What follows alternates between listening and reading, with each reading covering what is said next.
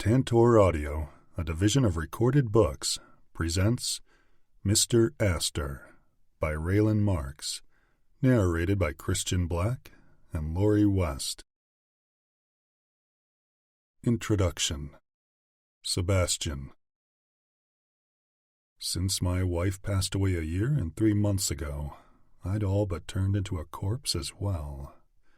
My life had always been consumed by working to one day take over my family's legacy and ensure the money would pass down to future generations, as was my ancestors' desire when they built the Aster family dynasty. Until I lost Melissa, I saw no other purpose in life than to grow the family's wealth. But now, I couldn't manage to see any purpose in life.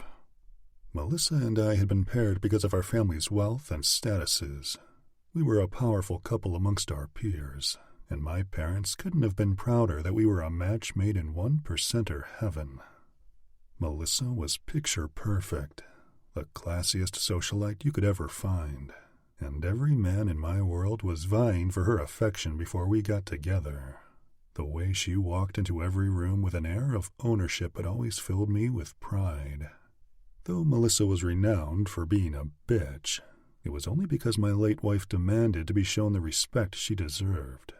She worked hard in the business that her family had acquired, Blahnik Jewels. She was a perfectionist when it came to gemstones, and she had a brilliant mind for it. Her family owned the jewelry store, which had been passed down through generations until it reached her parents. Of course, Melissa was set to take over the business with my help, but her life was cut short. Now, I had great difficulty bringing myself to look at the damn ledgers to see how the store was doing these days. I was lost, bitter, and angry, and I needed the new opportunity my father had just thrown at me. I needed to keep busy before I lost my mind entirely. So, I said, having read the financials of the failing Burke Wines winery, what the hell am I supposed to do with this mess? I was not a man anyone wanted to be around these days, and I was thankful for the nanny that Melissa had hired before my 2-year-old daughter Charlotte was born. Callie York was an angel. She was a warm, grandmotherly woman who was raising Charlotte on her own since I couldn't manage to keep it together. I would snap out of my grieving one day, and when I did, my daughter would welcome me back with open arms, right? For Charlotte's sake, I hoped I got my shit together before it was time for her to go to boarding school. Maybe sending your child away to school sounded harsh to people who didn't understand the Aster family legacy, but it's how I was raised, how her mother was raised, and how thousands in our social circles were raised. It's what was expected. "You're moving to California," my father ordered. "You'll spend your first month in Napa Valley getting acquainted with the Burke family now that the acquisition is complete. You know about James Mitchell, the CEO of Mitchell & Associates, and I'm certain you are familiar with Spencer Monroe." "I know too well who those men are," I said, rolling my eyes as if everyone in our world didn't know precisely who these men were and how enviable their business acumen was. "Spencer Monroe is the president of Mitchell & Associates and a longtime acquaintance of mine. What does it have to do with me?" "Monroe will be running all the financials, as we have acquired this vineyard with Mitchell & Associates as joint partners. I'm the one who handles the financials of our vineyards in France, so why would you allow anyone but me to handle the financials of a vineyard we just bought?" "Because I don't trust you," the silver-haired man said, his somber gaze meeting my harsh one. "You're not the same as you were before Melissa's passing. You've changed. You are vacant and living this shadow version of yourself. I have done this joint acquisition to prove that the Aster family means no harm to any of the West Coast families we might have offended after the situation with your brother John, and his demands to live life as he deems fit." "I've changed?" I scoffed, continuing to hold my father's dark stare. "You and Mother have shown nothing but weakness to keep the family name from being bruised by John's decisions. And you say I've changed? You'll do well to find your place in my presence, son," he said. "You're lucky I've allowed you this reprieve." The hypocrisy of my parents pretending I was the only one behaving abnormally was almost enough to make me scream. My parents' behavior was so out of character that I could hardly recognize them. After John found love with a woman who is miles beneath his status and completely abandoned his family duties, my parents turned soft.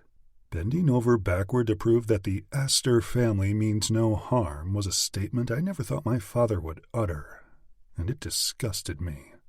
We were Asters. We didn't apologize to anyone. This whole West Coast venture they were on to bring a name like ours to that wretched part of the country was beyond me. We were established East Coasters, woven into the fabric of Manhattan and all that comes with it. Now we were lowering our standards to kiss ass with all the new money on the West Coast? I wasn't having it. What the hell will I be doing? I have a daughter to care for, and since you took control of my duties with our French vineyards, where does this leave me after all I've done for this family? I was insulted. Sebastian, my father sighed, softening his posture for the first time since I entered his office. When Melissa died, you died with her. I'm just grieving. You've been using that excuse for far too long.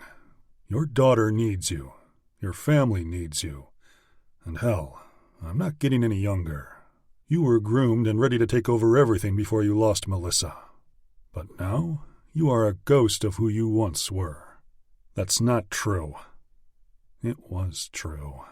In my head, I was stuck in a loop that relentlessly played out my wife's tragic accident. How the fuck did the drunk Uber driver live, but the young wife and mother died? Melissa didn't deserve this. None of us did. It wasn't fucking fair. It is true, and you know it, my father responded resolutely. You need a change of scenery, and a bit of responsibility to get your feet wet again. I need you back, son. I want you out there.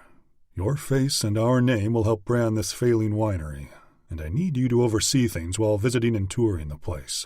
Get to know the family from which we're purchasing this as well. They will continue the day-to-day business for us, but it is up to you to integrate the business model Mr. Mitchell and I have worked on to grow Burke Wines. I toured it last month, and if I didn't see its potential, I would have let it fail. William Burke is an upstart, but he has done quite well in his vision of buying this estate and growing it to where it is. However, he can't bring it to its full potential without powerful names behind him, such as Aster and Mitchell. I want this to be something that will inspire you again and help you out of the state of grief you are stuck in. I can't believe this shit. When were you in California anyway? I questioned. My dad never took on anything without consulting with me about it until now, which made this idea even harder to swallow. This whole idea was just something that my family didn't do. We didn't hold people's hands when we acquired businesses. I handled the business over the phone and set my expectations. Then, voila, it was settled and done. The Aster family name would be slapped on the subsidiary business we purchased, and the damn thing would take off like wildfire. I guess now we were degrading ourselves and putting faces to names to make everyone feel warm and fuzzy about what was happening. What a joke. You do remember your brother's wedding, right? An event you opted out of. That was a year ago. I cut him off. You know what? I stood, annoyed and more rigid than ever.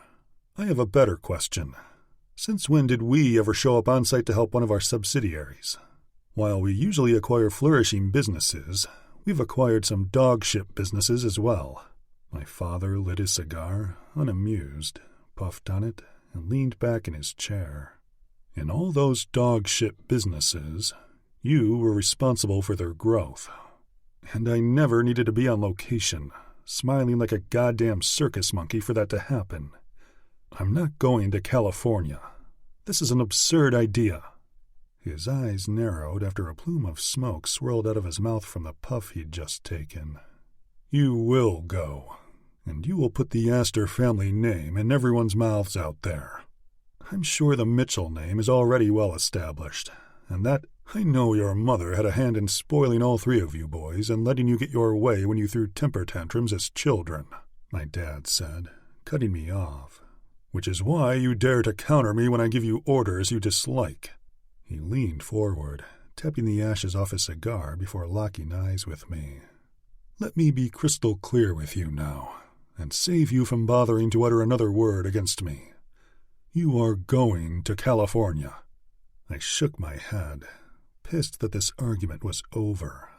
I was a fool to think I could sway my father from his position. "When is this supposed to take place?" I questioned, unsure what the hell I was supposed to do with this new assignment.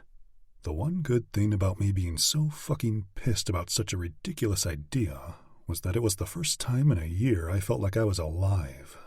My pulse was back, and I wasn't lost in despair and anger about losing my wife.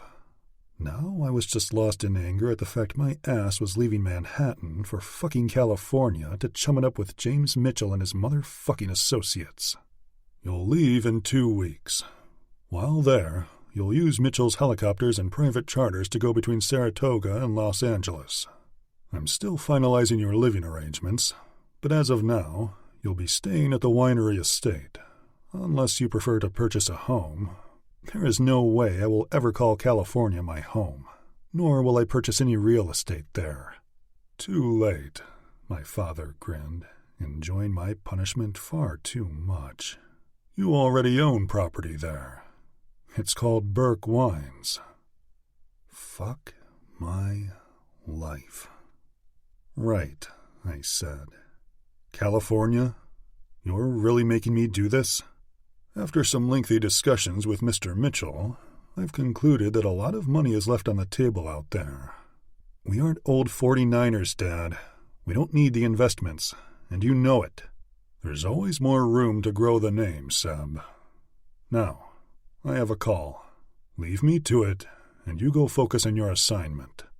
I would have rather cut off my dick than focus on anything California-related. I could not stand the place or the people in it.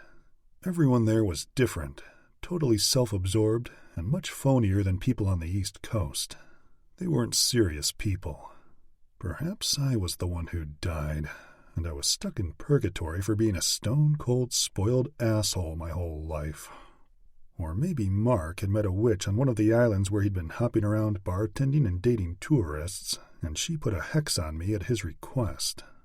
Both options seemed more feasible than the thought of moving to California. Darcy. And when Mr. Juniper's private jet landed, our photographer was there taking pictures of him running toward his electric vehicle. It was a mere 30 minutes before he was scheduled to speak at his climate change conference with all the other 1%ers who've deceived us into believing we're the cause of the climate problems and not them with their private jet carbon footprint. Flying private jets may be a perk for the upper class, but it's not for the environment, Mr. Juniper. I swiveled in my seat, looking back at Max, my editor, and tapping my pen to my teeth in pride as he stood there, reading my newest column aloud. "Normally you have more humor than this," he said, his frown matching his tone of boredom. "That is how we get away with calling these rich guys out on their nonsense." "Oh, come on, Max." I crossed my arms, staring up at him. "The whole 3 pages before wasn't funny enough for you?" He shook his head. "If we're exposing a multi-millionaire for flying his private jet to a climate change conference, we can't sound like spoiled brats sticking our tongues out at them."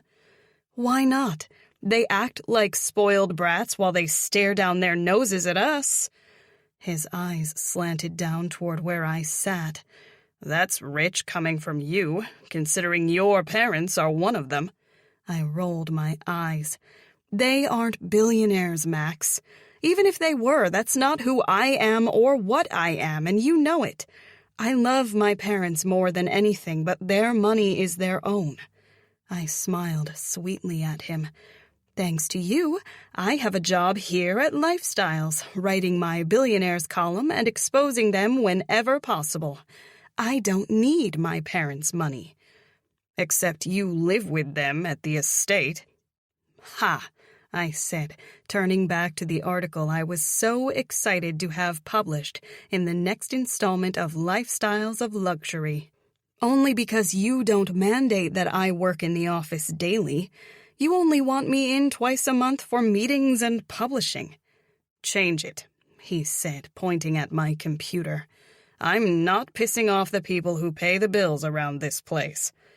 You mean make it funnier? I stated. I don't want it in there at all, he answered, and my brow furrowed. Sometimes I wondered about the man. One day he was all about the humor of exposing the upper class, and then other days he was kissing their asses. None of it made sense. But it was a decent-paying job, which was better than leeching off my parents. So I'd get over myself and write something nicer about Mr. Juniper. Maybe it'd be an article showing off his private jet. He would love that. Then the rest of the world could put 2 and 2 together and realize that he was a big, fat hypocrite.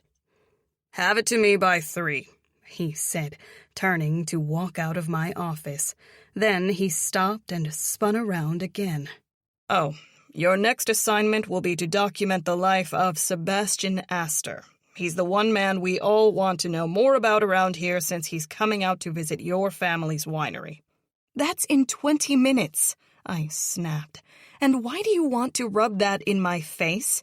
You want me to chase around the bastard coming here to show my parents how things should be run at the estate they built? Indeed. 20 minutes. I knew what Max was doing. He was ensuring I didn't exploit Mr. Juniper. And he had good reason for that, since Mr. Juniper owned the magazine we worked for. It was a magazine to help people like me understand that the wealthy lived normal lives like the rest of us. In reality, it was just a ploy for Juniper to keep his nose in his peers' business while we researched them under the guise of entertainment. Some would humor us, some wouldn't, and the Asters were an impenetrable family. I couldn't even get past the answering service for any of them, much less set an appointment to write a piece on them. It was a bummer, too, because that family was filled with secrets I'd love to get my hands on. Old money, scandals, you name it. The oldest Aster son was visiting the estate this weekend and was expected to be there for a while. I'd always wanted a piece of this family, but now that Sebastian Aster's family practically owned my family, I was in a sticky situation. Instead of exploiting them, which I'm sure Mr. Juniper would have reveled in, I had to behave myself. For real. My parents would be ruined if I managed to tarnish the Aster family name with all the petty nonsense I did, writing these columns and prying into the lives of the rich. I deleted all the bullshit about Mr. Juniper's private jets and left in all the good he was doing for the climate instead. The last thing I needed was to be fired, forcing me to need my parents' money and end up working at the winery, something I had no interest in doing. I was their only child, and they wanted nothing more than for me to take over the winery, but it just wasn't me. I loved the property, and I loved it when people came to the estate in Napa Valley to taste wine and take tours. But was I a wine enthusiast? Hell no. I loved beer and tequila and never said no to a Taco Tuesday. That's who I was. The only thing I was looking forward to about this situation was the look on Sebastian Aster's face when he met my parents. My folks might have been loaded with cash, but I'd never met 2 bigger hippies. They were all about free will, free spirits, and free love, baby. They had no shame and all spark, and I'd never known a person not to adore them both. Then again, as much as I loved their loving nature, it probably was the reason they ended up in this position with Mitchell and Associates and Sebastian Aster IV. Giving away bottles at the winery would attract customers and get your name out there, but eventually, once you were established, you'd have to pull that sales tactic back. For 20 years in this business, my parents never pulled back, and it was starting to put them in the red. Regardless of his business acumen, my dad was a damn good grower, and he knew his grapes and wines. As soon as Jim Mitchell learned the vineyard was in trouble, after he and his friends came for wine tasting, he brought in the big dogs. And now, here we were. The Mitchell and Aster names would be branding us. Not only saving the winery, but also expanding it on a global scale. It was exciting and terrifying all at once, but I'd always been the type to run toward danger. Now I had the task of interviewing Sebastian Aster IV, and I began thinking about what little details I knew, which was probably as much as everyone else knew of the Asters. Sebastian was a serious man who was seemingly humorless, in my opinion, and he'd pretty much disappeared from public life after his wife was killed in a tragic car accident. His appearance at my parents' winery would be his first official engagement since the accident, as far as I knew, which was pretty big news in his world. There was a lot of talk amongst women in those circles after his wife had died, and no doubt they were all lining up to become the next wife. But to my knowledge, he'd not attended any functions whatsoever since his wife's death. That would mean that debutantes and gold diggers had been banging down his door for over a year, and still he never surfaced. I suppose there's something to be said for that. Either he really loved his wife, or he hates everyone else in general. Now that he was coming to California, and the broody prince would be staying with us, I could break the news that all those ladies wanted to know about Mr. Aster in my next article. These broads were chomping at the bit for any kind of info on the man, and I was the woman who would get it to them.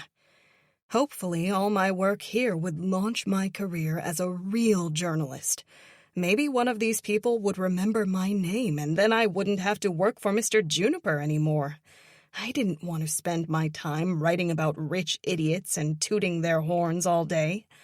I wanted to do meaningful work, focused on the things that I was passionate about. I'd get there eventually, but for now, I had to get my name out there, and learning more about Sebastian would be the best opportunity I'd had yet to do just that. Chapter 1. Darcy. I'd just gotten back to Saratoga, where my family winery, Burke Wines, was located. Even though I'd never been big on the whole winery thing, I loved the estate my parents had purchased to grow their business and watch their vision flourish. Around 20 years ago, my dad got a wild hair up his ass to quit his job working for the man at a highly reputable tech company in Silicon Valley and dive into the winery life. I have no idea how my dad picked it up so quickly, but he was a natural when it came to cultivating grapes and turning out barrels of wine. He and Mom had probably taken 100 trips to Napa before making the leap to buy the vineyard, and it wasn't long before they'd gone from selling out at farmers markets to having their lovely Chardonnay stocked on most grocery store shelves for $16.99 a bottle. Sure, there were more expensive wines, but I was damn proud of my parents for the quality product they produced. It even won an award in 2012, and I thought that was great. Now, a man born and raised in this lifestyle was scheduled to arrive today. The Aster family was known for their impeccable wines from France, so why they wanted anything to do with my dad's lowly estate was beyond me.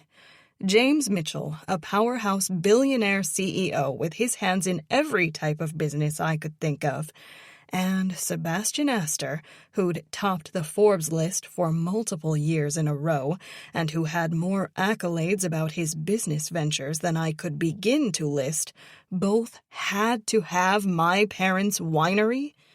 The place was special to me and, of course, the people who wanted to buy an affordable wine. However, it wasn't noteworthy enough to garner the attention of a Mitchell or an Aster. Of that, I was positive. I suppose life was all about throwing curveballs, though, and if you asked me, it got boring without things like this happening. Nothing wrong with a good old-fashioned shake-up, am I right? "Oh, my sweet girl," my mom Tina said, her naturally curly hair full of frizz due to the humidity. "God, I'm so happy you're home." I smiled. My mom's hair matched her style. She always wore flowy, bohemian, colorful hippie-type clothes and big, bold jewelry. I'm talking brass bangles on both arms and huge, dangly earrings. I don't think I'd recognize her if she didn't look like a roadside fortune teller from the old days. She probably smelled like one, too, from constantly rubbing essential oil remedies on her pressure points. She smelled like a day spa, and it was kind of amazing. "One day you're going to have to let me go," I teased. "I'll be living on my own in Los Angeles soon enough." Her naturally plump lips pulled into a vibrant smile that reached her eyes. "Oh, you and I know the Los Angeles lifestyle is not for you. You don't do busy, fast-paced living, and you never have." "True," I admitted, "but I have to make a living somehow." "Well, maybe Mr. Aster will sweep—" "Stop," I interrupted her. I had a feeling this was why my parents insisted I be here when he arrived today. Mr. Aster is a widower, and from all the buzz I've heard through the billionaire grapevines, he's a miserable one. He's an asshole, and I'm shocked you and Dad agreed for him and Mitchell to buy interest in the estate." "We're in the hole, honey," she shrugged, turning to hold my hand and lead me down the dirt path that led to the massive Spanish-style estate. "You don't need me to remind you of that." "You say that as if it's no big deal." I smiled at her. She was always so calm in situations that should warrant someone to be stressed out of their mind. "I just don't understand. Why them? You had others interested who would have been—" I paused. "What's the word? Ah, yes, less of an asshole when telling you and Dad how badly you've mishandled your business," I said playfully, but it was the truth. Aster was probably going to belittle my family. We were upstarts, after all, new money, and he was an old money snob. Nothing could have been more unattractive to me. "To have the names Aster and Mitchell on our estate," Mom smiled, "is a lovely compliment, and because of it, we're never going to have to worry about this place going under again." "Well, I love that you're happy about it. And if you're happy, Mama, then so am I," I said, hugging her and giving her a soft kiss on her cheek. "I'm going to run up to my room and shower. I'll be back in a few." "I'll have Antonio make you his famous margarita," she said. Antonio was our chef, whom my parents hired on the spot after they tasted his food at a tiny restaurant in some random village in Mexico when they were on vacation. When Antonio said he could only come to live at the winery if his wife and 3 kids came too, my parents happily obliged. I didn't think anyone's food would be good enough to offer their entire family a place in your home. But that was before I tasted Antonio's mole poblano. He was worth every cent, and his family was a delight. His wife, Inez, and their kids, Angel, Diego, and Mateo, had become a part of our family, and I couldn't imagine life without them anymore. We had such a fun dynamic here at Burke Wines, and it sucked that a dark cloud loomed in the distance in the shape of Sebastian Aster. I needed to focus. I wasn't only here for my parents. I was here for myself as well. Sebastian Aster was here to make a lot of money off my family's failing business, and I was here to make a lot of money off Sebastian's failing life these days. I would give everyone a peek into his life since his wife passed, but I wouldn't be horrible. That wasn't my style. I would be extremely delicate while exposing the newly eligible bachelor to the rest of the world. But I was well aware that this story would be the ticket to my success. No one would pull more attention than Sebastian Aster at this point, and I was going to get the exclusive. It was bound to draw every important person around, so I would have to make it great. I rounded the corner to my room, and the next thing I knew, I ran smack dab into a wall of a man walking through the breezeway that led to the 2 bedrooms on this side of my parents' mansion. I stepped back, my senses filled with a fancy cologne, bergamot and sandalwood, that sparked a certain sex appeal I had no idea I could ever develop an appetite for. "Oh, God. Sorry, are you lost?" I questioned as my eyes fell on the image of a brooding man who happened to be one of the sexiest men I'd ever seen. His frown deepened as his brown irises grew dark, scowling down at me as though he were a Greek god, and I was some creature who'd crawled out of the gutter looking for handouts. "Apparently, I'll be sharing this block of rooms with you." I immediately grew defensive at his insulting tone as his eyes roamed over me like I were a flea on his bespoke suit.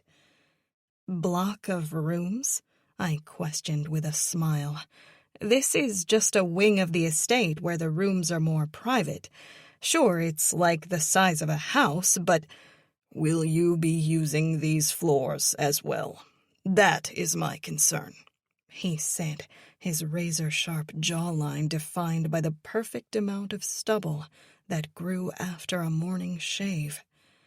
"I will be using these floors, since that's the door to my room right over there," I said, now as annoyed as he seemed about the idea. "Of course," he said, disturbed and inconvenienced. "Very well, then." "I'm Darcy," I said directly, not wanting this man to think it was okay to be rude to people he felt were beneath him. Whether or not his family was part owner of this estate now didn't matter. I was not okay with rich assholes acting entitled, so this was going to be highly difficult if he was going to act like he owned the entire country and not just part of the winery. "Darcy?" he questioned. "Yes," I answered, seeing his perplexed expression. God damn it. Why did the man have to ruin his drop-dead gorgeousness by being such a prick? What a waste of a perfectly sexy man.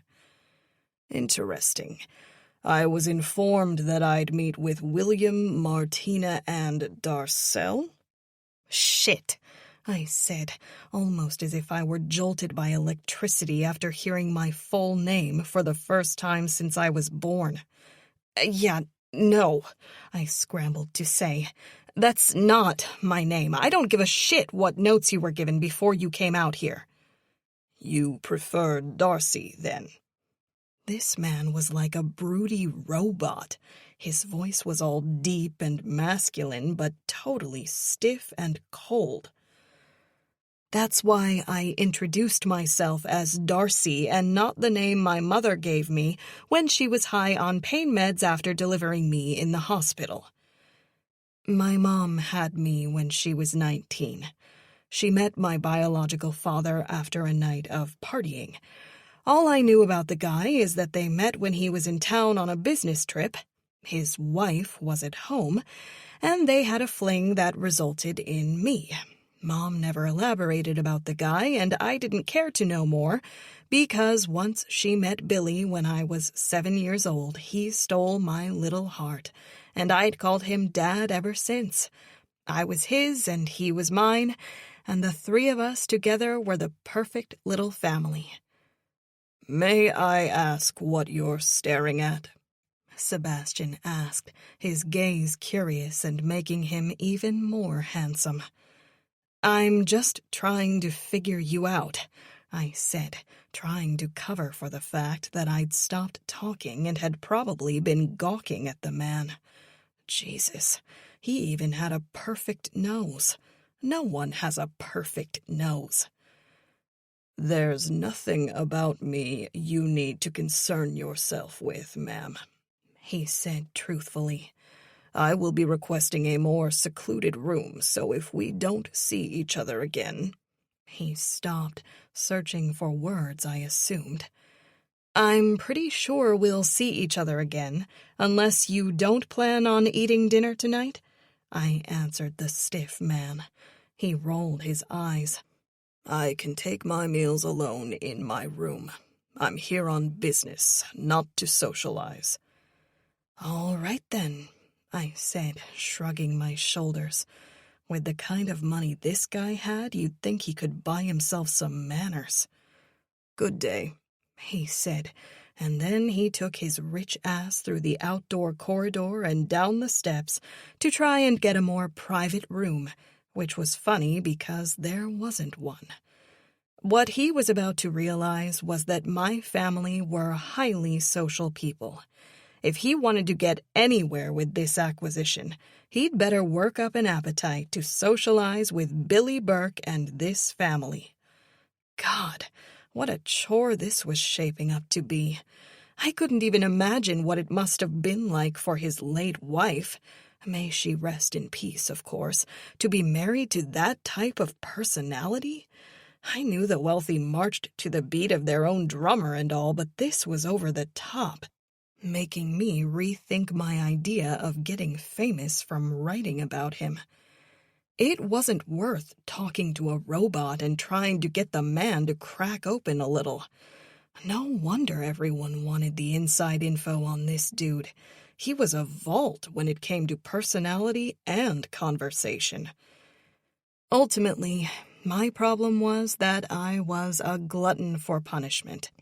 And I loved challenges, stupid though they may be. That meant I would probably go through with it, even though my better judgment told me it was a waste of time and energy. Chapter 2. Sebastian. The flight out had been the best part of this, from the food to the rich leather of my family's jet, to the attractiveness of the flight crew. But once I stepped off the plane and into the car retrieving me at the private airport, I was in foreign territory. This estate was a complete shithole that needed an overhaul in so many ways it was exhausting to think about it. It was a Spanish-style home like most homes in California, but it wasn't being properly maintained. The paint was peeling off the adobe walls, and the rooms had wall AC units on top of space heaters. The toilets seemed to be the original ones built with the home, ceramic and stained by hard water. It was disgusting. What the hell did my father buy?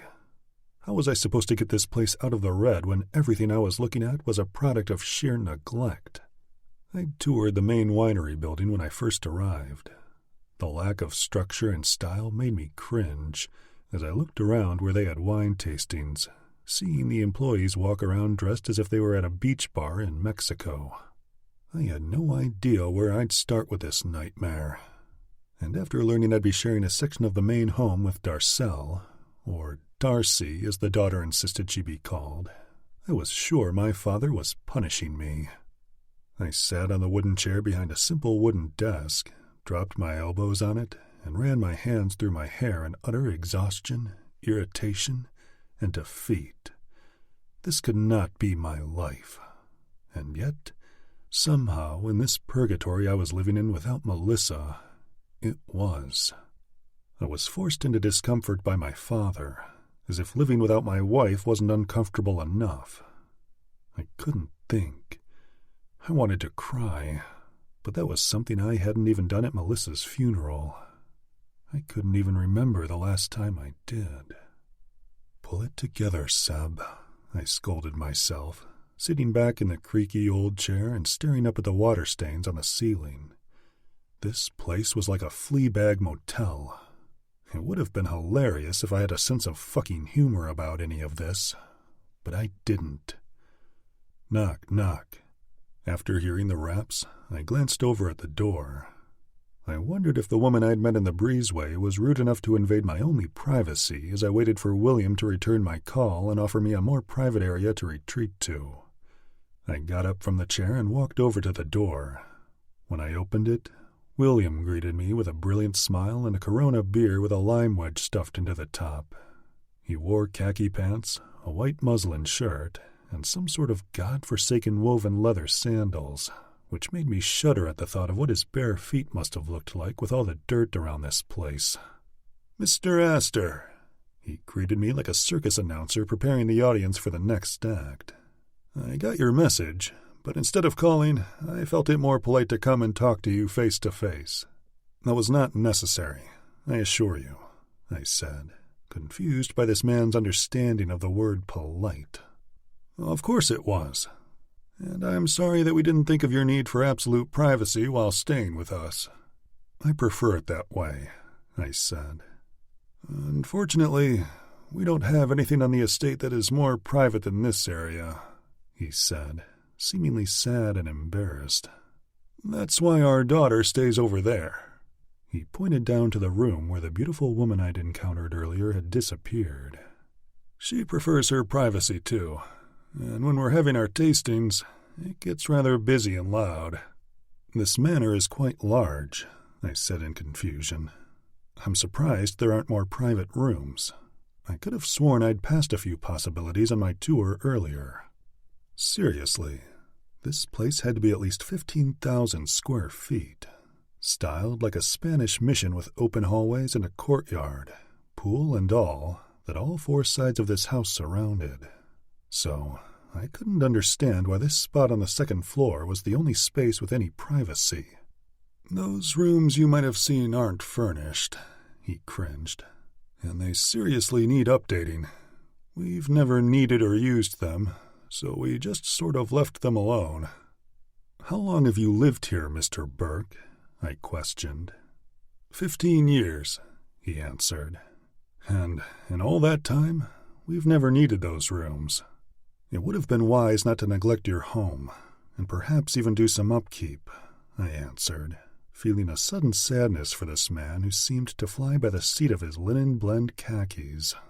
Strange that I would feel pity for a man who'd shown me nothing but absent-mindedness, but it was there. "We didn't see the need," he answered with a smile, shoving the Corona into my chest as if I wanted a fucking beer. I needed a shot of whiskey. That's what I fucking needed. "No, thank you." I pushed the beer back to him. "I'll hire someone to remodel that area over there."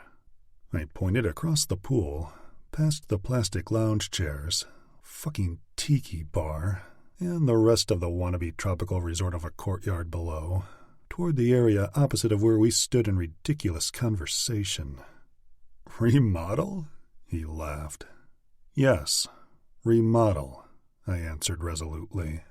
"You cannot expect a guest, especially one here to help you succeed, to stay in these living arrangements. I need privacy, and a place where I can work in silence." "But remodel?" I stared at the man as if he hadn't understood what the word meant. "Yes," I said again. "There will be much of that going on while I'm here. Remodeling, restructuring, and everything else to bring success to this location." "I understand, but this is our home," he answered. "Forgive me if it seems intrusive. In any case, I will consult with the lady of the house about what she prefers to be done in the updated area where I'll be staying." He laughed and seemed at a loss for words. Then, to my utter shock, he threw his arms around me, and the short man's head was lying on the center of my chest while the Corona he held spilled down the back of my slacks. Every part of my body tensed with the sudden gesture, not knowing if I should shove the man off me, throw him over the balcony, or shake him and tell him to pull himself together and never hug me again. What the actual fuck was I dealing with here? "Jesus Christ," I said, untangling myself with much more politeness than I realized I possessed, given the circumstances. "Compose yourself, sir," I exhaled, not knowing what to say or do. "I'm merely doing this for myself since I'll be here for an extended period." He teared up with happiness. "You are really going to save my dream, aren't you?" "It seems your mind needs to be saved more than your ramshackle dream." "That is the ultimate goal, yes." I cleared my throat, wholly uncomfortable by his emotional state.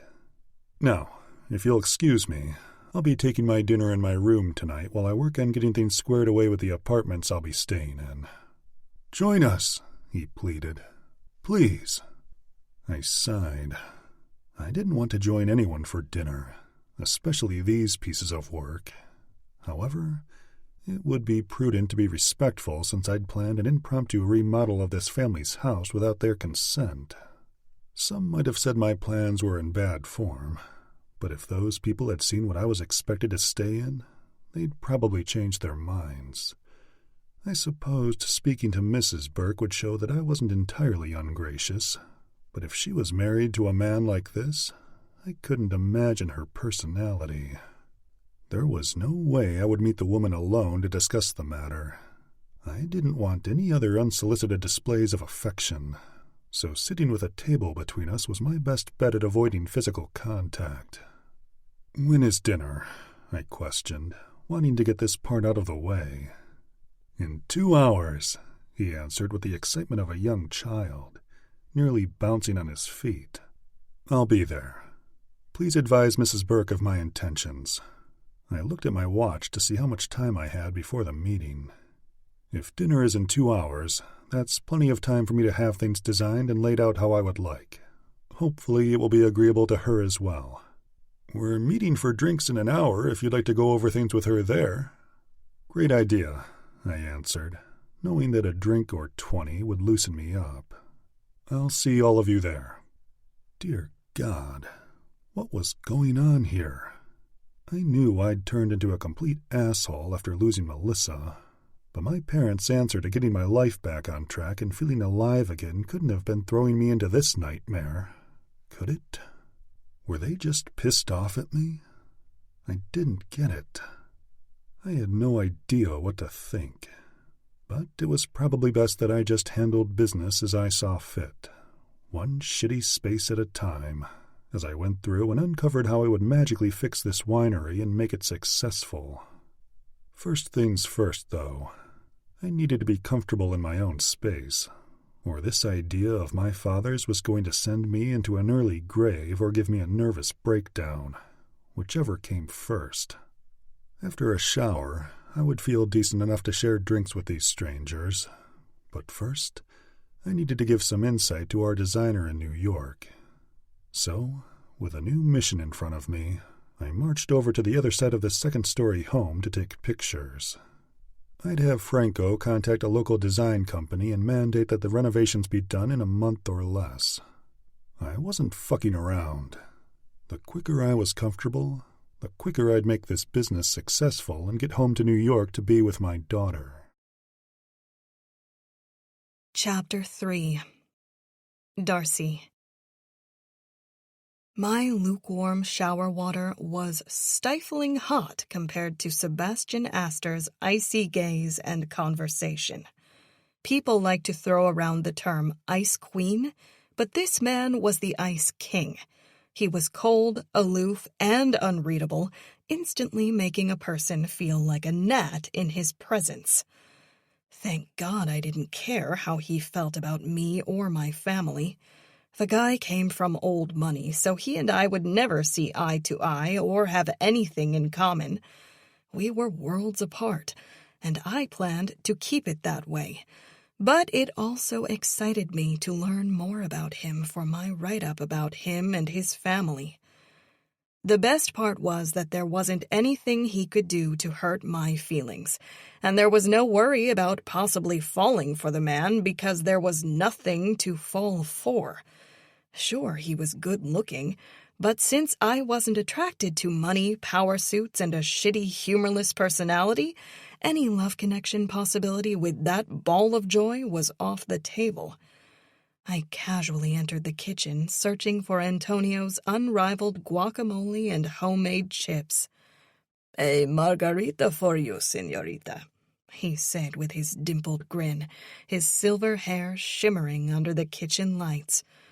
The kitchen was framed by brick ovens and plastered walls painted yellow to complement the terracotta tile floors placed throughout all parts of the home, even out to the central patio area. There was a huge center island where Antonio prepared all the meals, and Inés would make her mouth-watering arepas and empanadas. Bronze pots and pans hung on a ceiling rack, and mariachi music always played just loud enough for Antonio to sing along. The kitchen was as charming as the rest of the house. It was open and airy, with numerous outdoor access points throughout the lower floors to the exterior of the courtyard. It had this fantastic charm that reminded me of the Spanish missions, which were older than California. It was a gorgeous, warm, happy place, and I loved living here.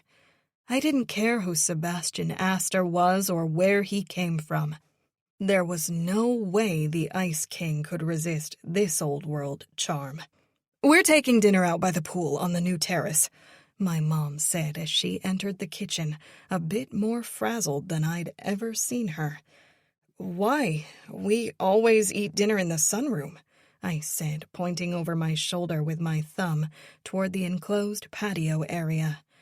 The sunroom was at the center of this part of the home, with white plastered walls and large fireplaces on each end. The length of the room was lined with numerous sliding glass doors that opened all the way up to bring in the cool breezes of the Saratoga Valley. It was the most comfortable part of the home. It felt like you were outside while eating. And the rustic, rectangular dark oak table stretched the length of the room with matching wood chairs set the mood perfectly. "Not tonight. Your dad mentioned something about Mr. Aster having plans to remodel the upper rooms on the east side of the home," she said. She was smiling, but I could sense the hurt playing in her eyes and on her features. "Hold up," I said, grabbing a handful of warm tortilla chips from a basket that Antonio quietly handed me. "Did you just say remodel?" "Yes." She looked at Antonio. "We'll just be doing the carne asada. Were you able to get the tequila that Billy requested for Mr. Aster?" I narrowed my eyes while I watched my mom turn into a woman I didn't know, making requests and bending to accommodate a certain dickhead who showed up a couple of hours ago. "Yes, Senora. The delivery came about an hour ago, and we have the 24 bottles of Comos Extra Anejo." He said it with a smile, but I could tell the man was refraining from rolling his eyes at the request. "Forgive me for asking," he said somewhat timidly, and I continued to study this interaction of nonsense and crunch on chips as if I were eating popcorn in a movie theater. "But were you and Senor Burke expecting to pay $12,000 for the tequila?" I nearly inhaled the chip I choked on, shocked at what Antonio had just said about the price of the special tequila ordered for the Ice King. I reached for the water that Antonio handed me as if he had anticipated my shocked response. "What the hell did you just say?" I said while Mom nodded in defeat. "Who spends that kind of money on tequila?" "Mr. Aster requested it," my mom said sternly, "and you better find your place in his presence too, young lady." "Oh, don't you dare start pulling that shit on me, Mom," I countered. "I know you better than this. I'm sorry if I'm being disrespectful, but my disrespect pales in comparison to a man who thinks he can waltz into our home talking about remodeling and insisting on outrageously expensive tequila. That man is practically our boss now. Please, Darcy," she begged with her eyes, "do not make this difficult. He is the key to keeping our home and the winery, and we want him to be as comfortable as possible while we transition with the new owners."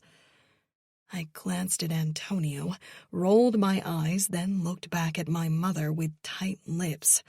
I inhaled deeply to prevent any further outbursts about this ludicrous baby the billionaire bullshit, and exhaled with a fake smile. "Fine. So, what about this remodel stuff? What's going on there? There's a reason we have never remodeled any part of this home, and that's because we love its charm and originality. Again, Mr. Aster has requested to have the eastern portion of the home, where he prefers to stay, updated and possibly remodeled for his comfort while he is with us. He wishes to review the ideas with me tonight while we have cocktails before dinner." "Eastern side of the home, eh? I thought he was staying on the western side where I am." She shrugged embarrassingly. "Turns out he doesn't want the distraction of my beautiful daughter while he works for the next months to bring the winery up to par." I narrowed my eyes at her and offered a challenging grin. "Is that so?" I questioned, knowing Sebastian Aster wanted to be as far away from me as possible, and it had nothing to do with my beauty. "I will have the cocktails served in 10 minutes, Senora," Antonio proclaimed. "Mr. Aster requested them at that time." "Is there anything else Mr. Aster has requested?" I said sarcastically to Antonio. "Perhaps you can rope one of the cows really quick and butcher it fresh for the carne asada?" "That won't be necessary," a low, icy voice said smoothly from behind where I stood. I turned without any fear to meet the man's steely gaze. "You sure?" I questioned, with as much irritation in my voice as I'd heard in his. "Quite sure," he said. Our eyes locked. People talk about eyes being a gateway to the soul, but I saw nothing in his. This man was dark, deep, and broody, with no humor or hope of a personality. He was nothing but a suit. So gross. "Well, good, because I was getting a bit concerned after you requested a remodel and $12,000 of—" "That's enough!" My mother snapped at me. She looked at the man who was trying to do the whole if looks could kill thing, as if I was intimidated by his pompous ass. "Please forgive my daughter. She—" "Nothing to forgive." He looked at my mother, his expression softening. "I'm not offended in the slightest. Now, where are we taking cocktails? I'm ready to present you with what my designers returned to me for the remodel." "Over here," my mom said, ignoring me, gathering her bright orange silk tunic and leading him toward the stone pathway that led through large trees where the pool area was. I watched the stiff dickhead follow her without another glance back at me, and then I turned to Antonio. "I should apologize for my parents allowing that man to stay here. Our lives will likely be hell the entire time he's here, Antonio," I said, exhaling in annoyance. "Do not apologize, Darcita. I am not offended in the slightest." He winked as he mocked Sebastian's stupid remark. "Well, that makes 2 of you, eh?" I said, because I sure as fuck am. "I can tell," Antonio chuckled. "However, you can only be offended if you allow someone's personal opinions or habits to affect you." "Basically, you're saying I'm weak," I chuckled, piling salsa onto a chip. "But here's the thing." I popped the chip in my mouth, chewed and swallowed before I continued. "I'm not offended over the man's opinions. I'm offended because I think it's fucking rude to go to someone's house and make ridiculous demands for them to accommodate your spoiled rotten needs." "Perhaps you are correct," he answered. The difference is that Mr. Aster is not simply a guest in this home. He pretty much owns it. And us, due to the financial agreements made when he and Mr. Mitchell bought into the winery. That's what it seems you're all missing, I said with a raised eyebrow. He co-owns the winery, not us. And if he wants all these luxurious things, he needs to pay for it, not us. That is none of my business, Antonio answered casually. Antonio was a solid, intelligent, reliable dude, and that's why I enjoyed talking to him, especially right now. He was like a favorite uncle. He and Dad had spent many late nights drinking tequila, a regular, normal human being tequila, and talking about everything, becoming as close as brothers. He was much more than some employee. He was a part of our family, and this affected him, too. Fine, okay, I'll stop. I smiled and grabbed the second batch of chips to come out of the deep fryer. Wish me luck. I'll try to keep my mouth shut and let this man talk his way through everything, while I take mental notes on him for my article. Shit, by the time I'm done, and he's done exposing the bastard he is, I don't think there'll be a woman on the planet who'd want to date his eligible bachelor ass. You'd be surprised at what people will sacrifice for money, Antonio said, pulling out the margarita blender. Well, from how the guy looks, they're probably lining up to sell their souls to the devil. And there you have your answer, he chuckled. Now, go save your mother before the man asks for a remodel of my cocina. Not willing to sell your soul for a brand new kitchen, eh? I questioned with a laugh. Never. El Diablo will never take my soul or my kitchen, señorita. He nodded toward the open breezeway, where my mom and Sebastian Aster had exited moments ago. Well, if I don't get my parents under control by adhering to El Diablo's demands, then you'll be cooking in a brand new sterile kitchen with white cabinets and stainless steel appliances. I laughed at Antonio's fake annoyed expression and then headed out to the patio by the pool, where my mom was probably elbow deep in the complete renovation of her home. She was most likely accommodating the man with gold toilets, porcelain bathtubs, handmaids, massage technicians, and a personal ass-wiping assistant. All the things he probably left behind in New York, where he belonged. Chapter 4. Sebastian. I walked Tina through the plans to renovate the entire eastern portion of the home, where I would reside once it was complete. Thank God I'd managed to secure the best designer. The materials would be delivered next week for a simple makeover of the 3 rooms I planned to turn into one large suite, and she and her husband could enjoy it once my job here was completed. I still thought this was some wild joke delivered to my father by James Mitchell for what my parents had done to fuck with Jim's hospital. What else could it be?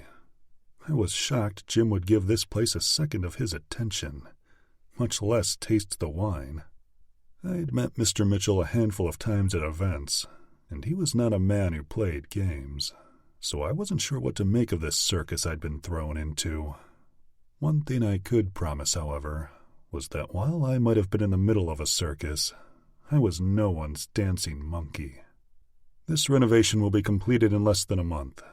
The crew will get to work next week once everything meets with your approval, I said, watching Tina stare with wide eyes at the updated and gorgeous version of a Spanish-style dream home. There's nothing I don't love about this, she answered, hand over her heart. You've stayed true to the beauty of the home style and everything we love so much about this place. I nodded. So, then it does agree with you? Excellent. I will make a couple of calls, and the crew will be here. It agrees with her, but not me, I heard the pretty little ray of smart-ass sunshine say from my side. I turned and saw her silky blonde hair shimmering in its layers beneath the late afternoon sun.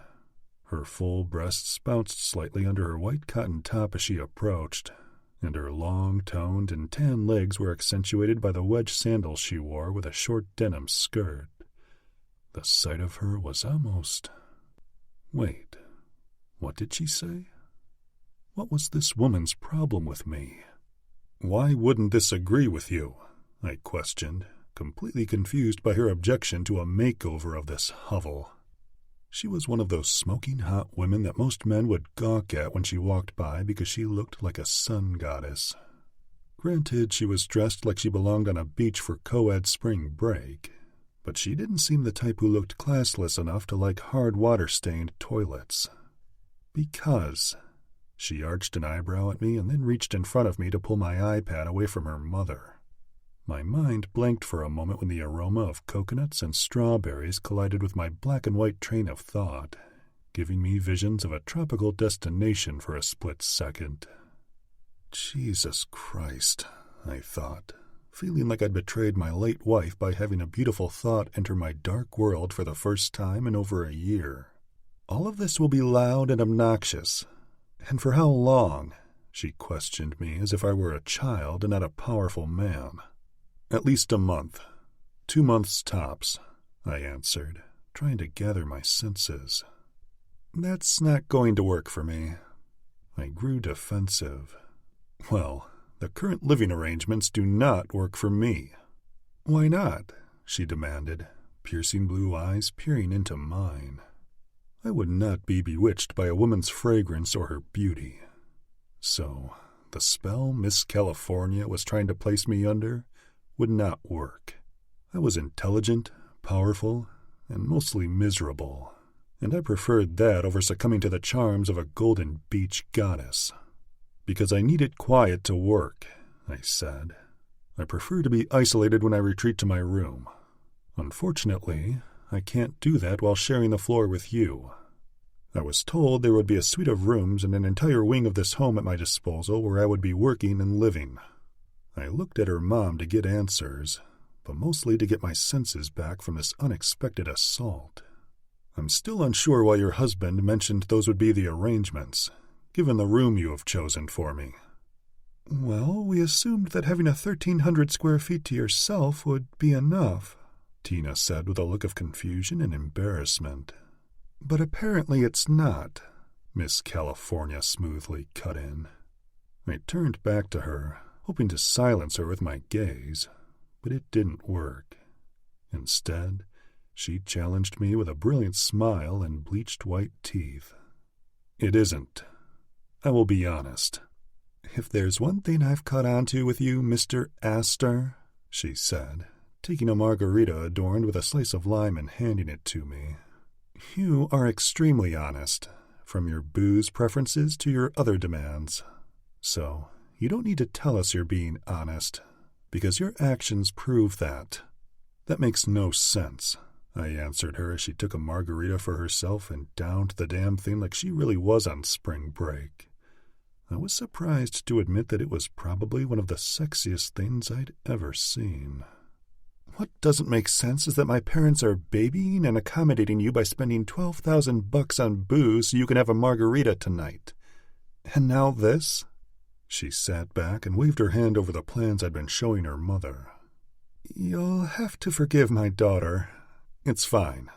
I smiled at Tina, not needing her to save me from her spoiled child, who was entirely out of line. Even though Darcy was out of line, strangely enough, I found it sexy. What was weirder than that was the feeling I was betraying Melissa. I knew a therapist would give me hell for thinking such a thing. I was aware that those thoughts were morbid and unfair, but this was the first time since Melissa's death that I'd had these types of thoughts. Thoughts a single man would have, and it made me feel guilty on some level. I see I've irritated you, she said unflinchingly. I smiled. No, Darcy, you have done quite the opposite. Excuse me? She frowned, obviously confused by my reaction. It was the first time I'd smiled or felt somewhat challenged and revitalized in months, so even I wasn't sure what to think about my reaction. "You haven't irritated me. You've inspired me to imagine there will be a lot of refurbishing of this winery, starting with this room." She rolled her eyes. "That's coming out of your pocket, then." "Darcel!" her mother snapped, and I tightened my lips when I saw the same horrified expression on Darcy's face that I'd seen earlier when I'd called her by that name. It's almost like someone poked her with a hot stick. Her sky-blue eyes popped open wide, and she covered her mouth to stop from spitting her margarita on me. "Martina," she shot back at her mom. "Can I ask why a name I've never been called has come up not once today?" Her eyes moved to mine as if I'd planned this assault on her, then back to her mom. "But twice?" "Because you're out of line," her mother responded without hesitation. "I suggest you find your place immediately before you are reminded why Mr. Aster is here." Her gaze grew solemn, and the repulsion in her expression for her full name was now being directed toward me. "Very well, then," she smiled at me, pissed as fuck. "Go on. I'm very curious to learn how you'll be remodeling this entire estate for your comfort, all while improving the business, Mr. Aster." I heard her mom sigh while I smiled in response. I had no idea why this interaction with a spoiled young woman who had zero respect for me was starting to wake up everything that felt dead inside of me. But it was, and I was intrigued by all the sensations that were coming from out of nowhere. "Once we approve the remodel of the rooms where I'll be staying, we will expand the refurbishments to other areas of the house until everything is completely updated, including the outdated kitchen." Her eyes narrowed at me, and it made me want to make up more shit just to piss her off. "The kitchen?" "Yes, the cocina," I said, repeating what her chef had said while Tina and I were lingering on the patio. Her eyes challenged my grin, unashamed that I'd overheard her conversation with the chef. "Seems you're eavesdropping on my conversation with Antonio?" "I gathered information while I was—" "Wonderful." She took a large gulp of her margarita. "Then you're very aware that the kitchen will be left untouched during your ambitious remodel of a 22,000-square-foot home." "You believe the kitchen in this home is safe and up to code?" "I believe that I could eat off the floor in that kitchen. That's how safe it is. And I also believe you shouldn't piss off Antonio. Once you taste his food, you'll agree that running him off is a worst-case scenario that cannot be justified by the whims of a man who knows nothing about food service. What if a fire is caught due to old electrical wiring throughout the home? From my cursory glance, the main kitchen breaker is nearly falling off the wall. I'm certain that is more important than his cooking. Or am I wrong?" I cocked my head to the side, studying her. Her expression was blank. I couldn't tell what she was thinking, but I wanted to know. "Regardless, the kitchen is the one place that should be handled before anything else, even the rooms where I'll be staying." She looked at her silent mom and then back to me. "Okay," she answered, and then she conceded with a sigh. "You win. But stainless steel appliances and white cabinets are not an option." "What do you suggest?" "I suggest that if you come into someone's home seeking to remodel it, you should try not to insult them in the process. And if you want to remodel the kitchen, where Antonio gladly spends all day busting his ass for us, you ask the chef what he wants," she said, looking at her mom, who was now glancing at slides on the iPad and pointedly ignoring her daughter she couldn't control. "I will work with your mother and father," I answered, as if I'd consider giving the chef a say about the renovation of our property. My emotions were taking a sharp turn towards sudden irritation. This woman was a firecracker, to be sure, but I didn't enjoy her telling me how to do anything. It was cute a few moments ago, but seeing her mother cower must have given her the impression that I would do so as well, and she couldn't be more wrong about that. The young woman was fun for a moment, but she needed to find some goddamn manners. "You will work with Antonio, too," she insisted. "At your parents' request, of course," I countered, leaving us in some weird standoff of opinions over a stupid kitchen. "I'm going to go get another margarita," she said to her mother, and then looked at me. "Would you care for another before you piss off the chef and he uses regular tequila instead of the shit you insisted we buy for you?" "Actually, I would prefer a finger of tequila with 2 ice cubes," I requested. I wasn't a fan of mixers, and this tequila was too good not to enjoy straight. 2 ice cubes? She eyed me. "Yes," I answered. "You're watering down your expensive tequila with ice?" "That's only a problem if you give it time to melt," I said. "And with how this conversation has been going, I doubt I'll be able to resist downing it." I watched her march off, annoyed and fed up with my ass. Watching her walk away in her short skirt, calf muscles flexing with each stride in her wedges, I felt more alive than I had in years. Yes, I said years. Not even with Melissa had I felt so challenged. It was ridiculous, bantering over opinions of what should take place to give this home a beautiful facelift. However, her bold audacity to challenge me in a way even my mother didn't dare to had me turned on, and I had no idea why. Maybe it was because I'd been buried in grief, and this was the first glimpse at life again. It was like a light was peering into a mental coffin I'd lived in for over a year. I never imagined something like this would amuse me about a woman. In fact, I would typically be revolted by her forwardness, calling me out on everything I had to say, but she was having the opposite effect on me. And although I liked these feelings, they scared the shit out of me, because I didn't recognize myself. This definitely wasn't me. Chapter 5. Darcy. Antonio's food was spectacular, as usual. I wasn't the type to cope with my frustrations through food, but with El Diablo sitting across from me at dinner, taken out by the pool as he requested, I couldn't help but eat away all my irritations about the man. It was a good coping mechanism, though, because stuffing my mouth with carne asada, beans, rice, and guacamole restrained me from saying anything that would embarrass my mother further and piss off my dad. I guess what was bothering me the most was that my parents were catering to the guy's every damn need. Why was it that wealthy people always seemed to make others kiss their asses? It's a stupid question, I guess. The answer in this case was obvious. My parents needed his money, and they were undoubtedly rolling out the red carpet to get it. It aggravated the shit out of me. "And you, Darcy?" My dad's humored, 3 margaritas deep voice interrupted me as I stared at the different colors, illuminating the custom-shaped pool to my right. "What are your thoughts about this?"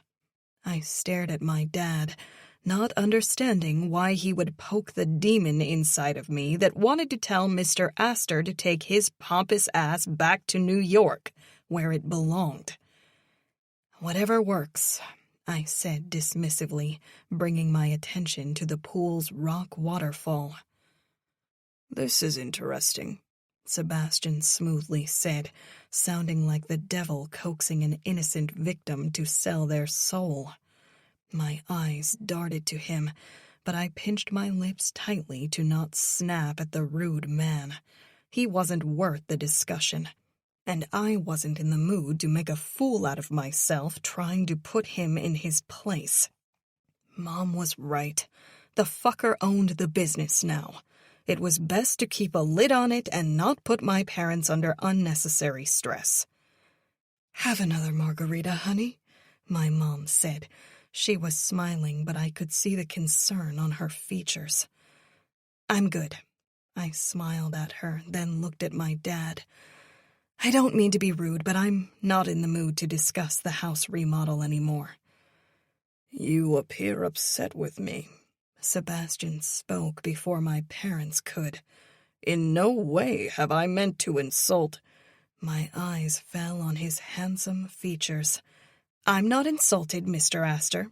I fake smiled at him. "I'm just disgusted," he said, pretty much reading my mind. I heard my mom sigh again, but it wasn't my fault this time. This dick was the one starting the latest round of bickering over bullshit. "Wouldn't you be?" I said, turning it around on him. "I'm not sure I follow you," he answered. "I don't suppose you could follow me or even understand," I said, folding my arms and leaning against the table. "Have you ever had anyone come into your home and start listing demands that need to be met for them to be comfortable there?" "No one would think to do that," he answered, like the cocky bastard I was quickly finding out he was. "Of course they wouldn't," I said, our eyes locked in a stare-off. I wasn't in the mood for this shit. In fact, his expensive tequila wasn't even working like I'd hoped it would. I'd taken 2 extra shots before dinner, but it didn't loosen me up. It just amplified how pissed off I was. Safe to say, it wasn't my most brilliant move of the day, but it was too late to debate that now. There was no way I would allow this man to believe I was some spoiled bitch from California. I was far from that, but my decision to down tequila whilst in a bad mood would probably reflect poorly on me if I didn't drink some water and leave the dinner table while I was ahead. I turned to the pitcher of water, poured a glass, and started chugging it like I was putting out a fire in my stomach. "Now what, Darcy?" I thought, putting the empty glass down and hoping I didn't look up to see everyone staring at me as if I'd lost my damn mind. No such luck. My dad looked utterly confused, my mom looked embarrassed, and Sebastian Aster looked amused. "You know what?" I smiled at their silent gazes. "Are you going to tell us what is going on with you?" my dad said, concerned by my weird behavior. "I'm going to head to bed," I said with a smile. I looked at Mr. Aster, narrowing my eyes at his still amused expression. "It was lovely to meet you." With that, I had to get the hell out of there. I was known for being opinionated. I was a Capricorn, after all. But I also had manners, which I hadn't displayed much of tonight. Honestly, I felt a bit embarrassed about what I was putting my mom and dad through.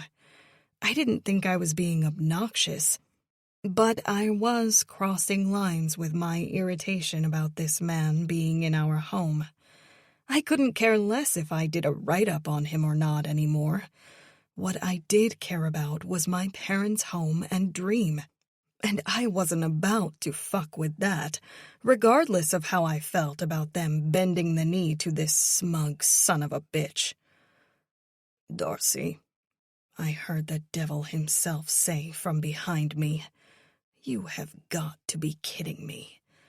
I turned, acting nonchalant about this man following me away from the dinner party. "Yes," I forced a smile. His eyes homed in on mine, looking for something, I guess.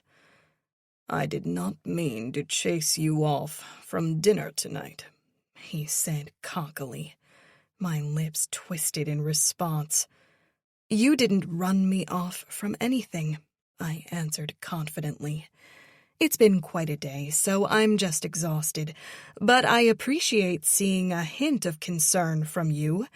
I was beginning to wonder if you had a soul to go with that expensive suit you're wearing." His gaze darkened, but he was the one who chased after me and my tequila mood. I left the table so it wouldn't come to this, but it's like his dumbass wanted more. "Of course I have a soul," he practically seethed. "Why would you think I didn't?" "Because, Sebastian." I wasn't calling him Mr. Aster right now. That would be too respectful for a man who had shown zero respect to my family since I first met him. Sebastian, he said in shock, as if he hadn't permitted me to use his first name. That is your name, isn't it? It is. Well, I don't know how people in your elite social circles in New York do things, but in California, we tend to call people by their names, especially when they're staying in our homes. Well, of course, he said in response. However, we typically use proper names until we are acquainted and comfortable with each other. Really? He had to be joking. That was the most ridiculous shit I'd ever heard.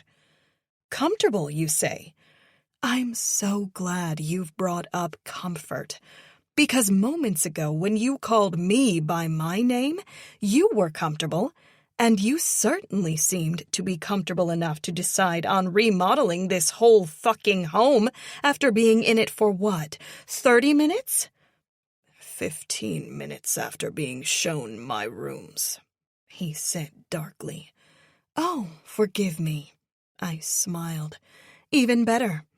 And I offer these services not because I'm comfortable, but because I'm extremely uncomfortable with the hospitality extended to me.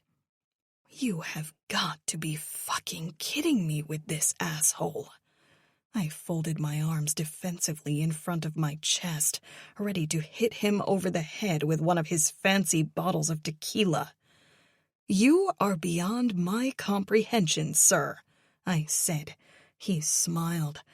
I am not here for you to figure out, so that's fine by me. I grinded my teeth together in a way that should have broken a back molar or two. I never said I wanted to figure you out, asshole, I snapped. I've just never been around anyone so entitled or rude in all my life. You make this place seem like it's some fleabag motel, and you've been forced to live with filthy trash that is so far beneath you, it's almost like a punishment to be here. Feels kind of like that, he answered, and I was horrified at the truth in his eyes with that statement. Why the hell did they even send you here? I said, pissed and insulted. You just said it, he answered. It is a form of punishment for me. Bullshit, I answered. What's going on? He sucked in a breath of air and looked away. Interesting. I'll leave you to go to bed, he said and turned to leave. Without thinking, I grabbed his arm to stop him from leaving and instantly regretted it when his darkened gaze fell on me in a way that could have turned me to stone. Wait, I said, trying to hold my own against this man's stare of disgust and repulsion as he pulled his arm away from my touch. And don't look at me like that. You can chase me down and demand answers, but I can't do the same with you. I just gave you my answers, he said, wholly removed from the conversation. No, I said. You just gave me a dickhead response after I insinuated that you're here for punishment. I gave you an answer I truly feel is accurate. I owe you no more than that. Well, while you're here serving your prison sentence, you can at least be nice enough not to push that punishment onto the rest of us. That is not my intention, I assure you. Well, it feels like it, I said, somehow feeling bad for this miserable asshole and not knowing why. Is that all? He questioned with impatience. I need to get back to your parents to review how I'll proceed with business starting tomorrow morning. God, I shook my head. I feel sorry for everyone who's ruled by money. Most don't require your sympathies. You're a complete dick, you know that? I've been called worse. Good night, he said, then turned to leave. The Aster family was renowned for staring down their noses at people, even ones who shared their status, so I couldn't imagine what this guy was thinking about my family. Sebastian was a nasty, soulless creature, and Antonio nailed it when he called him the devil. I'd been around the upper class a lot, but I'd never experienced this side of who they were until now. Part of me wanted to pass it off as his grief and being a widower, but I couldn't excuse his wretched behavior. He honestly thought he was some kind of extraordinary human when there was nothing special about him, although it was clear he didn't feel that way. Chapter 6. Sebastian.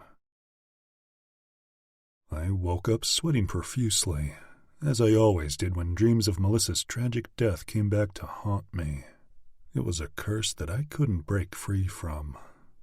The dream was a loop of the day I got the fateful call. I nearly fired my assistant Carrie on the spot when she burst into my meeting and announced I had an urgent phone call. At that moment, nothing was more urgent than closing the Kirkstein deal, which was expected to bring in hundreds of millions and a distribution pipeline for our fine wines that would have made my ancestors' heads spin. I roared at Carrie to leave at once.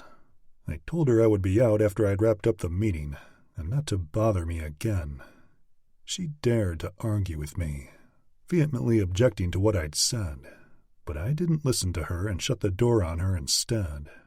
I swore I would fire her after the meeting for embarrassing me in such a way, shouting at me and causing a scene. That was the single biggest regret of my life, because if I'd listened to her as she nearly shrieked at me from behind the door, I would have heard her say that Melissa had been in a horrible accident. She was trying to tell me that the phone call was from my wife, who was being flown to a trauma hospital and had been given the chance to say goodbye to me because the paramedic knew she wasn't going to make it, and she didn't have long to live. The paramedic was right. Because of her severe internal injuries, Melissa died before the helicopter made it to the hospital.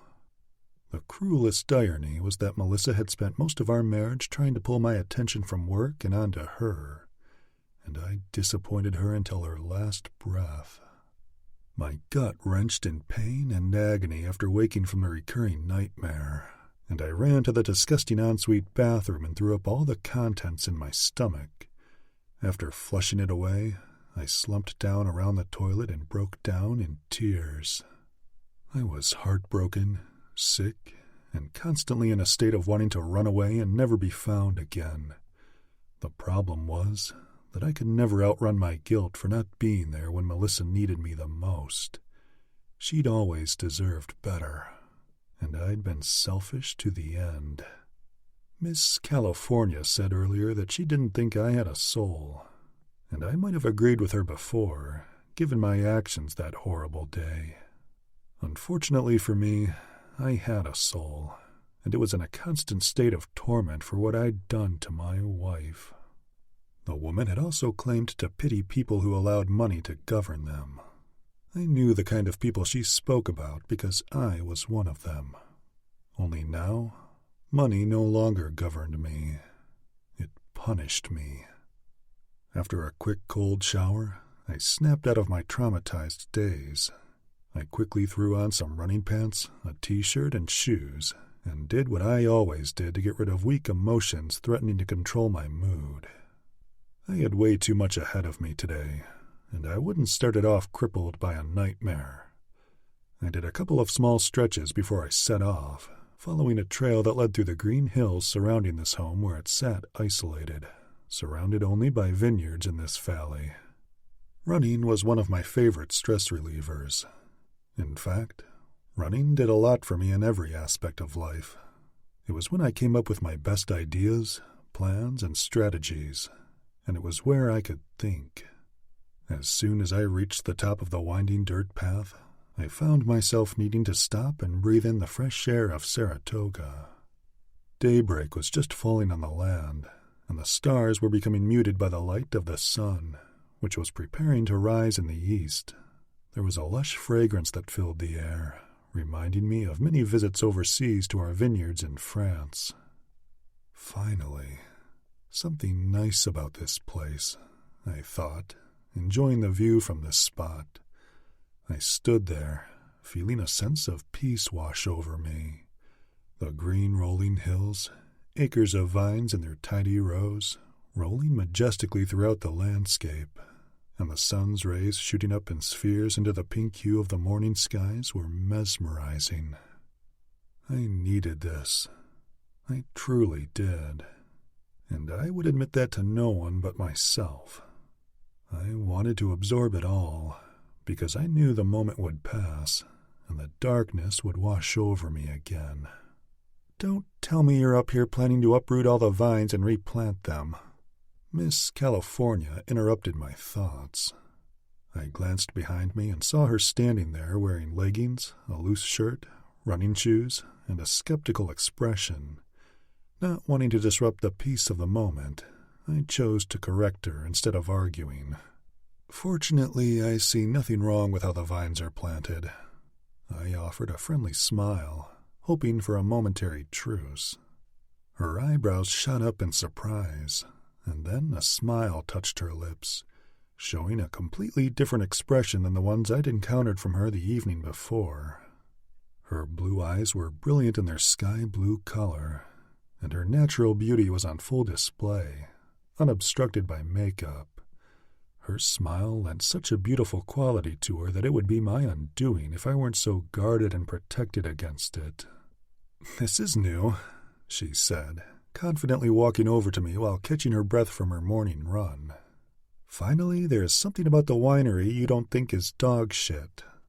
I couldn't help but smile, a little, when she approached where I'd stood, walking with her hands on her hips. She was so sassy and cute that I fully welcomed the intrusion of my private special moment. "Well, I haven't finished testing the soil, so there's always that." I sighed, glancing down and wondering what they used to keep everything growing so strong. From what I'd seen so far, the vines were superb. You know you can't get too excited. I'm sure something that needs to be changed will catch my attention. "Dear God," she said with a roll of her eyes. "Does it make you feel better inside or something?" Make me feel better? I couldn't help but enjoy that this woman didn't cower to me, being the world's biggest asshole. Something about her being unaffected by my dominating presence was a turn-on. "I'm not sure I follow you." "What I mean is, does it make you feel better to shit on everyone beneath you? To constantly prove that the rest of us should be thankful you're in our lives to fix everything we're too stupid to figure out on our own?" I inhaled, annoyed. "No, it does not make me feel better to insult people, if that's what you're trying to say." "That's exactly what I'm trying to say," she answered. "You're probably going to argue with Mother Nature for not getting the perfect sunrise for your morning run." "I think you're being overly dramatic. My job is to find and fix the issues standing in the way of making this a successful winery. I apologize if finding faults in your family's home and business hurts your feelings, but this place will never be up to par to bear my family name if I don't insist on changes to make it the best in Napa Valley." "Wow," she chuckled. "You are shameless in your arrogance, aren't you?" "I'm just truthful. If there is one thing you should know about me, it is that I will never sugarcoat things to cater to someone's feelings. I'm a businessman, and I'm here on business. If you don't want to be part of the brutal side of business, where you must learn it's not personal, then perhaps you should reside somewhere else until I leave." Her eyes widened with her smile. I had no idea what she found humorous about what I'd just told her. "So not only are you insulting this entire place, but you want to kick me off the land, too?" I couldn't help but softly laugh at that. "I guess I am," I said truthfully. "It seems this is very personal to you, and I suppose I understand that, because your parents have decided to make their business personal by choosing to live where they work. There's nothing wrong with making business personal. That's part of why my parents have been so successful. Well, just as your family mingles the personal with business, so does mine. We take it very personally when our name is on anything, especially wine." "So," she said, glancing over where the sun had risen just above the hills to her right, If the Aster name is on this vineyard, what should I expect?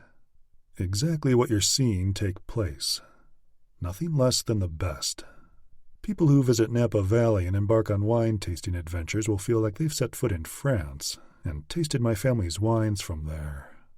That is impossible to replicate, she challenged with a smile. The soil and climate are worlds apart. That's where I come in. So, you will most likely feel insulted and get your feelings hurt again, I teased. Holy shit. I teased? I didn't tease anyone. I didn't play games, and certainly didn't find myself in conversations where I felt the need to explain myself to anyone. Her eyes narrowed, and she cocked her head to the side, her loose ponytail falling over one shoulder. You are a tough nut to crack, she said. 1 minute you're a wretched asshole, and the next, you're trying to play games with me? I assure you I am not playing games, I said, making sure this did not cross the line into territory where I was being soft, nice, or, God forbid, flirtatious. I trust you'll only ever view me as a wretched asshole. Nah. Her eyes seemed to stare through mine as if she were looking for the answers to something.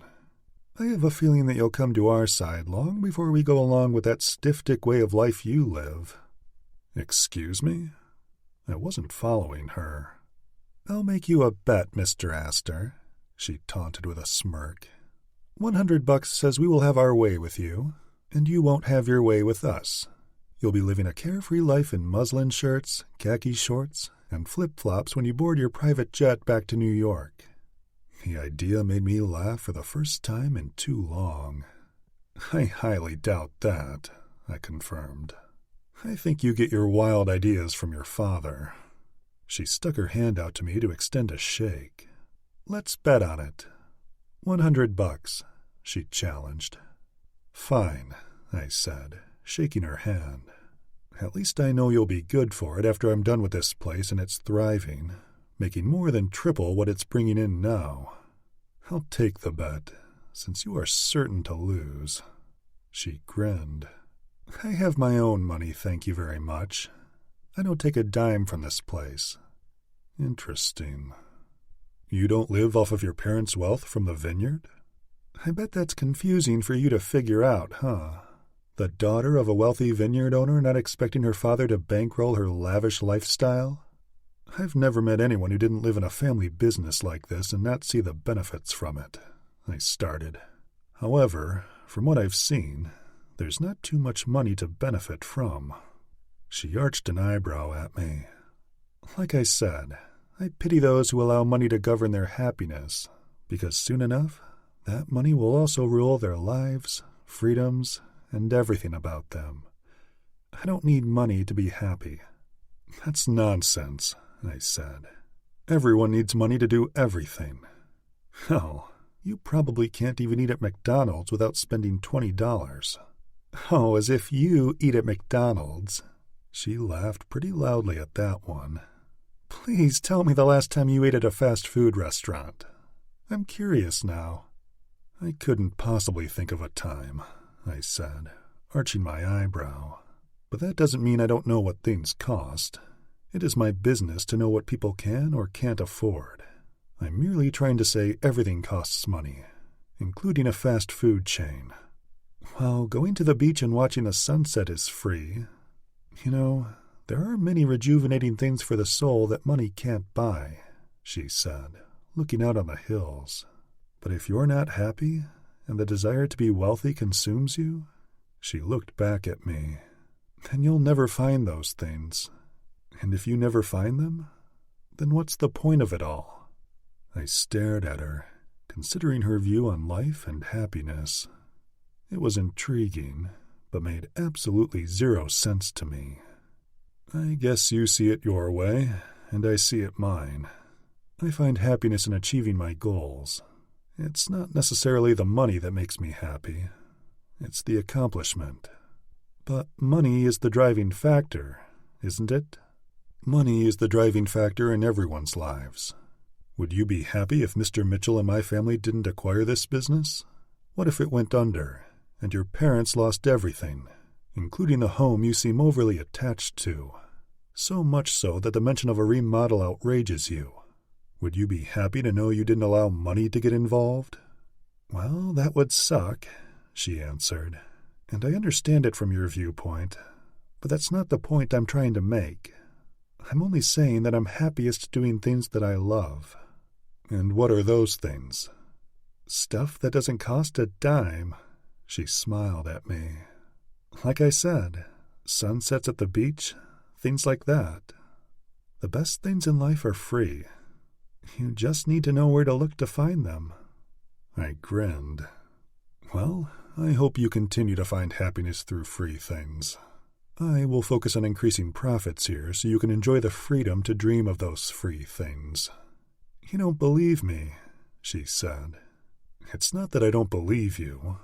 Half of what you are saying is true, but the other half is a wild fantasy with inspirational words. It sounds great, but when you're in a place where money is the only thing standing between you and your next meal, I believe you'll see it differently. Another $100 says that I can prove what I'm saying is right.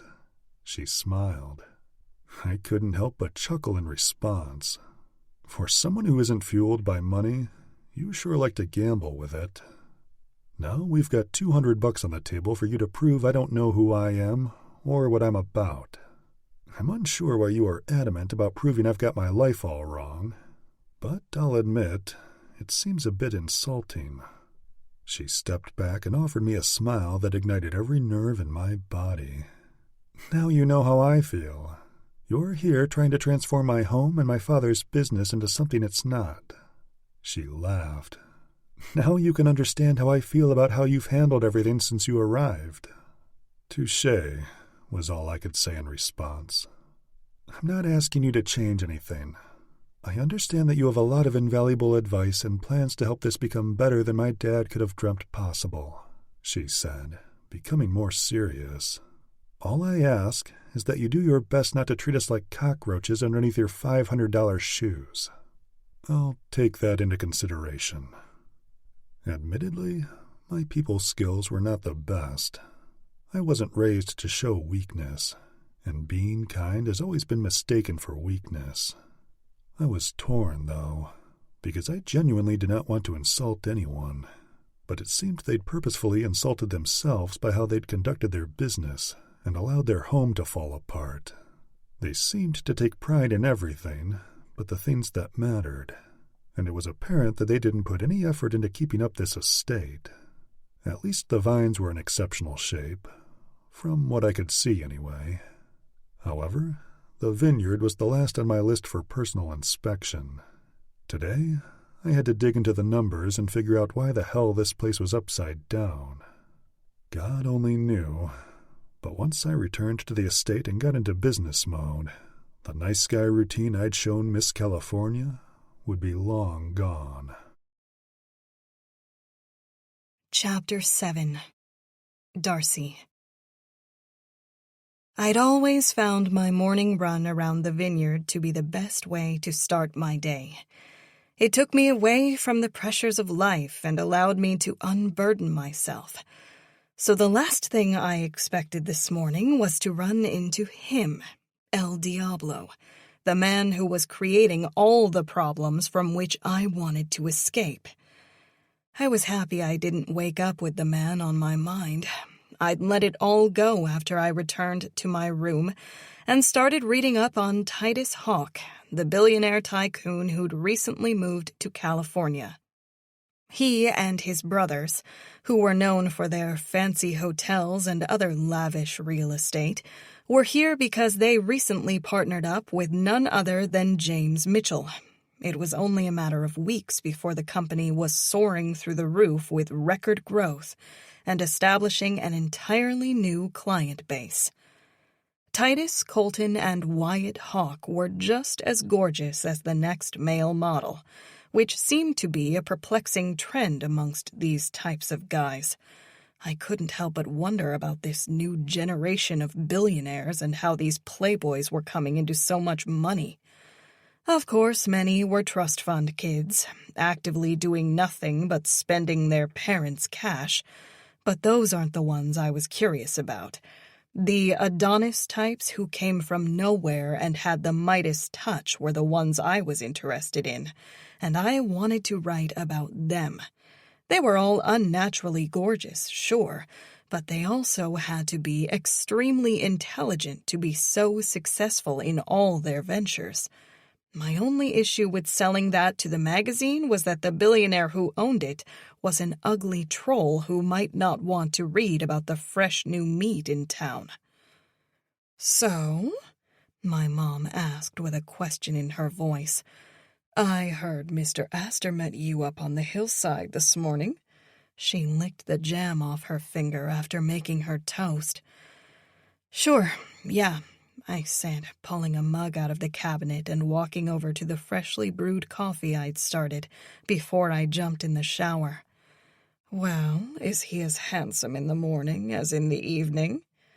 I turned with my hot cup of coffee, walked over to the bar stool lined up with 3 others on the other side of the enormous kitchen island, and took a sip. "Mom," I started, not knowing how to break this to her. "I know that you love a good love story. Well, your father and I have one, and I have been longing for the day you will, too," she said, smiling and tucking a frizzy curl behind her ear. "That's very cute. But times are different now, and Dad wasn't a complete asshole billionaire who hated everything about your home. So," I smirked at her, "let's just say that you're barking up the wrong tree for a sweet little love story with the man sent here to—" Wait, what was the analogy he used last night? I stopped, pretending to search for the right term. Was it something about being sent here to serve a prison sentence?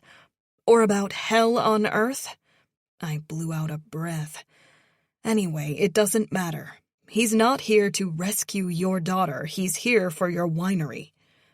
"You never know," she said. "You know, I should be irritated with you for thinking this way, but I love how much of a hopeless romantic you are." She walked over and touched the tiny dimple on my chin. "I know you would, but you shouldn't discount the possibility that—" "Mom," I interrupted her, eyes darting over her shoulder to where the man she would drag me down the aisle to marry in a heartbeat was walking into the kitchen. "Easy," I said with some reproach in my voice. "Good morning," he announced, entering the kitchen looking lost with no idea what to do with himself. I took another sip of my coffee, studying him. He was a powerful man, but also weak in many ways. One of those ways being how he entered this kitchen, doing half-turns like a 5-year-old looking for his mother in a crowd. I could only guess he was looking around and wondering why his breakfast wasn't being held out on a silver tray by servants for him to take back to the rooms he hated. "Mr. Aster," my mom said, "can I help you find something? Anything. I'll have Antonio make you anything you would like." "Antonio isn't needed, ma'am," he said. "I'm merely looking for your espresso machine." I closed my eyes in humor and irritation. Of course he needed an espresso machine. My mom seemed embarrassed and lost for words, like she'd let down the King of England again, so I decided to give her a moment to gather herself and help the man out.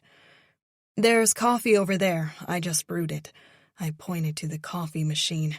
"But if you desire an espresso, tiny espresso cup and all," I smiled my smart-ass smile when his dark eyes studied mine, "you're not going to find that here.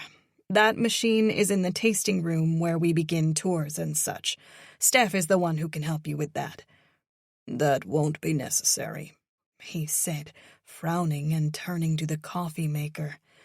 "Do you have any mugs, or are those in the reception portion of the wine-tasting building as well?" "Right here, Mr. Aster." My mom hurried to the cabinet to give the man a mug. Hopefully, regular coffee would provide enough caffeine before he made his way to the wine-tasting rooms and reception area of the vineyard to give his critique. "Thank you, and please just call me Sebastian," he said, eyeing me with humor, given his remarks from last night when he gave me a crash course on last names and what he preferred to be called when he allowed it. "Not a problem," Mom answered, smiling, then looking at me. "I'm going to get the yoga studio ready for pregnancy yoga today. I'll be doing classes all day, so you won't see me until late tonight unless you want to join any of them." Sebastian's curious expression instantly darted my way, probably wondering if my mother had suggested pregnancy yoga for any other reason than for me to know she'd be gone all day. "I'll keep that in mind," I said, shamelessly allowing the man's mind to wander. "Love you, Mom." She gave me a quick kiss on the cheek, then floated out of the kitchen like the bohemian butterfly she was. I'd grown weary of her walking around on eggshells because of this prick. I didn't like this fake version of herself that she'd adopted once this man stormed into our home, making his insults and demands. "You're pregnant?" he asked, shockingly sitting at the counter with me. 3 bar stools away, of course. "Wouldn't you love to know?" I answered, taking another sip before my coffee became officially lukewarm and disgusting. He eyed my coffee. "Well, if you are, you should probably reduce your caffeine intake." He arched an eyebrow at my offensive to pregnant women coffee mug. "Last I recall, you aren't the father of my child, so I would appreciate it if you kept your opinions about my activities to yourself and stayed focused on your task at hand." He grinned. "I'm glad you and I got off to a decent start this morning after yesterday's nonsense," he offered, taking another sip of his coffee. "However, the longer the sun stays up, the quicker that all seems to deteriorate with you." "No," I said. "I'm also happy we weren't enemies this morning. However, you seem quite opinionated about everything." "How so?" he questioned. I gave him a look of question. "How so?" "Well, for starters, my mom invited me to yoga, and the next thing I know, I'm ordered to watch my caffeine intake as if I'm carrying your child." "I didn't mean that," he offered. "I just think it would be wise for the baby's sake, of course." "Well, the unborn child I'm not carrying appreciates your concern," I said with a laugh. "The real issue here is your reaction if I were pregnant. Why would you feel it necessary to tell some pregnant woman you don't even know what she can and cannot drink?" I could see him growing flustered, and I understood why. It was easy to see that no one had ever questioned this man without feeling stupid for doing so. However, I didn't feel stupid for speaking up about his behavior, because he was being rude. He was intrusive and opinionated, and we didn't know each other remotely well enough for him to speak to me about such a personal thing, real or not. He was the co-owner of this place, and that was it. He didn't own me, and whether my parents believed it or not, he didn't own them either. "We come from 2 different worlds, Miss Burke," he said, intentionally using formalities. "I wouldn't expect you to understand that I was merely being friendly with my suggestions. My late wife was terrified to do anything that might harm our daughter while she was pregnant, and I'm afraid I allowed those memories and old habits to surface when I wrongly assumed you were carrying a child." His comment immediately disarmed me, and I instantly regretted making the man explain himself to me. I didn't feel bad about calling him out, but the sadness in his expression when he spoke about the memory of his late wife carrying their child broke my heart. I damn near pulled a Martina Burke and hugged the man to chase away the grief I saw manifest for a few seconds. But thank God I had control over my emotions, unlike my mother. I'm sure that if I would have made a move to comfort him in any way, he would have shaken me off him like a bad dream. "I'm sorry," I managed after searching for the right response. "I heard she was a lovely woman." "How could you have heard that?" he questioned. He didn't sound too dickish, but there was a hint of irritation in his voice. "Because I write columns about you rich folks, and I'm trying to decide if I even want to consume myself with thoughts of you to write about your ass. And yes, you would hate to know I am the billionaire gossip columnist." "Oh, I'm friends with the Mitchells," I said, and I wasn't lying. I met Avery Mitchell at a gala I'd attended 2 years ago. She was a blast to hang around. Now and then, Avery and I would get together for lunch dates when I was in LA, and I'd even gone out to dinner with her and her friends for a few girls' nights. We weren't best friends, but we always had a good time when we got together.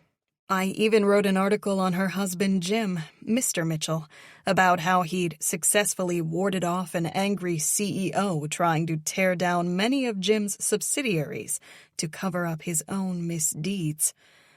Jim was a very private person, but since Avery and I were friends, and she insisted he allow it, he welcomed me into their home for the interview. He was a good guy, direct and polite, but that was pretty much my extent of friendship with the Mitchells. "Jim didn't seem remotely interested in my family, and even less concerned about my personal life," he responded. He was probably trying to catch me making things out to be more than they were when it came to knowing Jim Mitchell. "That's not surprising," I answered. "However, word gets around, and because of that, I heard that your wife was a lovely woman, and her early death was beyond tragic. You know what?" I stopped myself, hopefully, while I was ahead. "I was just trying to pay you a compliment." "A compliment? Compliments are for outfits, not dead wives, you idiot." I scolded myself. As if the subject wasn't touchy enough, I just had to talk about his dearly departed wife. His brow furrowed, and he frowned with distant, dark eyes. "Allow me to make myself very clear, Ms. Burke," he said, his tone icy and prickly. "I do not now, nor will I ever, need a compliment from you or anyone else." He looked intently into my eyes. "I appreciate your kind words about my late wife, and while it is my fault she was brought up in conversation at all, I prefer not to speak about her with people who didn't know her and those whom I do not know at all." "Very well." I met his nasty mood with one of my own. "I won't mention anything about her. But this was only brought up because you were informing me about how I should—" "I was out of line for that," he said, stoic and completely done with this conversation. Totally shut down. Gone. Ready to bounce the hell out of this kitchen. Maybe he really did need that espresso. He stood up, and I wanted to say something, but I felt it was best to allow the man to retreat. This constant back and forth would land one of us on a plane out of California, and I would be lying if I said I wouldn't be the one to go. This man was obviously not going to leave California until his job was done here, and I wasn't trying to be some hero to charm the miserable fucker. So I would gladly take off until he wrapped things up. I could go on assignment to Martha's Vineyard or somewhere and do some write-ups on the innumerable socialites there. All I knew was that the best place for me was to be out of this guy's firing range. I wasn't a fool. He wasn't your average stuck-up prick. He was a very sad, grieving one. and it was evident that no one was helping him get through any of the stages.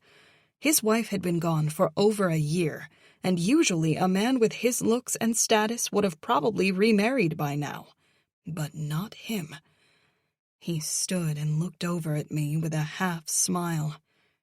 "Thank you for the coffee," was all he said before he walked away from the kitchen, his mind seemingly elsewhere as I heard him exhale deeply and run a hand through his hair. I wanted to be irritated with him, but I could sense the man was broken. His parents probably didn't know how to deal with him being lost like this. Lost in the sense that he wasn't sitting as the chairman of the Aster family board and preparing to rule the world in his dad's place when the day came.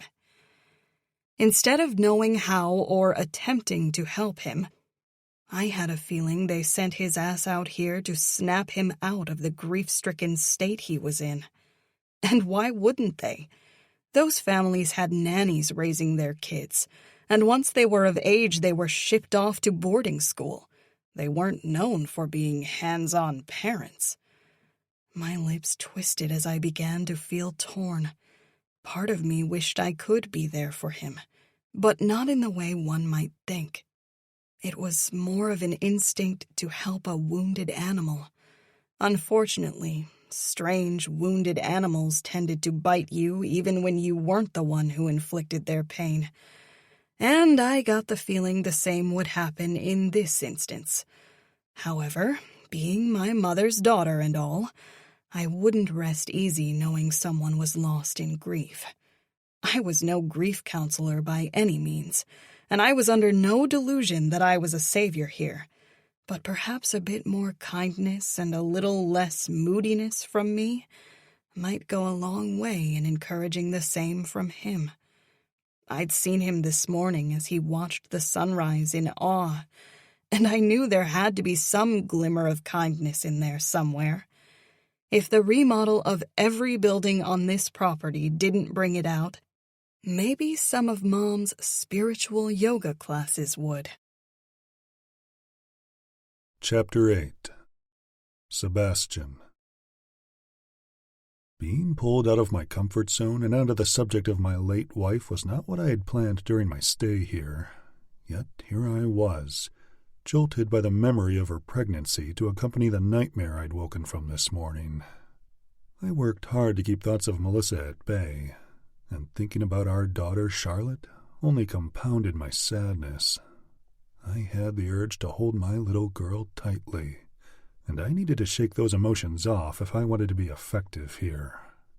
I was content with the knowledge that Charlotte was being well taken care of by her nanny, and since she was so young, she probably didn't even know I was gone. If I were honest, I'd always had difficulty bonding with Charlotte. Melissa was the doting mother, and I was the father who worked hard and late. After the accident, I hadn't exactly been hands-on either, and she was so young that I didn't know what to do or how to be with her. It's not that I didn't love or appreciate my daughter. It's just that I'd been busy running the family business until my wife died, and then I thoroughly checked out after her burial. Thinking about Charlotte and Melissa was the last thing I needed right now. I had to get these emotions shoved out of my mind immediately, because I couldn't risk falling apart in this hellhole. I entered the winery's tasting hall, instantly irritated by the reminder of how badly this place needed an overhaul, too. "Good morning, Mr. Aster." An attractive young woman greeted me from behind a podium. The podium needs to be thrown out, I thought, eyeing the ridiculous thing in the middle of the room. "Good morning," I answered, assessing her unfortunate attire. "Could you please tell me where the sommelier is?" "Yes, the host?" She looked confused. "Sommelier, yes." "That would be me, sir," she smiled, her cleavage more pronounced than her beaming expression. "I'm also the wine educator." "I'm not quite sure wine educator is an appropriate title, given your uncertainty about what a sommelier is." I was being a dick, and I knew it, but I didn't give a shit. The fact that she didn't know if she was a sommelier or a host was inexcusable, and proved to me she had no business in a winery that my family was associated with. Sommelier was a title of distinction, not to be confused with any other job description. This place was an embarrassment, and to have a woman dressed as if she were on her way out to a nightclub was beyond me. "Forgive me. I know. I'm just a little nervous." She exhaled shakily, her eyes darting around for someone else to take the heat off her, but failing to find anyone. "Understandable," I answered flatly. "What is your name?" "Stephanie Parsons," she answered with a smile. "Very well, Mrs. Parsons." "Miss Parsons," she answered flirtatiously, which only pissed me off more. "I'm not married. I don't even have a boyfriend." "Is that so?" I questioned. "Mm-hmm," she answered with some strange look of accomplishment while sweeping her auburn curls over her shoulder. Jesus, is she even wearing a bra? "So am I to assume your eligible status is why you're so inappropriately dressed?" Her cheeks turned bright red, and I didn't care. The way she was approaching me, her outfit, and the fact that she seemed to know nothing more than where the espresso machine would be located, pissed me off. "I find that offensive," she nearly shouted. "I apologize. However, you are part of the face of this winery as the sommelier. You might even be the most important person here, and yet you look as though you're dressed to go clubbing.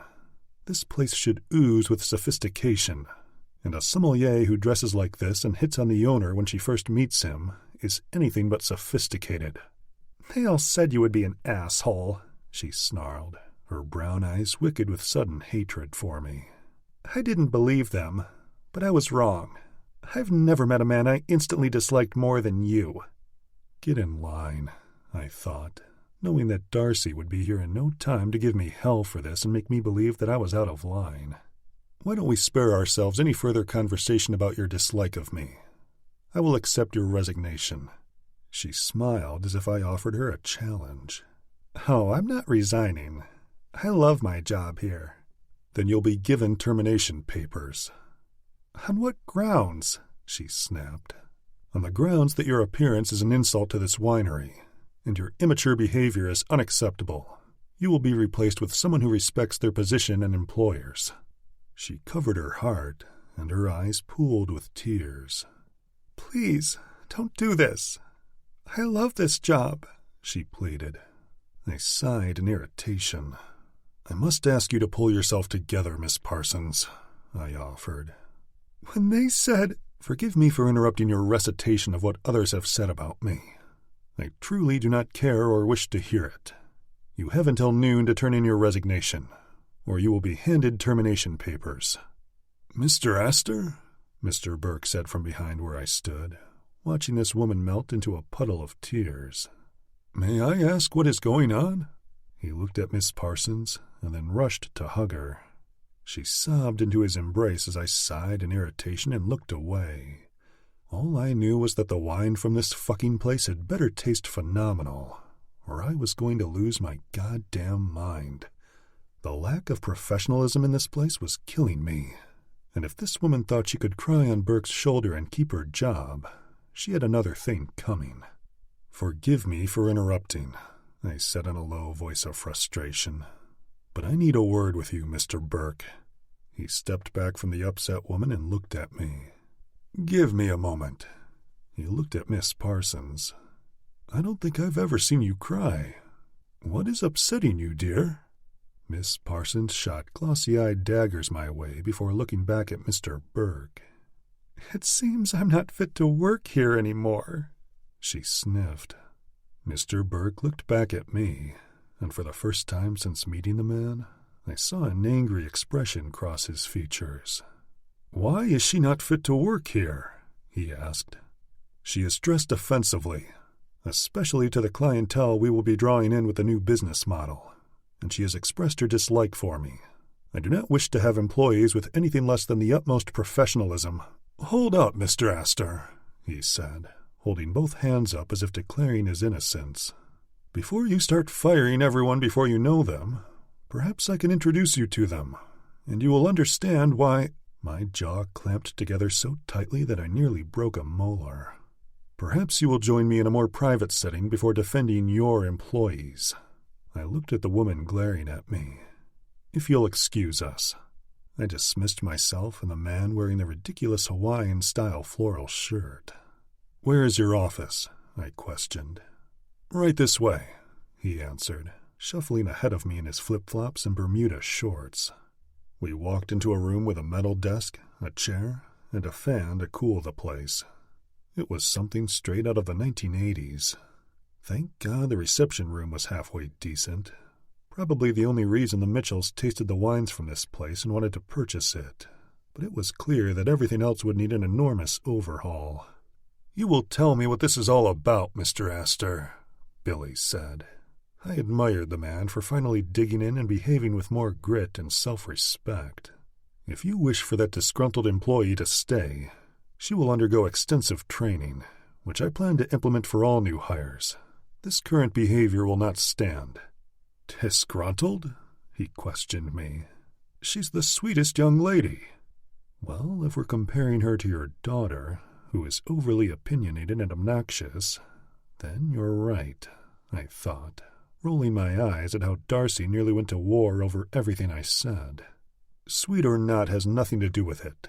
She was unhappy with my assessment of how she is dressed, and instead of listening and understanding, she chose to argue with me. Well, maybe she was like his daughter after all. What was with the women here anyway?" "Perhaps that's because you insulted her," Mr. Burke answered, still irritated. "She insults this winery by wearing such clothes.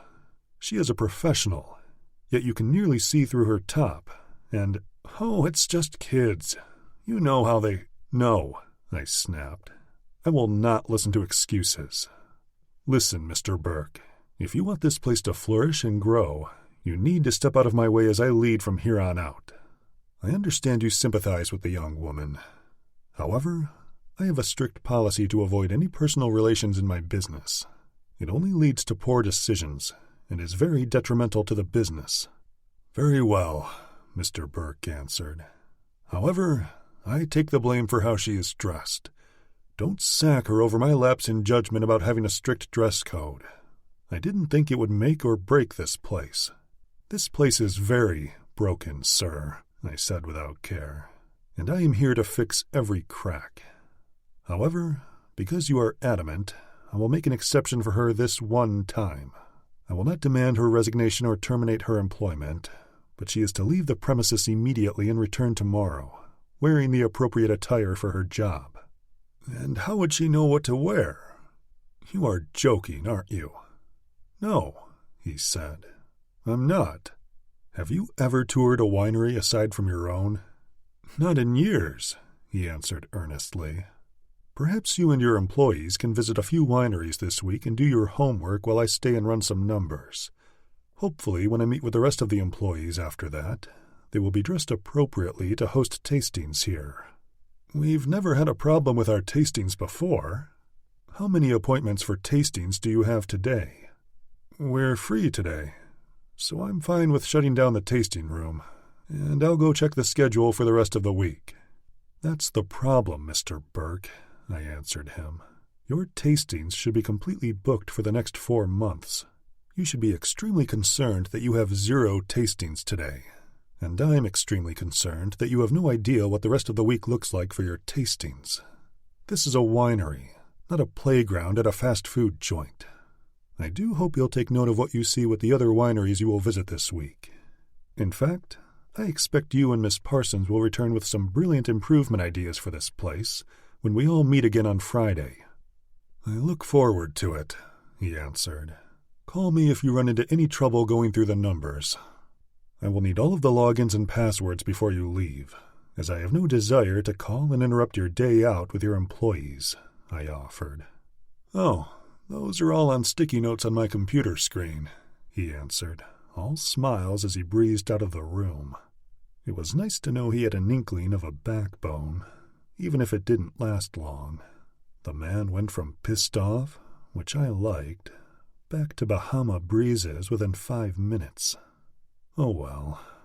I was sure to light his ass right back up again after I got done viewing the financials. I was dreading these numbers more than anything. Everything here needed a total overhaul.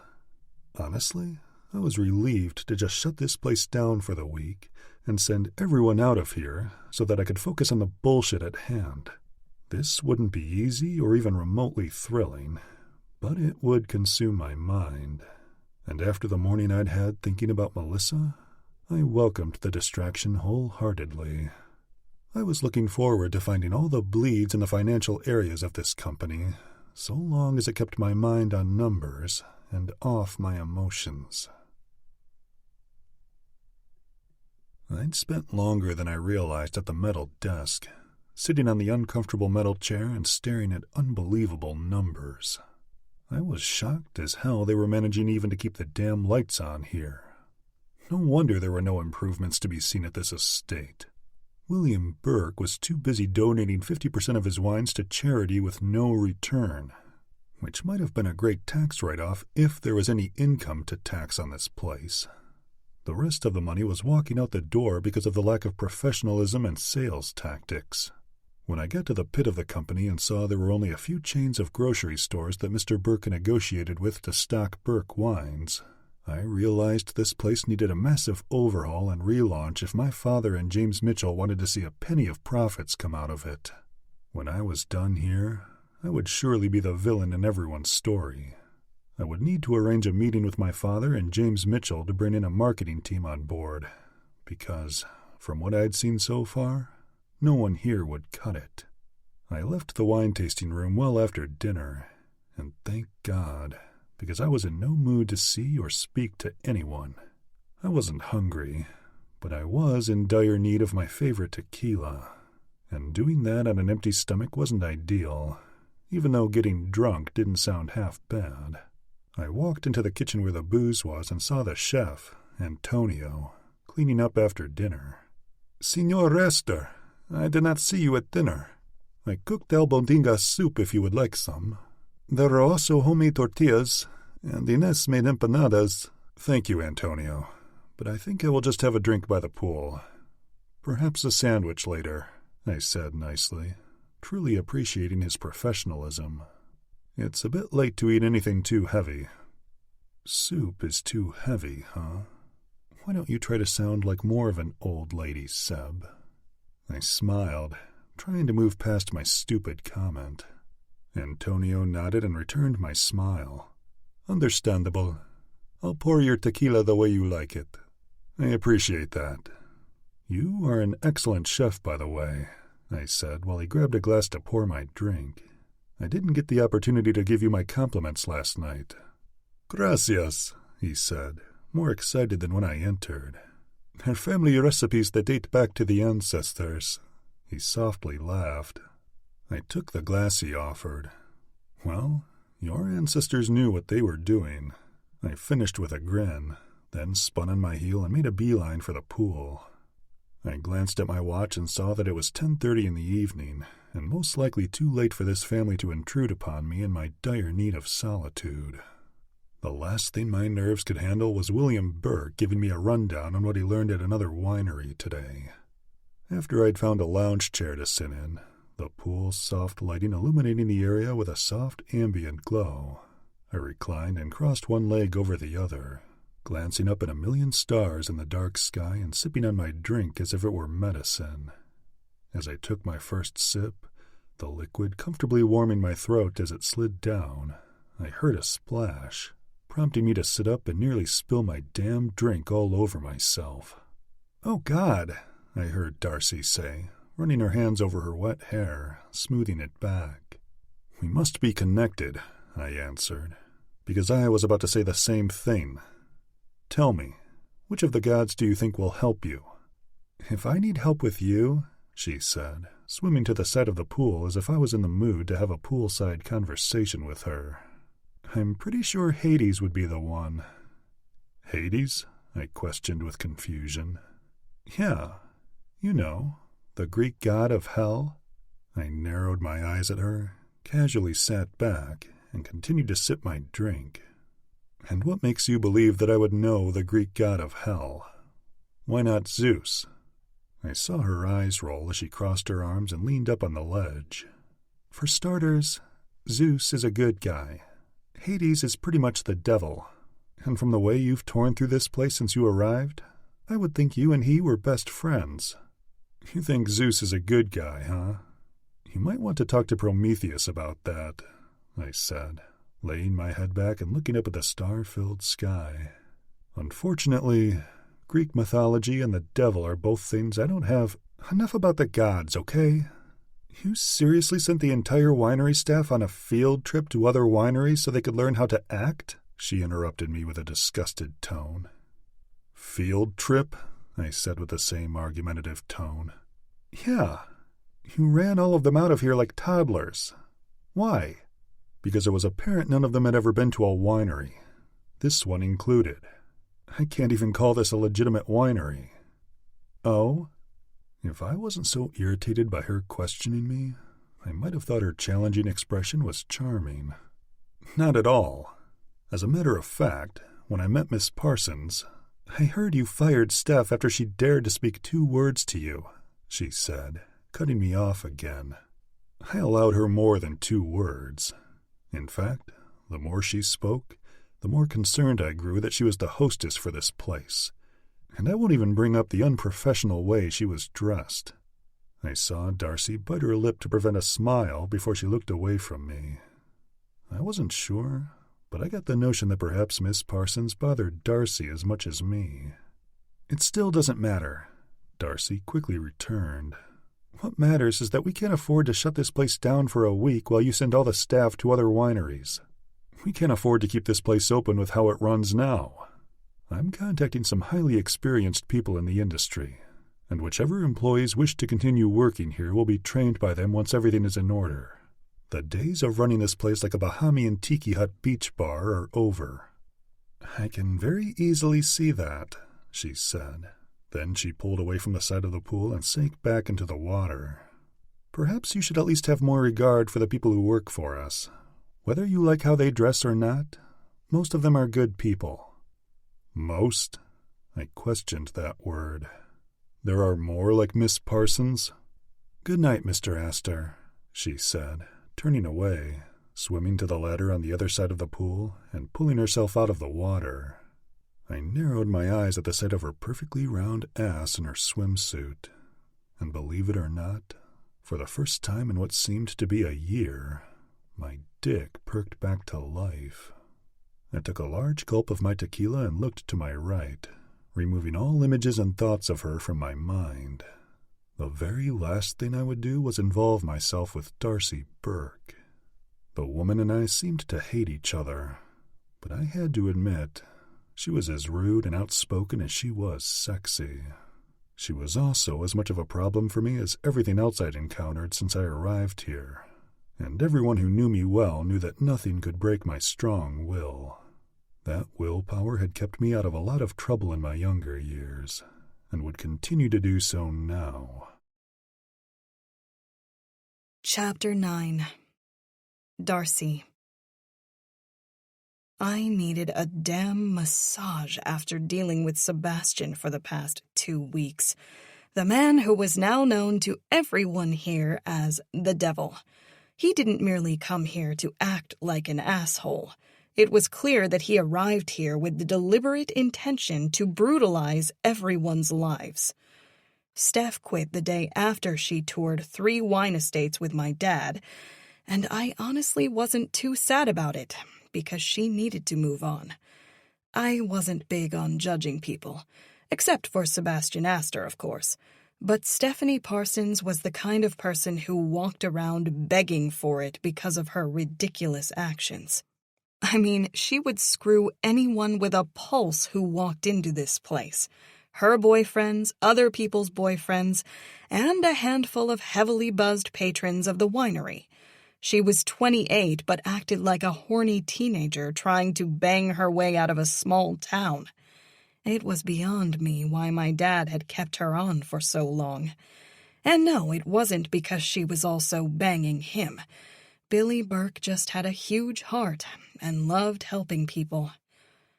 The disturbed look on Sebastian's face when he mentioned her did make me laugh a bit, though.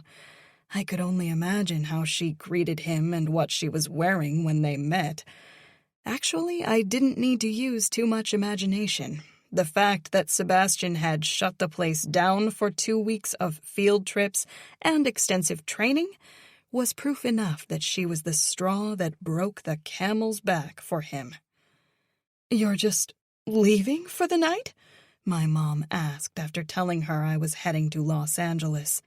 I needed to turn in the article I'd written last month on Maxwell Barbison, the elite billionaire who resided in Florida, where he owned a pristine resort.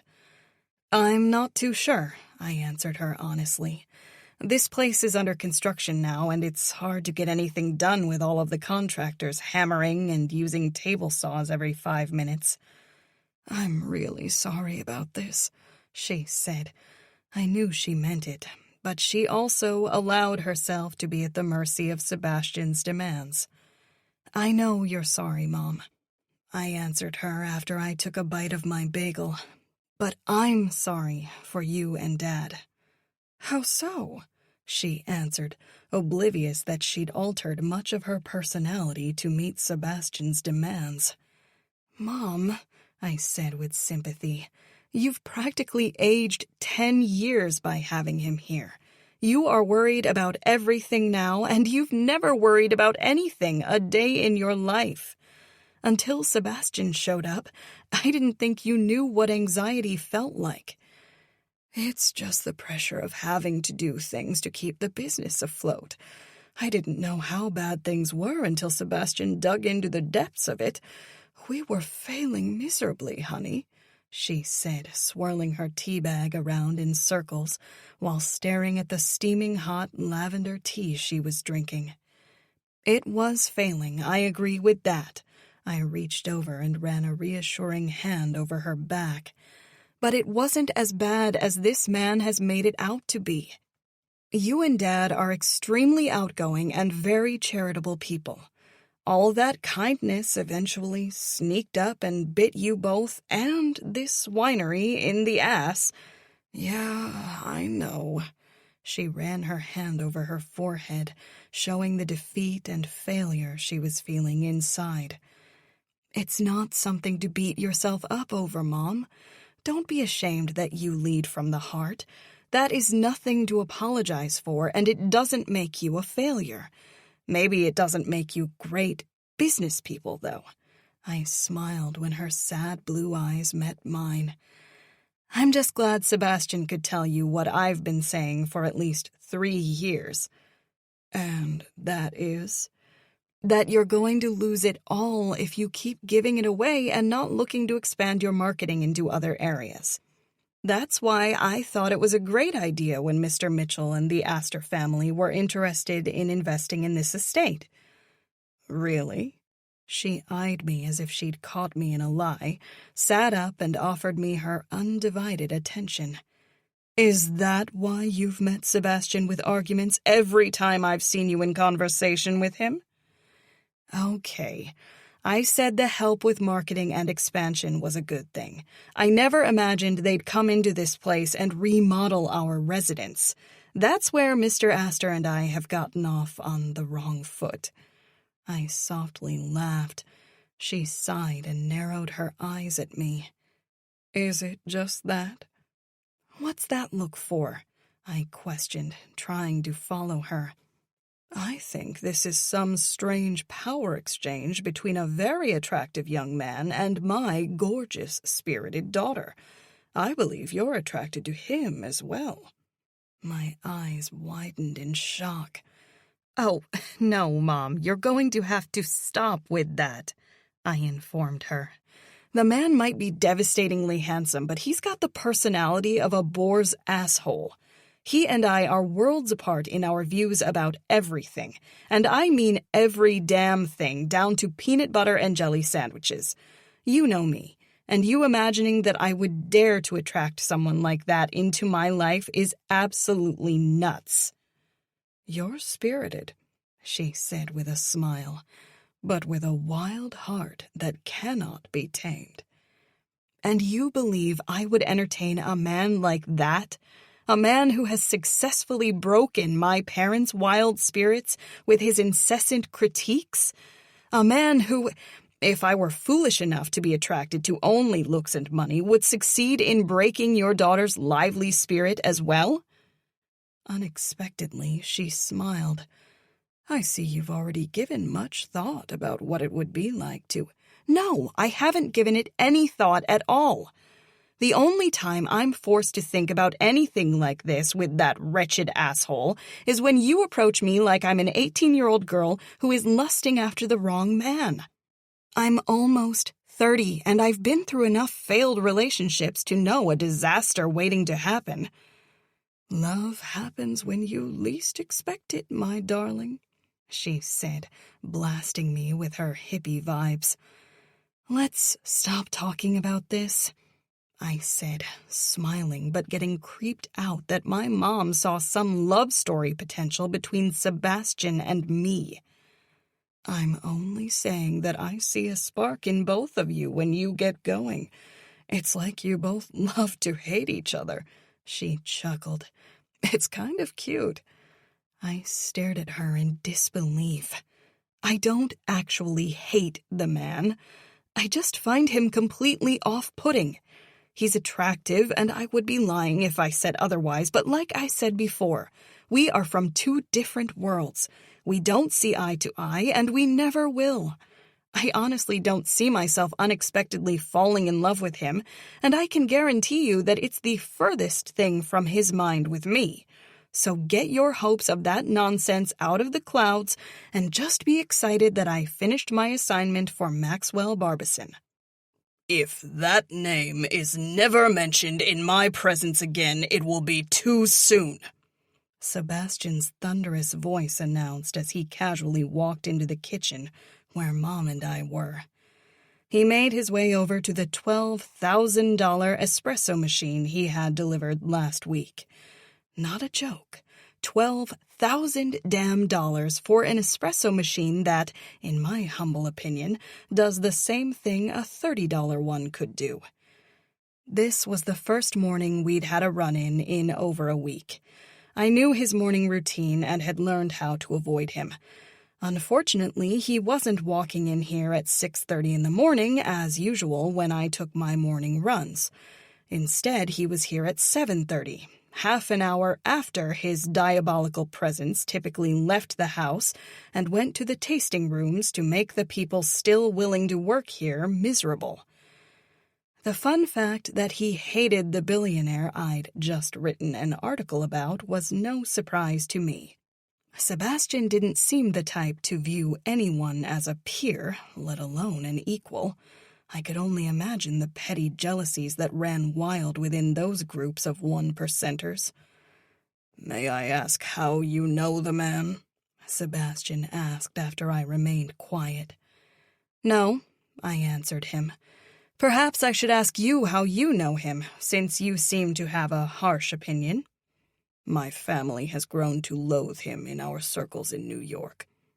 He's a flashy upstart who flaunts his money like he's been given charge of the generational wealth he could never be so fortunate to inherit." "Well, shit," I said with wide eyes, ignoring the fact that my mother was most likely doing some hippie bullshit in her head about how cute this love-to-hate exchange was going down. Those really are some harsh opinions. Is that how people with old money view people with visions who become extremely successful after pursuing their dreams? Anyone foolish and flashy with their money is someone I judge harshly. Mark my words, the man's wealth and days of being an arrogant tycoon are numbered." "Oh? You are certain of that?"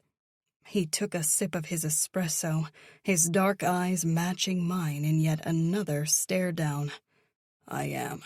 I've seen men like him rise and fall more times than I can count. They have no idea what they're doing, and it shows by how they flash their wealth. Money changes people into utter fools who spend beyond their means, thinking it will always be there. Once they lose their vision, blinded by their newfound fortune, it is only a matter of time before they are swallowed up in a life they could not have prepared for." "And how exactly are they swallowed up?" I questioned. Honestly, I agreed with what he said about the money running the show and people losing their way in life because of it. "It usually starts with addictions of various kinds, substance abuse being the most prevalent. Although if they have a penchant for gambling, you can all but guarantee that will be the root of their demise. They wind up in rehab centers, divorced, and in the end all they're left with is a failing business that is slipping away as quickly as it manifested." "He's not married," I said, challenging him. "Not yet." Sebastian arched a sexy eyebrow at me while taking another sip of his espresso. "He will be, though, and I would venture to guess he goes through 5 wives before he looks for a coping mechanism, all while his business fails and people like me come in and bail it out."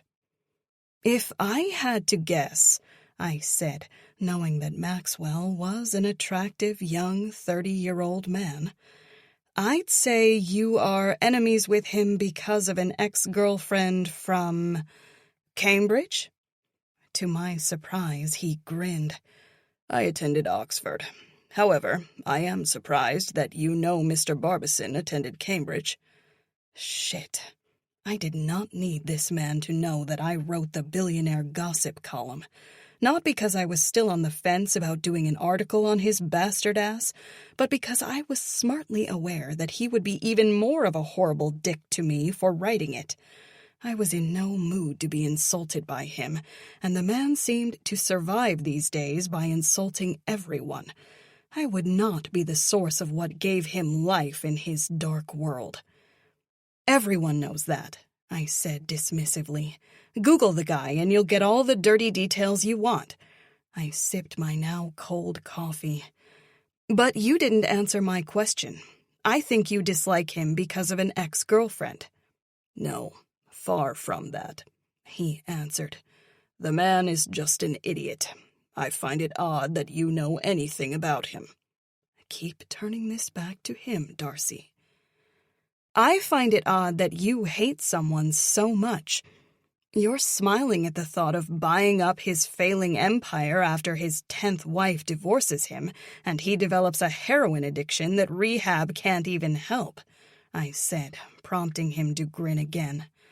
Damn this asshole. His wolf grin was sexier than he was intolerable. I kept a straight face and severe expression, holding firm against the man's stupidly good looks. I had to pat myself on the back for this later, though, because I hadn't seen this daring smile before. It was a smile that made a girl want to... "Oh, no, you don't, Cupcake. No thinking about sex with this Ebenezer Scrooge-ass son of a bitch." "Not 10 wives. My prediction was 5. He answered, before finally looking over at my mom, who was silently watching us spar over a man I was sure had stolen Sebastian's one true love. "Good morning, Martina," he greeted her. "I trust William is excited about our journey to the fermentation tanks today?" Mom chuckled while I studied him, trying to charm her for the first time since he arrived. "Anything that allows him to taste wine before 9 in the morning will always excite him." She laughed again. Sebastian's lips pursed in humor.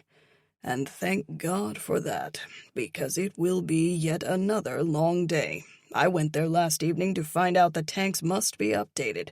At least 7 failed to ferment properly, costing this winery time and money." He mentioned that last night after you returned here at midnight. "It was extremely late," he answered while I looked at my mom in shock that Dad would ever work so late. "However, we got to the source of the problem. An element is going out, but it is good to know we can stop it. I'm excited that we will begin replacing them with more state-of-the-art machines and then move toward the other tanks that I'm sure are about to fail soon. They are as old as this place itself, and until we can get that area up to par, we may be outsourcing where the grapes are sent for fermentation until ours is up and running the way it should be." "Well, you two enjoy your morning," I said, bored with the conversation. I was much more excited about meeting with Avery and Ashley Mitchell tonight. Ashley's husband Jake was having a party on their yacht, and Avery had invited me last week when she called to chat. She asked me after I'd vented about what it was like to have Sebastian here with us for most of the call, so she probably felt sorry for me and thought I could use a break.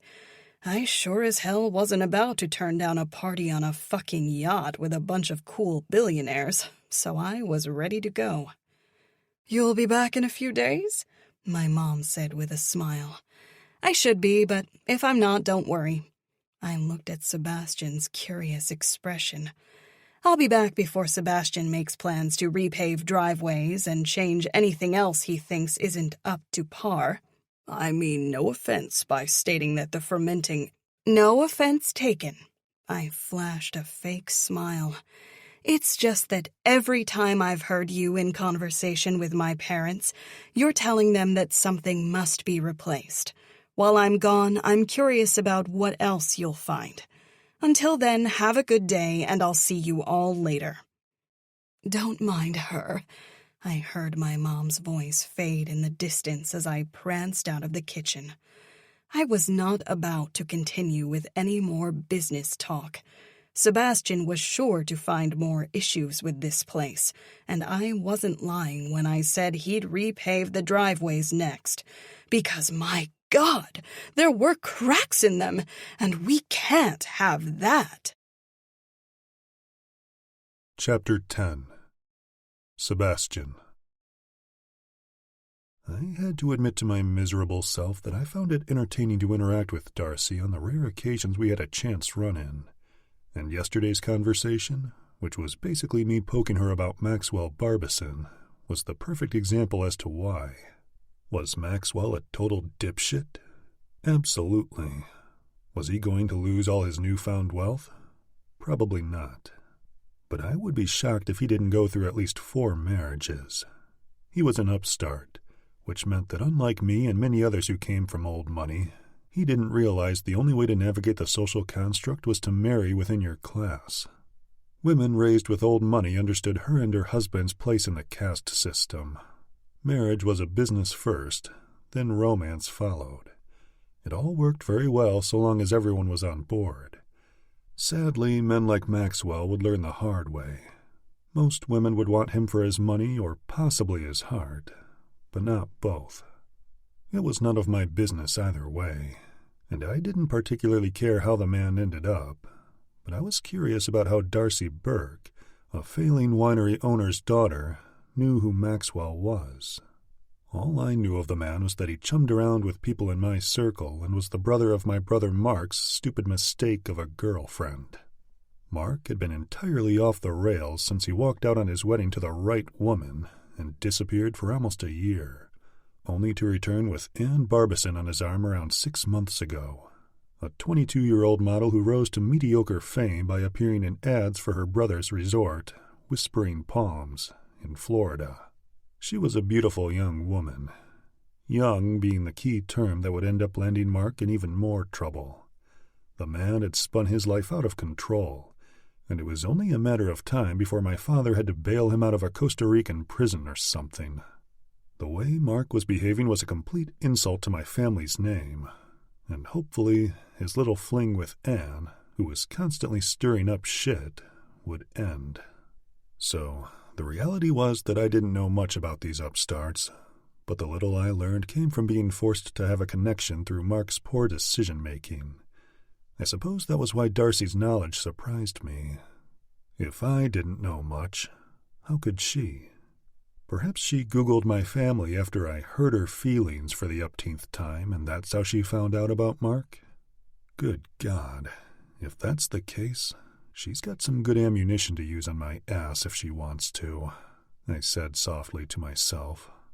I sipped on my nightly glass of tequila out by the pool, the only place around here I found relaxing enough to retreat to.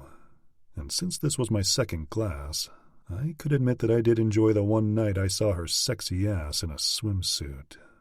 I know I'd turned almost as quickly as it started turning me on, but her taut ass was something I hadn't been able to remove from my mind since I'd seen it for a brief couple of seconds. Ping. That's enough of that shit, I said to myself, thankful that an incoming text interrupted my thoughts that I had no business thinking. John, I thought I'd check in and see if you're still alive after being forced to live in California.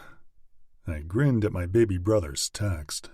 John was an OB/GYN oncologist at St. John's Hospital in L.A., and he cemented a respectable name for himself, making the family proud after all his successes and publications in various medical journals.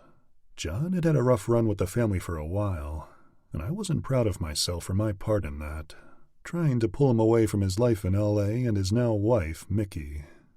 Our parents raised us to focus on furthering the family's legacy, but John bucked at tradition and snuck out the back door, pursuing a life of his own as a doctor and living in California. It didn't blow over well for a long time, and it wasn't until I lost Melissa that we all realized life was too short to let our stubbornness keep us apart. After all, we were Asters, which was more important than anything. Sebastian, this whole thing is a disaster. I haven't talked to our father since last week when I told him how bad off this place was, from the debts to the fact that it needs a complete overhaul. John. Well, I just got off the phone with the old man, and I'm doing my brotherly duty by inviting you to visit me here while my bride is away, visiting her parents. Well, that, and I'm bored. Maybe I'll visit our family's latest and greatest investment instead? I wasn't going to sit here and text all night when a phone call would clear this up faster, so I called my brother instead, and he answered on the first ring. What's up? I was fine with texting, John said with humor. Yeah, well, you know me. I'd rather not play on my phone. I prefer a 5-minute phone conversation than a 20-minute text message exchange.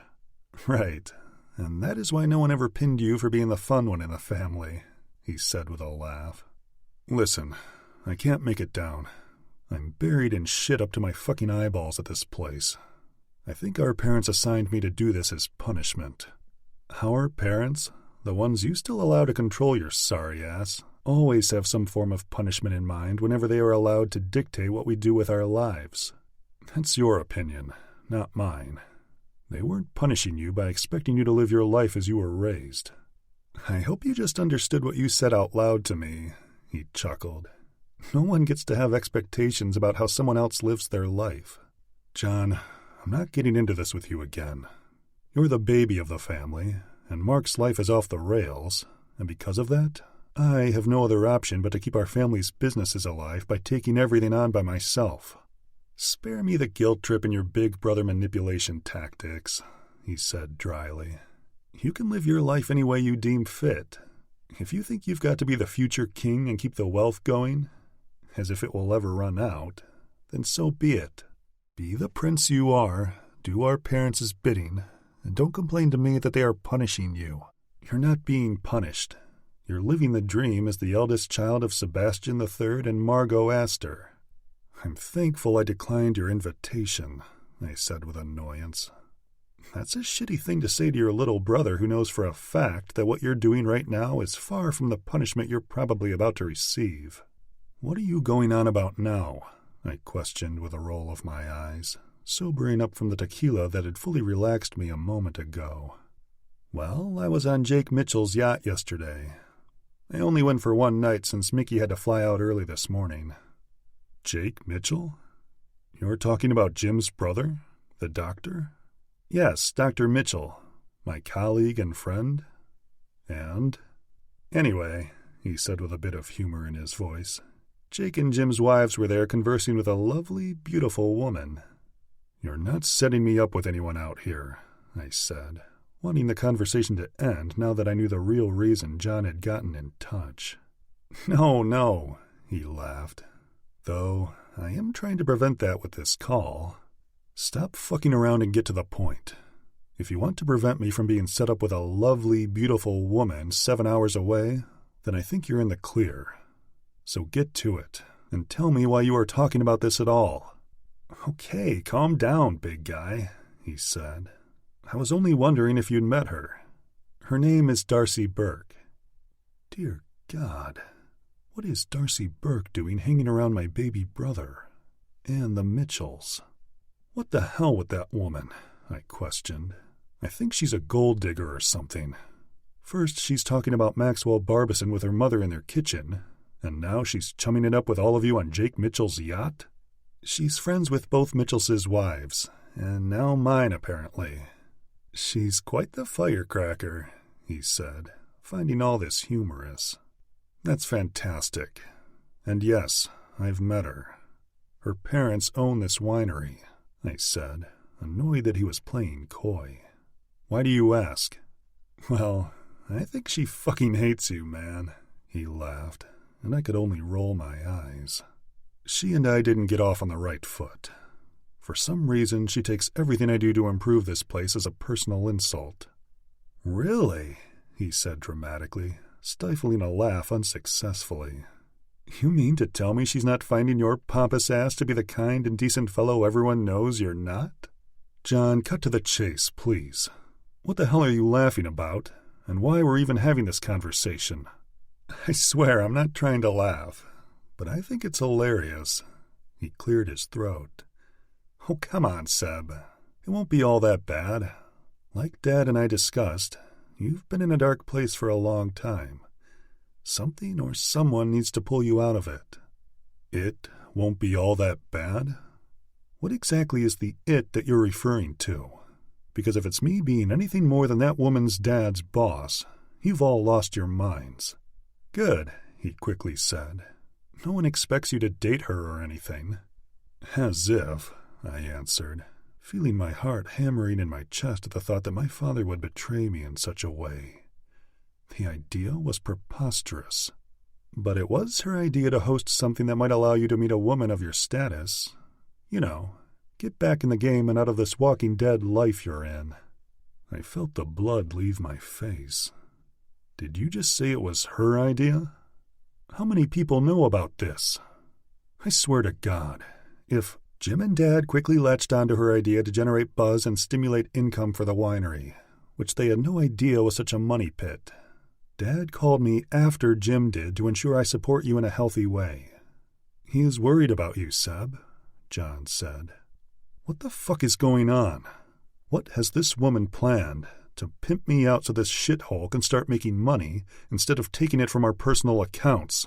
I seethed.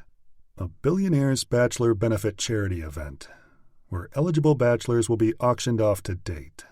The auction for the date starts at $1 million, which you and I both know is pocket change for the women in our circles, and it's a beautiful contribution to charity. The funds will be divided, 70% to the winery and 30% to the women's shelter that Jim's wife runs. It's for tax write-offs, of course." I stared intently at the pool, shocked that the anger coursing through my body wasn't boiling the water from my furious gaze.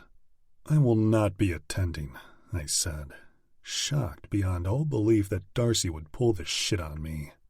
"From how Dad made it sound, you have no other option. You're the one who keeps adding up the coin that needs to be thrown at the winery, so it's time you chip in and help pay shit off," he said. "So this is a personal bitch fit that our father is throwing?" "No, I think the only one this is personal to is Darcy.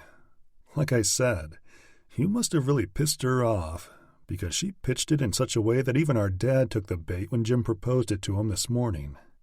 I couldn't help but laugh at the audacity of this bold woman who wanted to get even with me. Well, I could play petty, childish games too, and her cute, sassy way of getting back at me was about to backfire in her adorable little smart-ass face. "You still there?" John asked while my mind went in 100 directions about how to get retribution for the idea she probably came up with while drunk on the yacht. Jesus, who would have known I shouldn't have let the woman out of my sight after pissing her off? "I'm here. This is truly unfortunate," I sighed and feigned frustration. "How so?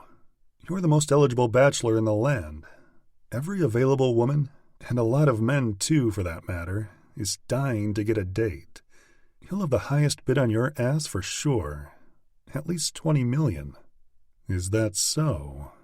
I smiled, excited to ruin everyone's plans for my life, especially Darcy's. Well, I'm not a bachelor, I lied. You see, Darcy and I sort of have a thing. Everything you might have heard about how much we hate each other is far from the truth. I'm quite certain Darcy was just drunk, and I know you think I'm a complete idiot, Seb, John said through more laughter, but I've met a lot of people who think you're a self-righteous prick. And she's got the look, okay? This woman hates you, and I can hear your disdain for her in your voice. You're just a chicken shit, and you don't want your handsome ass auctioned off. I swear to God, John, no need to bring God into it. I just had to give you a heads up before you got ambushed. You're the type who needs to prepare yourself, and you've already been through a lot. Well, I suppose I appreciate the heads up on this one, especially because Darcy Burke conjured this plan, and it somehow met with our father's approval.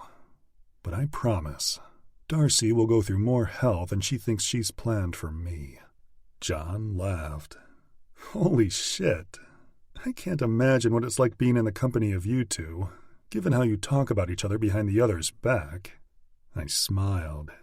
Well, you're about to have that opportunity, because she will be my fake girlfriend to keep me from being the prized bull on the auction block at her little benefit. And how will you do that? Trust me, she's got something I can bribe her with. She'll be all smiles and all over me when we show up together at this stupid little benefit, which is in how many days? Once the planners get the go-ahead and the invitations are sent, things like this can be planned in less than a month. I would stay on the safe side and assume it'll probably be maybe 2 months. Perfect. I folded my hands together, thinking of all the ways I could make Darcy regret trying to fuck with me. I'd never felt, or probably looked, more like a cartoon villain. That's more than enough time for me to make some public appearances with the woman on my arm, and it will be evident by then that I'm not a bachelor. You know Mom and Dad are going to lose their shit when they find out you're dating the daughter of... They can lose their shit all they want. According to your call with Dad, they were willing to pimp me out to make money off my being single again. Actually, I hope this pisses them off more than when you and Mark went against their wishes. Ha! Now we've finally pulled your handsome ass over to the dark side. Welcome to the Black Sheep Club. I don't give a shit what happens. I will not tolerate games, and Darcy Burke has crossed a line. I wish I could be a fly on the wall when she finds out she's forced to date you, he chuckled, because she seemed overly elated with the idea of you being auctioned off. I'm quite sure she was. Now, I need to go. I have some digging to do if I want to leverage her into this. My brother and I hung up, and I immediately went to work to uncover who the hell Darcy was. It was open season. Everything was fair game now, and I wouldn't back down. I didn't care how relentless I had to be. I would find a way to make her eat her words. Chapter 11. Darcy. I couldn't be happier that I'd decided to join Avery and Ashley on this yacht party cruise. I'd met a ton of incredible people and was given a priceless opportunity, which had presented itself 2 nights ago after James Mitchell walked by a group of us ladies as we stood in lively conversation. He kissed Avery sweetly on her cheek and greeted the rest of us. After the usual general pleasantries, Jim asked me how things were going at the winery, most likely because he already knew all the dirty details about what Sebastian had found wrong with everything. Jim seemed concerned by how much money was needed to be invested just to reopen and relaunch the business, and I used it as my opportunity to strike while the iron was hot. I couldn't blame Mr. Mitchell for being apprehensive that his investment was costing him more money than he'd imagined. But what did he expect when the man overseeing the project insisted upon purchasing a $12,000 espresso machine? It seemed Jim frowned upon Sebastian's ridiculous spending patterns, so I felt there was no better time than the present to come up with an idea to put Sebastian's antics to an end. If my plan stuck, I would walk away with pride. This party was a perfect opportunity for me to share my ideas and simultaneously give Sebastian a taste of the discomfort he'd been spreading around the winery. So, with everyone on the yacht sharing a healthy and happy buzz, Jim pressed everyone for ideas for a quick fundraising event. He wanted something to get the word out about Burke wines and help bring in money for the monumental costs Sebastian was incurring for the remodeling.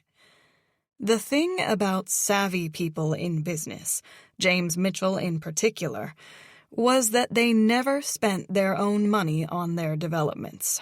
Instead, they were creative in finding ways to have money funded for them, whether through charities, donations, or people in their circles needing tax write-offs. Whatever the case, they found ways to market themselves so that people wanted to invest in them, for reasons that would help everyone involved. I was half drunk when I threw out my idea of the Billionaire Bachelor benefit, auctioning off eligible bachelors to women in their circle of wealth who would pay anything to date them. I didn't expect the outcome to be what it was, an idea that Jim and his VP Spencer loved, which kept contagious, excited smiles on their faces for the rest of the evening. The only reaction that made me a bit nervous when he learned about the plan was that of Dr. John Aster, Sebastian's younger brother, who fatefully happened to attend this party. I couldn't tell if he was amused or disturbed that his brother would be the face of this auction, knowing there was no one on the market that a woman of their status would pay more for. But he had a certain glimmer in his eye every time it was mentioned. "You're going to get burned if you lay out by this pool for another second. Here's some sunblock," Avery said in her scratchy and playful voice, rousing me from thoughts about how much Sebastian Aster would hate me when I returned home tomorrow. "I just put some on," I said, lifting my head from where I lay on a lounge chair face down, allowing the sun to tan my back. I haven't been out in the sun like this for a while, and trust me, I'm not a fan of nursing second-degree burns. "No shit," Avery said, opening the umbrella for shade as she prepared to join me on a lounge chair to my right. "Are you ready to return and face Sebastian's new reason to stress?" She chuckled and sprayed on sunblock even though she was perfectly shaded. "If I'm lucky, he'll be consumed by work and have nothing to say to me for the rest of his time there." I grinned. Avery arched an eyebrow at me. "Oh, babe, that man will not keep quiet about that, especially when he finds out you had everything to do with it." I rolled my eyes. "Hopefully you're wrong about that." "I'm not," she offered me a cute grin. "Men can be such babies sometimes, especially the entitled immature ones." "True," I answered as the poolside waiter brought us cucumber water and stepped away. "By the temper tantrums this man has thrown about the winery, I can bet his immaturity will take over and he'll be barking complaints once he learns I was behind all of this." "Do you think he'll find out?" Avery asked, sitting back and allowing the warm breeze from the harbor to wash over her as we soaked up our last couple of hours on the yacht. Well, Jim was concerned about going through with the idea because he was afraid it might make my life with Sebastian more hellish, but I told him I could handle the man. She pulled her sunglasses down and looked over at me. "It really is a great idea," she said with a laugh. "Jim and I were talking about how we'd heard of benefits like this, but Jim never imagined hosting one for any of his investments." Well, it's obvious this is Jim's first time investing with an Aster. Maybe it's just me, but he doesn't seem thrilled about it. She reclined back again, closing her eyes behind her sunglasses. The Asters are no different from any other investor Jim has worked with. I've met the parents a couple of times. The mom's a bitch, but she pretends to be nice. She smirked over at me. Not my type of person. The dad is just as stiff as you say Sebastian is. They're just a typical ultra-wealthy family that thinks they're better than the next stupidly rich family. So strange. I've interviewed a lot of elites, and I agree with you. They are all laser-focused on their money and status. But being out here with all of you guys hasn't felt like I've been hanging around 1%ers. I glanced around at the luxurious pool area on the top floor of this yacht and laughed. Well, maybe Jake and Ashley's family yacht makes it feel a little that way. Avery laughed. Make no mistake, honey, she said with a hint of sassiness. We all might be doing well, but everyone here puts their pants on one leg at a time, you know? Does it ever get to you? I questioned. Avery's story was exceptional because she wasn't born into the level of wealth that she has now. She was a nearly homeless, single mother when she met and fell in love with Jim, and you could see from a mile away that they were deeply in love. It was a Cinderella story if I'd ever heard one. Does what get to me? Having more money than Jim and I will be able to spend in 1,000,000 lifetimes? She chuckled, then sighed. I suppose the answer is yes. Sometimes it's overwhelming, but Jim does an amazing job keeping me grounded if I get overwhelmed. How so? I asked. More often than not, it's the lifestyle that can be uncomfortable.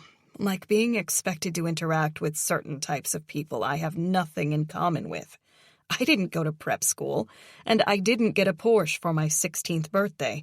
So a lot of the people we are forced to rub elbows with at certain functions make my anxiety go through the roof.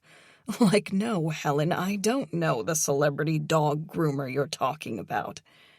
Oh my God, I laughed loudly. I can't imagine those conversations.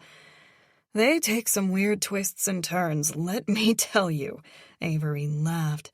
I've learned how to deal with those weirdos, though. It took some time, but I've gotten good at suffering the foolishness, if you know what I mean. The things that still get to me are simple, though. Sometimes I will walk through our beautiful home, and when I look around at everything, it seems surreal that it's mine. I'm so grateful for it, but it can be intimidating if I stop and think about it. Do you feel like you don't deserve it? I asked after hearing a hint of sadness in her tone. Yeah, sort of. You interviewed Jim and learned how he and I fell hard for each other. It was never about his money or my lack of money. We truly couldn't live without each other. Still, I have my moments. Finding the love of your life, someone who loves you as intensely as you do them, is beautiful. And having all these luxuries to go with it sometimes makes me think it's not normal to have it all. I get afraid that I'll wake up one day and realize it was all a dream. You have a hard time accepting that you deserve love and happiness? She pulled her sunglasses down and looked over at me. You know, I guess I do. My ex, Addie's dad, she said, referring to her daughter, whom Jim wasted no time in adopting and making his own after they were first married. He love-bombed me like hell, and I thought he was the perfect man. That mask and dream faded when I got pregnant with Addie, and then the nightmare of who he was began. I dealt with that bastard for far too long, and because of his bullshit, we lost everything. I finally left because I didn't want my daughter to grow up and think life should be that way. It takes a strong woman to do what you did. Yeah, well, I'm still healing from a lot of that shit, because if I weren't, I wouldn't have these little insecurities hit me now and then. And like I said, Jim keeps me grounded, reminding me of his love and my worth through that. A beautiful happily ever after. I smiled. Well, it's not always sunshine and rainbows, she chuckled. Jim knows how to love me, but also how to get under my skin. Doesn't every husband? She glanced at me.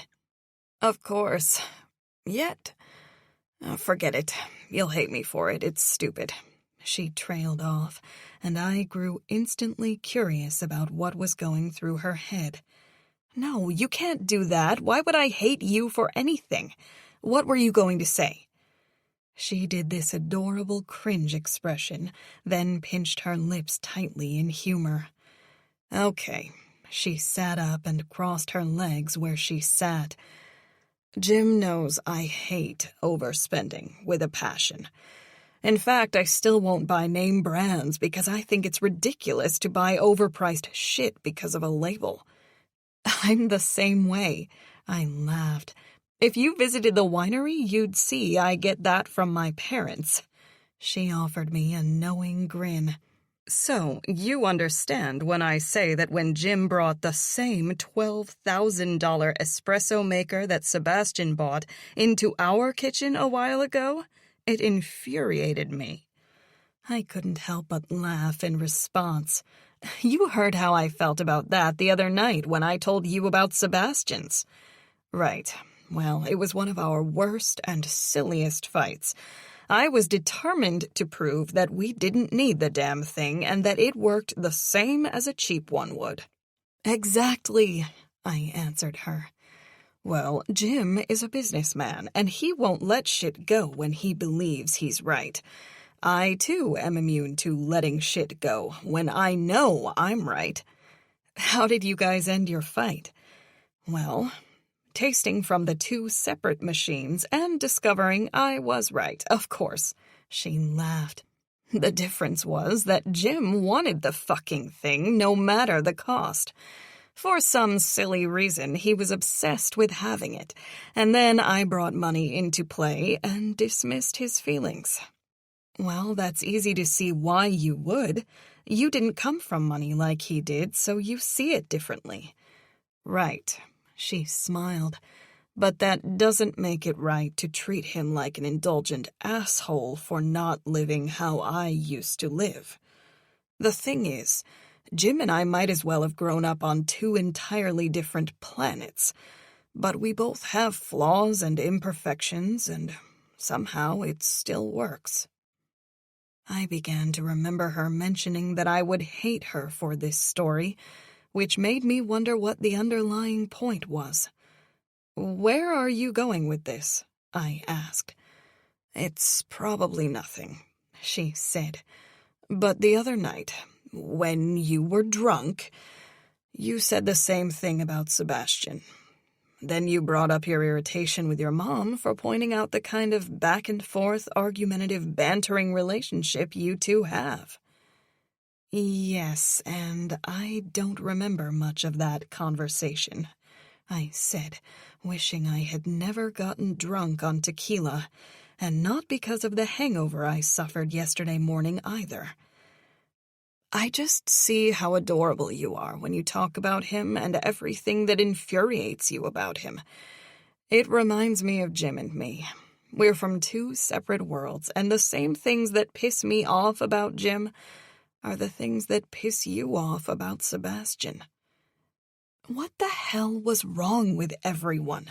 Was Cupid shooting everyone in the ass on my behalf these days? Why would Avery come to such a conclusion after all the ranting I'd done about the guy? How could anyone look at two people who are constantly fighting and think it's a good idea for them to be together? If ever there was a recipe for misery. For one, I was drunk, I reminded her. And two, from what I know about Sebastian and what I can see from being around Jim, they are two entirely different men.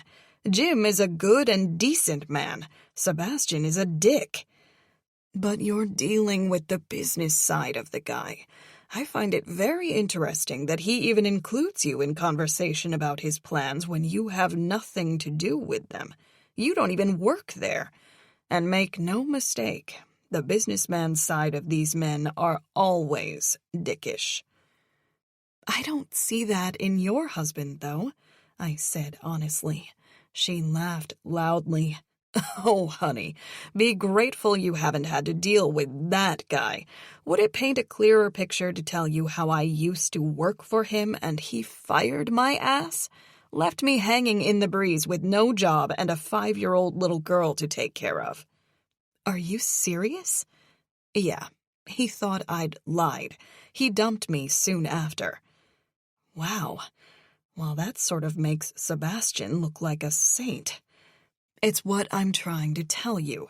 There's always a soft side, if you're willing to look for it. This is the thing, I said with a smile. I'm not willing to look for it. I truly do not find the man attractive. Not in the way you found yourself with Jim. I have no idea what you smoked before you came out here, and I know that even if I were piss drunk at the time, I didn't talk about the man like I wanted a relationship with him. I want his ass on that auction block and extremely uncomfortable, just like he's made me and my family since he arrived at the estate. She laughed. You may not see it now, but give it time, and I guarantee you'll remember this conversation. Shit. I rolled my eyes and sat up. I had to pack my shit and head back to the miserable bastard that everyone seemed convinced I had a love connection with. I thought Ashley was the spiritual hippie out of everyone, I said, referring to Avery's sister-in-law. But apparently her incense has gotten to your head. Hey, when I hear someone talk about a person the way you speak about that man, I pay attention. Maybe nothing comes of it, and I'm out of my mind. And maybe not. Time will tell. What will come out of it is this. If the man didn't hate me before I left for this mini-vacation with all of you, he will when I get back, and he finds out this auction was all my idea, I said, knowing that I'd sealed the deal on our destiny of never being together, even if hell froze over. We shall see, Avery chuckled. You wait patiently on that, I started, and I'm going to finish packing my stuff. I'll meet you all for lunch before we get off the yacht. With that, I left Avery to continue thinking crazy thoughts about me and Sebastian, and chose to focus and prepare myself for coming face to face with the man who would undoubtedly want me skinned alive. Though I disagreed with what Avery said, I had to smile at her fairy tale way of thinking. I couldn't and wouldn't fault anyone for trying to find the good in the bad, but sometimes enough was enough. I didn't want to date anyone these days. I was very happy being alone, as I'd been for the last couple of years. I wasn't looking for a relationship, nor did I want one. So, no matter what anyone thought about a handsome, very eligible bachelor living with me and my parents, I would be the first to crush those dreams. The only thing I wanted from him being an eligible bachelor was to pimp his ass out and use other women's desire to rake in a shit ton of money. Chapter 12. Sebastian. I swirled the contents of the Pinot Noir I was about to taste in my glass. After a healthy inhale, I could tell I would be impressed with the flavors. However, like everything I'd encountered at this place, I wouldn't get my hopes up until after I sampled it. Luckily, my assumptions were correct, and the flavor of the light red was to my satisfaction. Finally, something was going right around here. Like most wines from Saratoga Valley, it offered a unique expression of the elegant grape from which it was created. Like our winery on the coast of Normandy in France, Saratoga's wineries boasted delicate red fruit flavors and subtle earthly tones, primarily due to the cooler climate where those grapes were grown. Of course, France and California's vineyards were worlds apart. That was obvious to anyone whether they knew their wines or not, but there were very subtle similarities I could pick up on, and I was impressed. This Pinot had a beautiful balance between fruitiness and complexity, with notes of cherry, raspberry, and hints of spice. It perfectly represented the vineyard where its grapes were grown and harvested. The wine had been aged only 3 years, and since it could usually take between 2 to 8 years for a good wine to be produced after harvest, I was truthfully impressed that, in my opinion, the wine had reached its full potential in a short amount of time. Finally, we had some promising potential for this place. The new fermentation tanks were coming next week, and we'd be harvesting by the end of September, close to 3 months from now, which meant I'd have plenty of time to work with the marketing team to expand and distribute more wine than this place had ever done. Once that was in place, we could likely start seeing a return on our investment here in as little as 4 years. If Darcy Burke hadn't come up with a ridiculous plan to help recoup losses quickly, I would have been proud of how rapidly I'd managed to turn this shit show around and get the numbers into the black again, and bringing in an enormous amount of cash flow that would make everyone happy they invested in this place. Speaking of that little devil, her high-spirited ass came home, all smiles and laughter, last evening, while I was having dinner with Billy and Tina Burke for the first time since the day I'd arrived. The family was fascinating, to say the very least. We didn't discuss anything personal, just small talk about how we would progress, and how I was increasingly impressed with the staff's professionalism since we'd reopened the tasting rooms yesterday. I loved to see that the supply and demand system our marketing team put in place had worked to fill up the calendar and book this place solid for the next 2 months. Slowly but surely, and with the right skill in play, we were getting the Burke Wines brand out there. Feeling a bit lighter in my mood because of that, I decided to share that exciting news with Billy and Tina over dinner, and it didn't take long before Miss California breezed into the dining area, practically skipping with a newfound sense of excitement.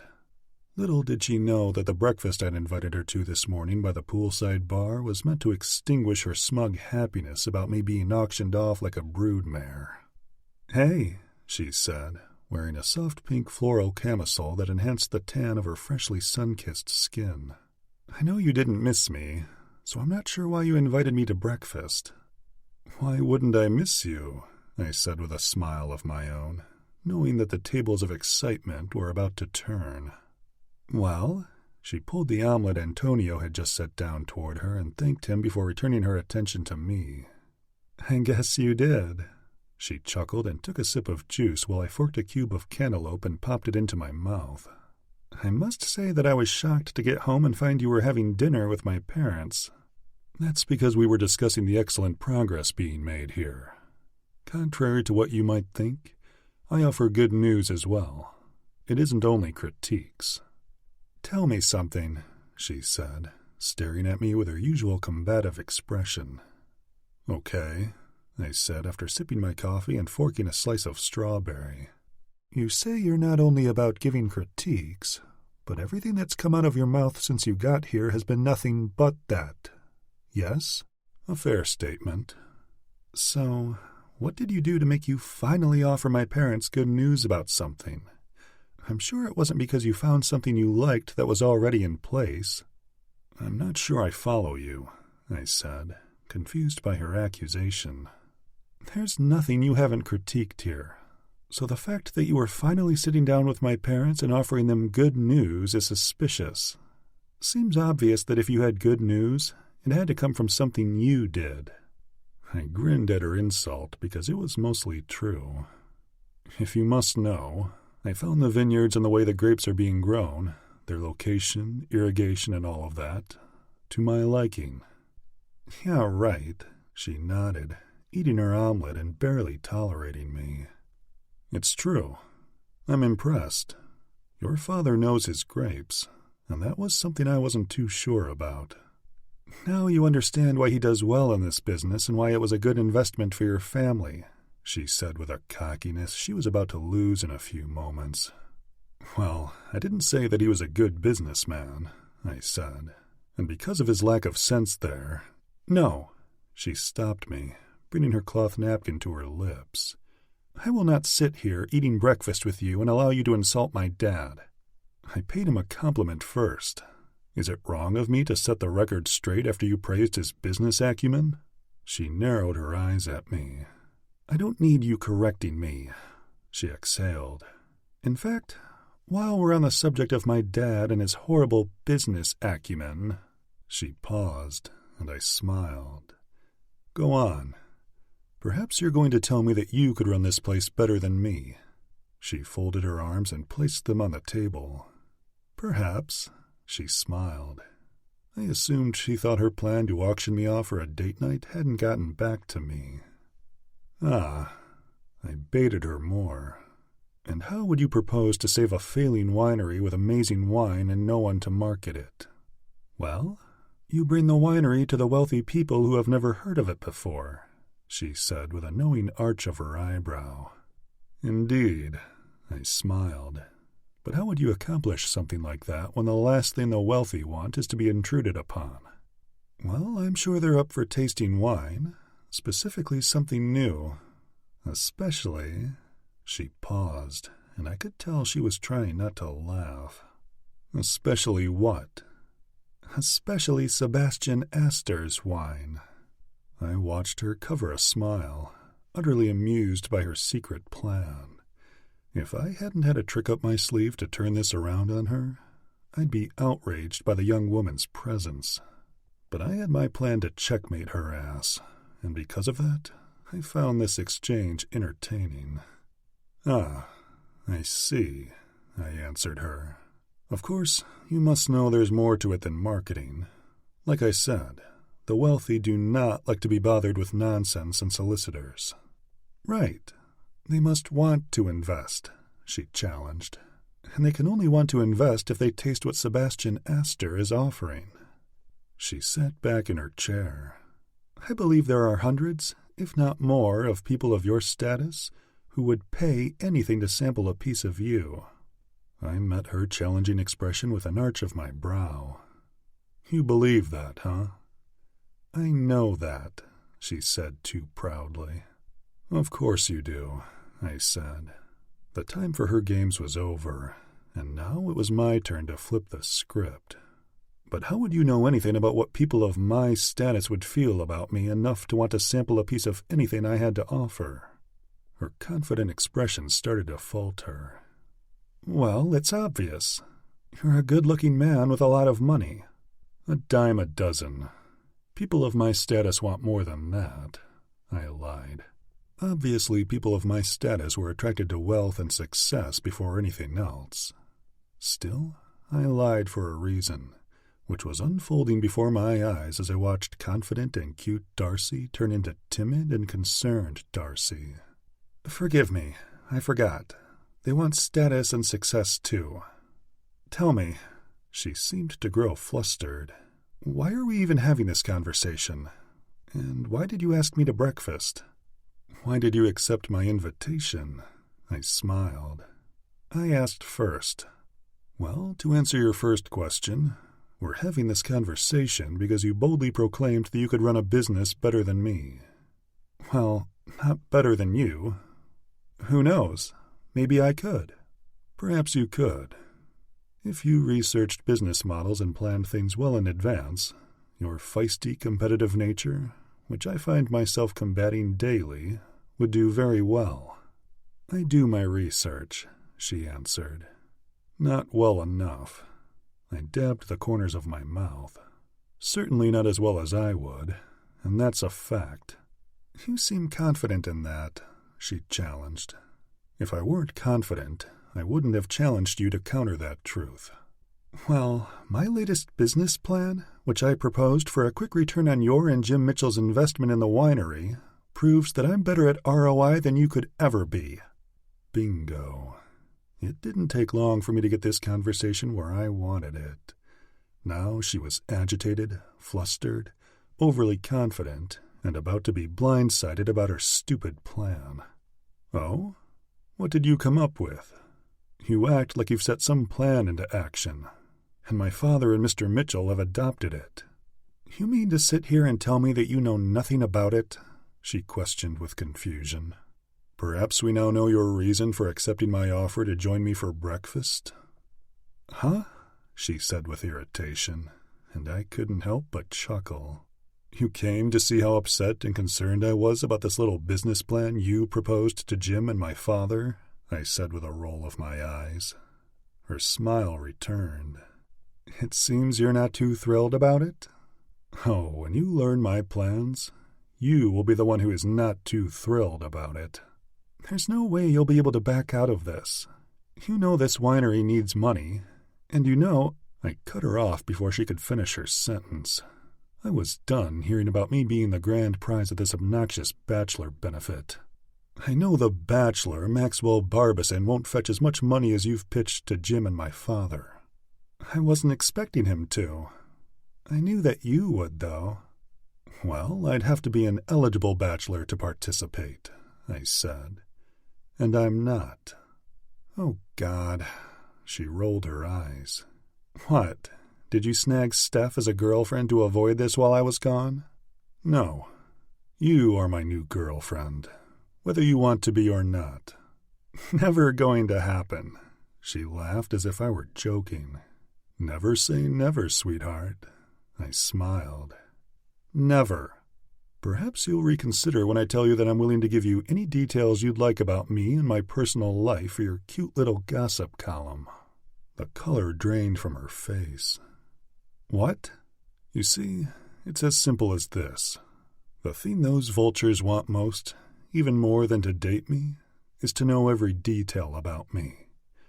I'm sure you already knew this in your line of work. Yeah, she said unconvincingly. Well, by allowing you to write a tell-all article about me, you will bring in an insurmountable revenue to your magazine and that spying billionaire chump you unfortunately work for. And it will also bring in peak interest to this estate, far more than auctioning me off ever would. She paused for a long time, probably weighing pros and cons like no one ever had. All I have to do is pretend that I'm your girlfriend to keep you from getting auctioned off, she said, as if this deal was worse for me than I would make it for her once we started fake dating. Correct. You stand in as my girlfriend, who I fell head over heels for soon after I arrived here, and I'll give you everything you need to know for your column. It's a win-win. I'm no fool, she said. You're a businessman, and you will always be the one to come out on top. No, I simply stated, but it needs to be believable. So if I see that you're not playing your role for everyone to see, the deal is off. What if I insist the deal is off? You wouldn't do that. I've researched you, and of all those bottom-feeding dumbasses you've been writing about, this will be your biggest story by a mile. Her expression told me I was right. You need this as much as I do, she said. Do I? She said in an exhale of nervousness and frustration. Fine, but this is only to help my parents. I grinned, knowing she had no idea what she was in for. Excellent. Now, I will inform my parents and Mr. and Mrs. Mitchell about how we're in love. You more with me, of course, and remove my name from their roster of stallions to be auctioned. No, she instantly shook her head. Jim and Avery can't— Well, Avery can't know about this. They must know about this. They're attending your ridiculous event. Everyone will know about this, I said somberly. She was nervous, and I was already enjoying watching her squirm in her hatred of me for ruining her plans. You don't understand. Avery and I were talking, and— Oh? I smiled. Perhaps she was already predicting a love affair blossoming between a grieving widower such as myself and a spoiled brat such as yourself. She didn't like that. Oh, you know that, huh? That's what women do, isn't it? They see fairy tales in every situation. I stood. However, I am no goddamn prince, and I will be rescuing no one. I'm just trying to survive this horrific life since my wife died. All while people are trying to take advantage of me and force me into brutally uncomfortable situations. I picked up my phone from the table and slid it into the inside pocket of my suit coat. You will stand in as my fake girlfriend, Darcy Burke. and you'll play your role. Our first double date will be with the Mitchells and the people in their circle, and you're going to make sure everyone knows that you positively adore your new boyfriend." "And your parents?" she said through gritted teeth, standing up and looking like she wanted to punch me in the face. "What will they think of you dating someone like me?" "They will be outraged and disgusted. I do not doubt that," I said. "That just gives me more fuel to go through with this business plan of mine, which is more successful than yours, because unlike you, Darcy, I do my research. I know everything before I throw out ideas and hope they will stick." I slid my hands into my pockets, watching her seethe and feeling the same. "I hope you're proud of yourself for involving me in your petty little game, because if you hated me before you left to go chum it up with all those people, you will despise me now." "I'm not afraid of you," she snapped. "You shouldn't be," I answered her outburst of frustration. "But what you will be is miserable until after that ridiculous event. That should concern you more than fearing me." "Go fuck yourself," she said. Her rage replaced every comeback she wanted to give me, but she couldn't think. "Perhaps I'll have you do that if you try to pull anything else like this on me again." "Ugh," I heard her say after I left her to process everything I'd roped her into.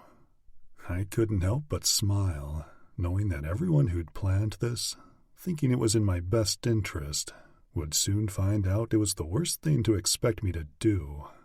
If that's how they wanted to play it, I would ensure everyone was as uncomfortable as me. No one had any regard for my grief, because they decided it was time for me to move on. The outrageous part was that they thought the best way to open me up was to make a joke out of me, standing me on stage and auctioning me off like a prized hog. Fuck no. I had more self-respect than that, and everyone was about to find that out, especially Darcy Burke. Chapter 13. Darcy. I stormed into my room like a pissed-off 4-year-old who had her Barbie's hair ripped out by a nasty little boy on the playground. I slammed the door shut, leaned back against it, and slid down until my ass landed on the painted concrete floor of my room. This fucking dick, I told myself about Sebastian. Completely trapped, but not ready to give up. He caught me off guard, that's for damn sure, but he would not win. Well, the only way he would win is if I were all about the money he'd baited me with to date him. Money that would be made off the article, which would give me everything I wanted as a journalist. It wasn't about the money the article would make, but Sebastian's story would be the biggest exclusive ever, catapulting my notoriety and giving me tons of new business opportunities in respectable fields of journalism. I could finally leave Lifestyles and start my own magazine, or publishing company for that matter, with the earnings I'd make, and my name recognition after that would open doors that weren't within reach to me now. It was very tempting. On the flip side, working at Lifestyles for the rest of my life and making chump change might be worth not having to date that bastard. Not to mention, I wouldn't have to eat my words with Avery about how I wasn't attracted to Sebastian. I meant what I said to my friend, and now this piece of shit was forcing me to lie to her because he was an entitled baby billionaire who couldn't be bothered to go on a straightforward date with someone who'd made this winery a shit ton of money? I mean, who cares? It would be like a business dinner, and this guy was throwing a tantrum like I'd recruited him to be on the newest season of The Bachelor. Okay, fine.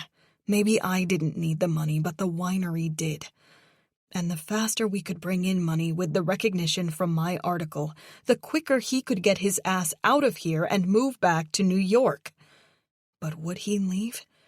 Would it be that fast? That's it. I couldn't do this. I wouldn't do this. I had more self-respect than this.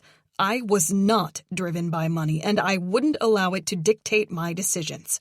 I had to go hunt his ass down and find him.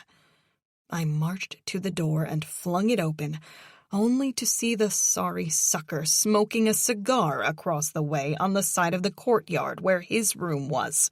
He was puffing away like a fucking king who'd cherry-picked his queen for the rest of her miserable arranged marriage life. Not me. No way.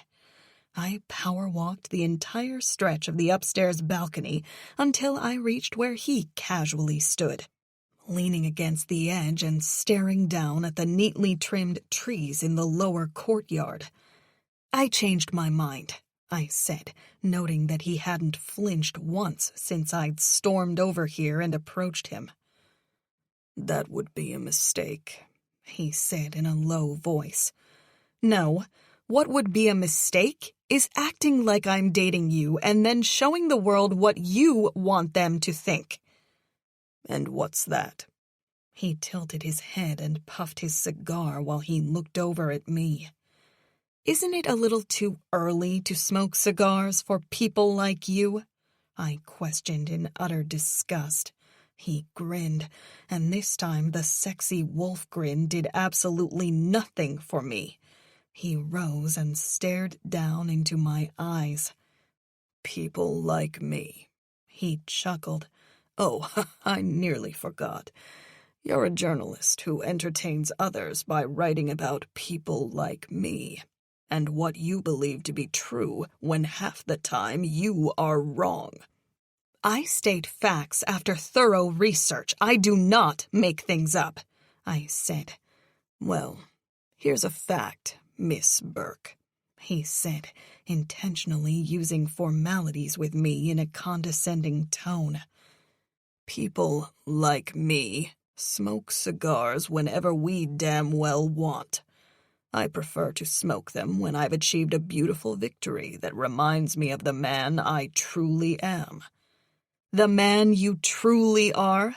What's that, a lying asshole?" "No, a man who won't be played or fucked with by you or anyone else. I'm to be respected." "Well, I'm here to disrespect you and tell you you're smoking a victory cigar too soon." I rudely pulled the cigar from between his fingers and stomped it out on the concrete walkway where we stood. He crossed his arms and exhaled in irritation. "Do tell me how you plan on backing out of this when you and I know it is highly profitable for you and your family to remain in agreement." "I don't need, nor do I want, any money or fame. I most certainly do not wish to write about you and give your sorry ass any more recognition than it deserves. Unlike you, I am not motivated by money. I'm not a prisoner to it like you are." I hoped my insult would have pissed him off, but he just grinned as if I were the idiot and he wasn't. "Well, that's fine then."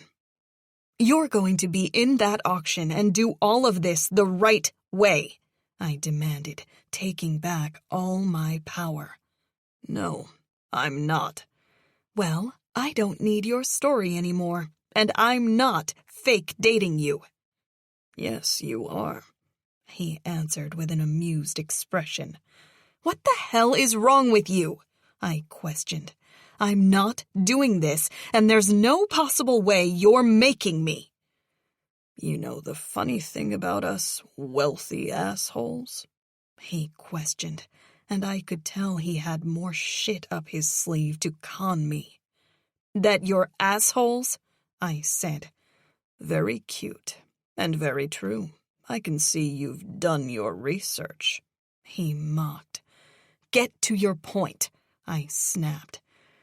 "We have so much money that when someone writes things about us that we don't like, especially if we don't want it talked about—" "Yeah, okay, Sebastian." I said his first name to avoid his games of stupid formalities. "I'm not writing anything about you, nor do I care to. I do not want you, of all people, to take up space in my head." "I know.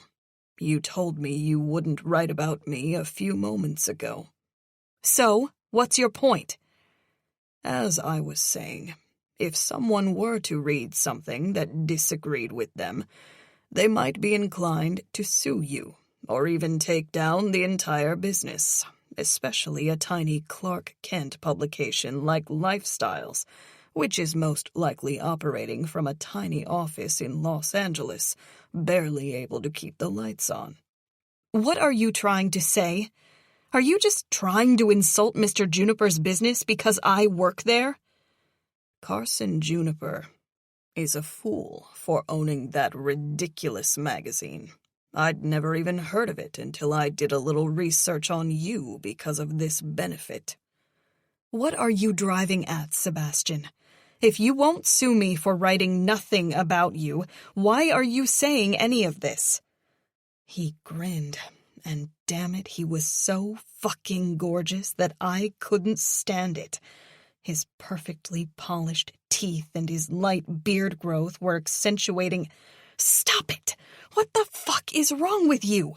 I thought, my hormones dominating my anger for a brief second. I needed to back up. I was standing too close to him, and his intoxicating cologne was fucking with me. I'm saying this because I wonder if you recall a certain woman.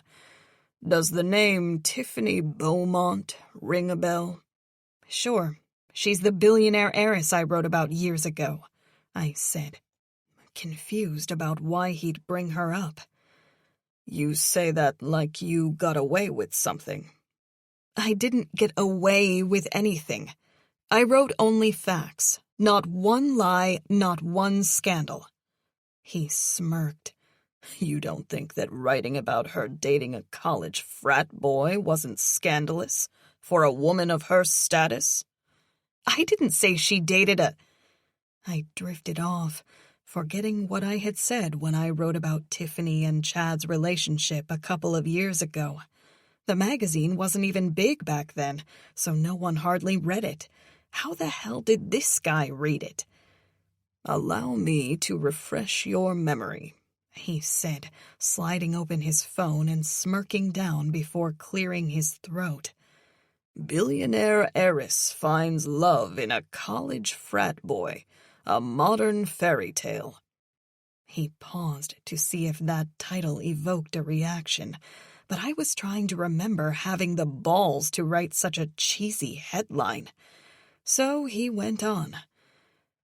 Once upon a time, in the glittering world of the elite, where champagne flowed like water and private jets were as common as taxis, there lived a billionaire heiress whose name was synonymous with extravagance. Let's call her Tiffany. He looked up at my blank expression. Jarring any memories yet? No, and that title is so lame. I'm shocked you'd think I'd write something like that, I answered casually. Oh, your name is right at the top. He turned the phone to show me, and I batted it away. I should have been more embarrassed that he'd dug up this cheesy thing that I'd put my name on than I was pissed off that he was baiting me with it for some dumb reason. Tiffany had everything a girl could dream of. A penthouse overlooking Central Park, a closet bursting with designer labels, and a fleet of luxury cars that could rival a dealership. But despite all her riches, there was one thing Tiffany couldn't buy. True love. He batted his eyes, acting like an immature idiot while mocking this damn story. It was slowly starting to come back to me. The dark-haired beauty was the heiress to her father's globally successful hotel chain, and she fell for a guy named Chad. I thought their love story was cute, but I didn't recall writing it to sound so fucking corny. Oh, whatever. I was young and new to all of this. The real shame here is that I thought this was amazing at the time. Because I didn't interrupt him, Sebastian pressed on. Enter Chad, a strapping young lad with a heart of gold and a GPA that barely scraped by, he said like some dad reading a fairy tale bedtime story. He was the quintessential college frat boy, perpetually clad in a backward baseball cap and sporting a grin that could charm the pants off anyone, quite literally in some cases. He stopped, laughing at the lame remark I'd added. I must have been high when I wrote this. Tiffany and Chad's paths crossed one fateful night at a charity gala, where Tiffany was holding court in a gown that cost more than Chad's entire tuition. Chad, emboldened by a few too many glasses of champagne, sauntered up to her and uttered the immortal words, "Hey there, beautiful, wanna dance?" I could tell he was working hard not to laugh at this stupid story I'd written about the heiress. To everyone's shock, including Chad's, Tiffany said yes. He practically yelled with all his dramatic emphasis. Okay, I get it. I held my hands up. I was a young, very new journalist when I wrote that about Tiffany, and that was so long ago that she probably doesn't even remember Chad. That's the point, he said, his dark eyes staring into my soul. If she were to find out about it, it might jar her memory. I'm sure her current husband, Andrew Wellington, would never approve of this, especially since she gave birth to their twins 4 months ago. His family would be outraged to know a small press had published this for profit. Did you have Tiffany's permission to publish this story about her wild and unruly dating years? No, I said, solemn and a bit nervous. But she obviously has never heard of it. It's old news. He clicked his tongue. No, Miss Burke. Any news is news when it comes to people of status. I am friends with the Wellington and Beaumont families, and I'm sure they'll be appalled when I tell them what you wrote about Tiffany. In fact, I know they will be. They would probably do anything to bury this article, the press that printed it, and you if they found out. I gritted my teeth together in anger. Blackmail, eh? I said, knowing I was so fucked because of this investigative asshole. That's the look you want? Knowing that blackmail is the only way I'll fake date you? It's a look I'm willing to have to avoid being auctioned off. Then I'll tell your dad and Jim not to include you in the benefit. Jesus Christ, I said, conceding my position just to get him off my back. No, sweetheart, he said with a glare. It's too late, since you've already sold my father on the idea. I've given you the only option, and no one is to find out the truth of this fake relationship. Do not threaten me, I seethed. I was backed into a corner, and it was clear that this bastard was as ruthless as he was handsome. Then I see we have an agreement. He grinned, took out another cigar, smelled the length of it slowly, clipped off the end, and lit it. I stared at his first victory puff in disgust.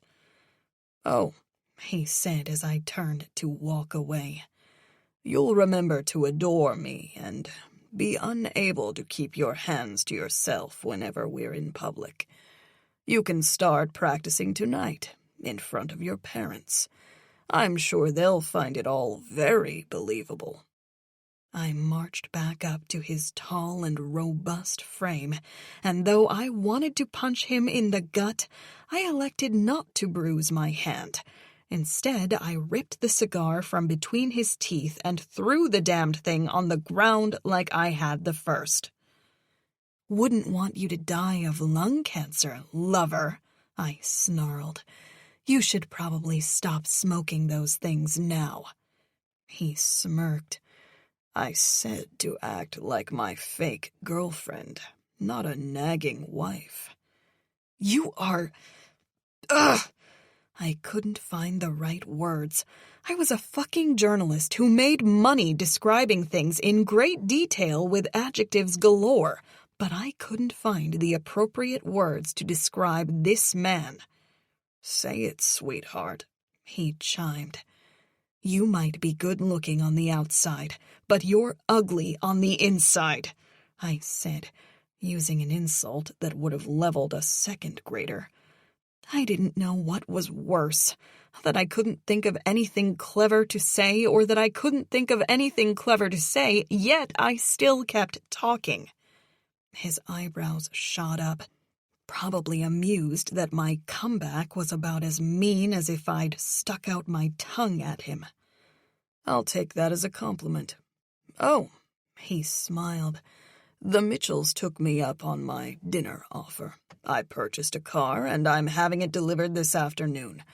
We'll drive it to Yountville tomorrow to dine at Chef Thomas Keller's iconic restaurant, the French Laundry. He should feel so thrilled, I finally answered after a long pause. I should have never tried to play games with this dickhead. There was no way out of this now. He had this backup plan because he knew I didn't want my reputation ruined or Mr. Juniper's magazine sued by some snotty billionaire family I'd written about without their expressed permission, regardless of it being harmless. Max nearly had a coronary about me wanting to publish the article about the private jet landing at the climate change conference, so I couldn't imagine the hell I'd get if this shit got exposed. My future in journalism would be over, and from the way Sebastian read that article, I was beginning to think it might have been over before it started. God, how embarrassing. If I didn't hate him before, it was safe to say I did now. Not like that would hurt his feelings or anything.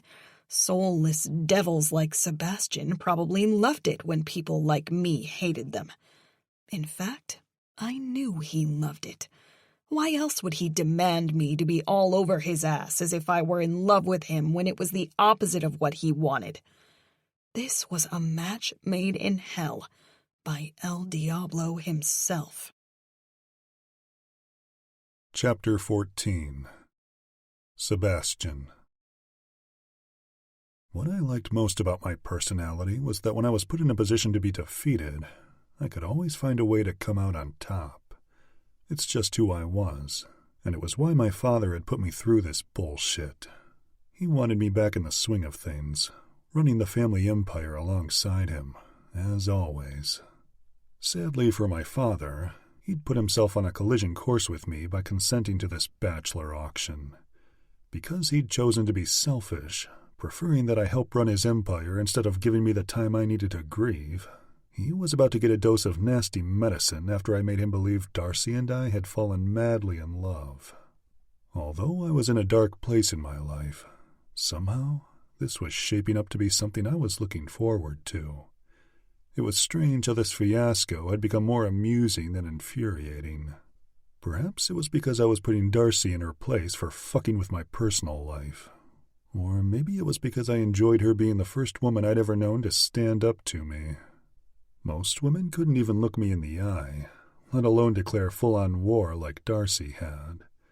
It humored me, and in some weird, twisted way, it turned me on. It was a bit of a mind screw, being turned on watching her cute ass storm off to her room like a spoiled child, because shit like that was notoriously intolerable to me. Yet here I was, admiring this absurdity. While dinner with her parents promised to be amusing, the highlight of my and Darcy's fake relationship would be the special dinner tomorrow night that I'd invited Jim and his wife to. If anything would make Darcy squirm out of her skin, it would be that. I finished washing up and preparing for dinner. Since dinner would be taken inside this evening, I wore my signature cologne, which I knew was irresistible to women, knowing Darcy would be intoxicated by it. I'd planned to torture her with my enticing cologne and fake charm, rendering her utterly miserable every night as she stared at her bedroom ceiling, unable to sleep, and wishing she'd never pulled her cute little stunt. I had to admit it. This was the most alive I'd felt since my wife died. Perhaps even before then. I joined the family later than planned because my meetings with our marketing team had run longer than intended. But after a quick shower and the satisfaction that Darcy would be more than uncomfortable tonight, I forgave my tardiness. "Hey, baby," Darcy said, her eyes bright, an expression filled with a radiant joy I'd never seen before. "You're late." She scrunched her nose adorably and eyed her parents, who wore similarly vibrant expressions. "Good evening, Cupcake," I said, using the most ridiculous pet name I could come up with, hoping to irritate her. I bent to kiss her cheek, and just before my lips touched her, she pulled her head away from their reach. "Oh, no, you don't," she said in a playful tone that I would have never guessed she possessed in a million years. "No kissing in public, remember?" "No," I said with a smile of my own, sitting next to her and running the back of my fingers over her bare shoulder and up the side of her neck. If that was a rule, we probably should have established that. Even though I saw my gesture create tiny goosebumps on her soft flesh, her eyes showed how much she wanted to punch me. "You two are just as I imagined," Tina said with a loud laugh and a quick clap of her hands. "So cute. I knew there was something more going on. And you, Darcy?" She eyed her daughter with a daring smile as Billy smiled brightly at the exchange. "I knew you had feelings for him from the way you've been behaving, acting like you didn't like Sebastian." She laughed, took a sip of her wine, and then gazed lovingly at both of us. "How did you feel when Darcy told you she would only date you if you promised to move to California and live here with us permanently?" I nearly choked on the wine I'd just taken a sip of before I recovered, then looked at Darcy with the best smile I could muster. "Why would you make up nonsense, Cupcake?" I stared at her, knowing she was spewing bullshit just to get under my skin. "You know this whole thing was unexpected, and your fascination with me is even more shocking than this ridiculous story you fabricated about us for your parents." "He's very shy about living here and intruding on you both," she said, pulling her eyes from mine and standing firm on her nonsense about how we fell for each other. "But I told him it would be the only way I would date him." I watched her, knowing there was a method behind this, and I waited for the new twist in this little game we were playing. She looked at me and smiled. "It's interesting, because I knew no one would believe how hard and fast we fell for each other, baby," she said. "So I had to prove to everyone that you were as in love with me as I am with you." "Well, I do hope this works out, because—" "Oh, it will work out. It absolutely must work out. I would hate to think that your mother and father are going to come all the way out here next week, only to find you weren't serious at all about dating a woman of my status." I miraculously refrained from breaking my wine glass when I realized she might actually have had the audacity to call my parents and tell them about this charade. I was planning to do that. If I could feed them my narrative, I could control their reactions, responses, and any other bullshit that would come my way when they learned of this. I just hadn't had the chance yet. Fuck. There's no way she had the balls, I thought, our eyes locked in a challenging gaze. God damn it, Seb. She's not afraid of you. So why would she be afraid of them? Wait. Billy's voice of excitement burst through my consciousness as I tried desperately to determine whether Darcy was calling my bluff. You mean to tell me Mr. and Mrs. Aster will be here next week? Yes, Darcy said, as if her dad had just won $1 million for guessing correctly. And the best part is that Sebastian will obviously be staying with me in my rooms. So... She hung on to the word and stared at me daringly. Well, let's just say it's a great thing you remodeled that entire wing of rooms you're staying in. I smiled at her, knowing now that she was full of shit. That's interesting, I said, glancing at Tina and Billy's enamored grins, then looking back at Darcy after casually taking a sip of wine. The Margot and Sebastian Aster that I know would never dare to intrude on your family by staying at the estate. In fact, I mustered my best warm, fake smile for everyone at the table. It would be below my mother's standard to stay anywhere without a Michelin rating. Sadly, I don't think we should get our hopes up for... I thought that too, Darcy interrupted me, as she was known to do since the day I'd fucking met her. But the strange thing was, they truly want to stay here with all of this. Your mother may not be amused, but your father was quite bubbly when he and I spoke on the phone. Bubbly? I questioned her with an expression of utter shock that I couldn't hide. What the fuck had she done? I must say, Cupcake, I plastered on that phony grin again. Many adjectives have been used to describe my father, but bubbly is not one of them.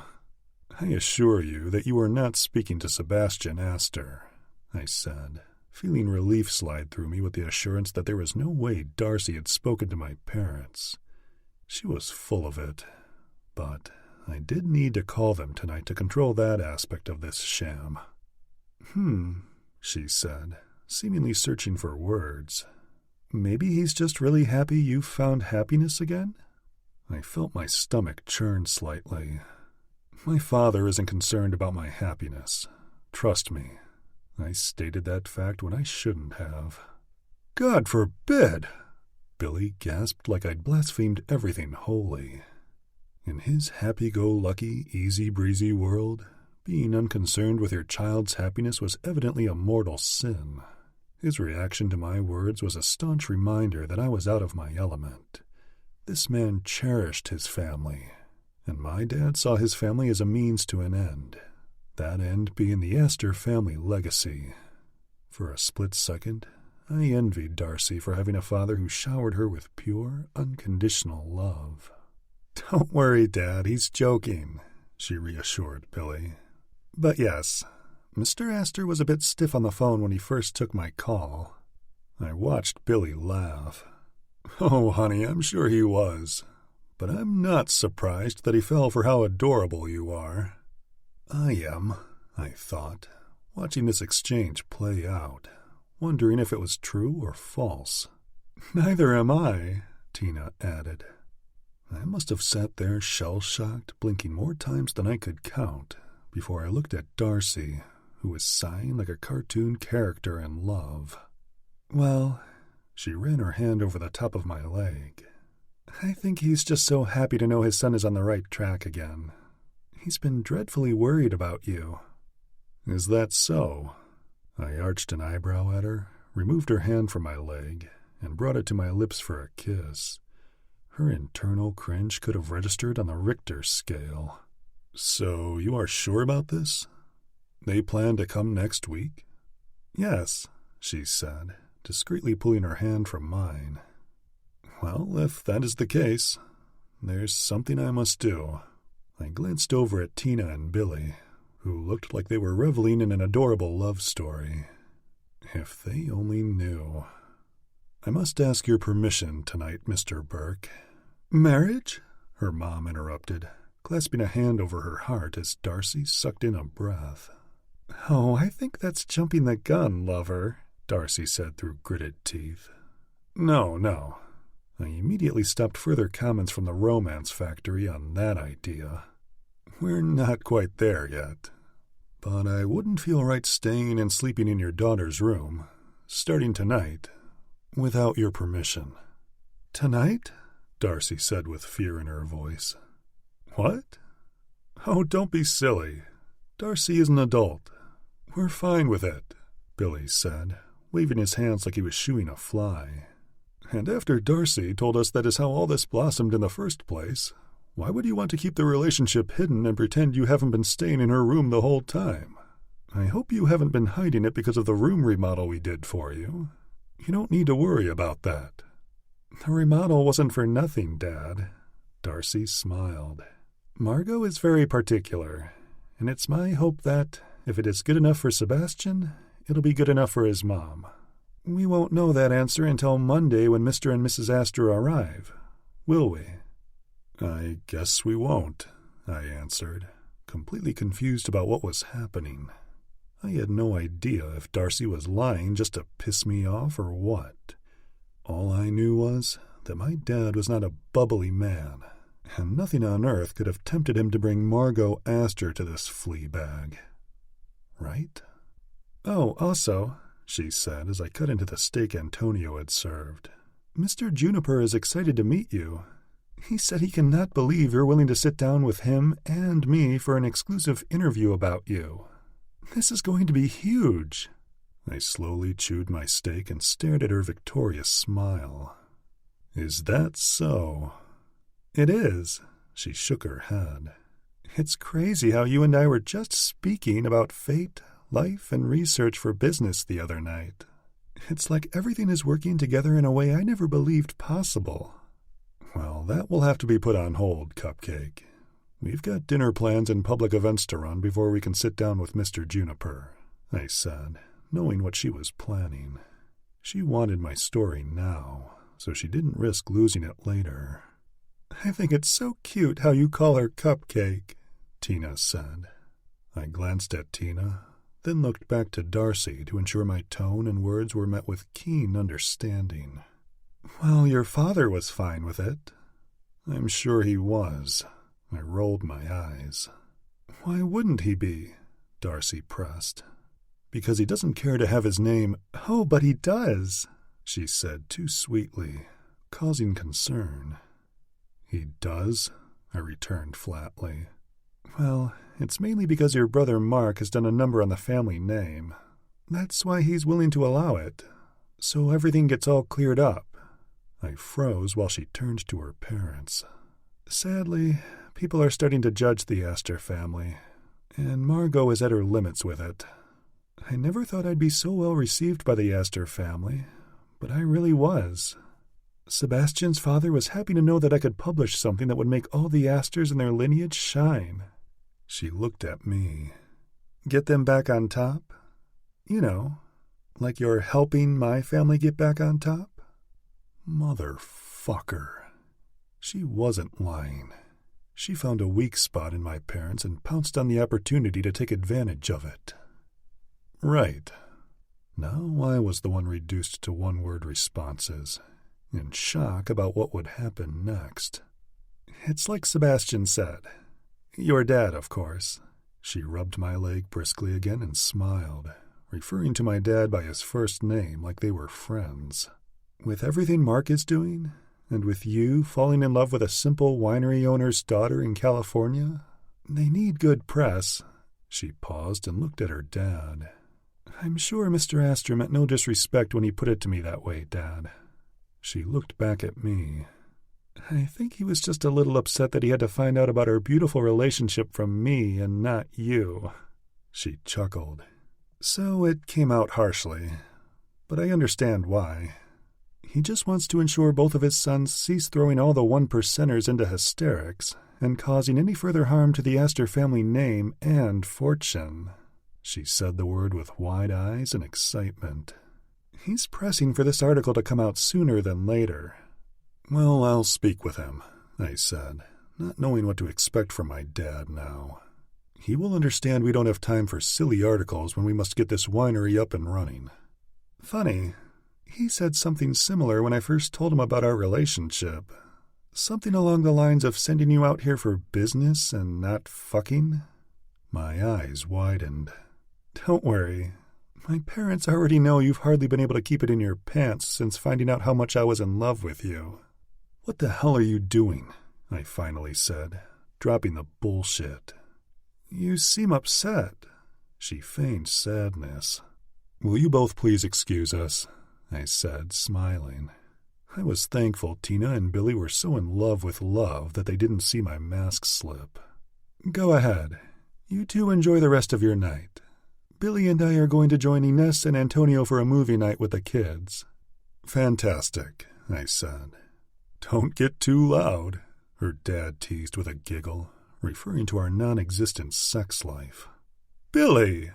Tina swatted at her husband as they both laughed with the joy of 1,000 children on Christmas Eve. Darcy and I would have to establish some ground rules from here on out before we both regretted this. I was 90% sure that she'd contacted my parents, and it was going to take a considerable effort to piece that back together. My amusement about this charade had quickly faded, putting me in damage control mode, all because Darcy thought the best way to fuck with me was to snitch me out to my family. She didn't realize it was the dumbest move she could have made. She had no idea how dangerous the bear was that she'd poked. Chapter 15. Darcy. You will tell me what exactly you're up to, Sebastian snarled after my parents floated out of the dining room on a cloud of love. I met his angered expression with a look of innocence. I think you need to take your own advice. Remember when you told me not to act like a nagging wife? Forgive me if I'm upset to learn that my fake girlfriend went behind my back and called my father of all people, he snarled. He was right where I wanted him, wishing he'd never fucked with me. I was not a woman who would kiss his ass, so I couldn't imagine why he was surprised that I wouldn't back down. I couldn't care less what this man thought about me, or if I'd made him angry, and with that in mind, I called up Daddy Aster. I told dear old Dad how his son had fallen in love with me, leaving him with the sinking feeling that his and Margot's plan for Sebastian to get over his grief had backfired on them. I said it in a compelling, innocent way, of course. I wouldn't want to give the Asters a real reason to dislike me. It was better to stick to the straight-up, black-and-white reason. Classism.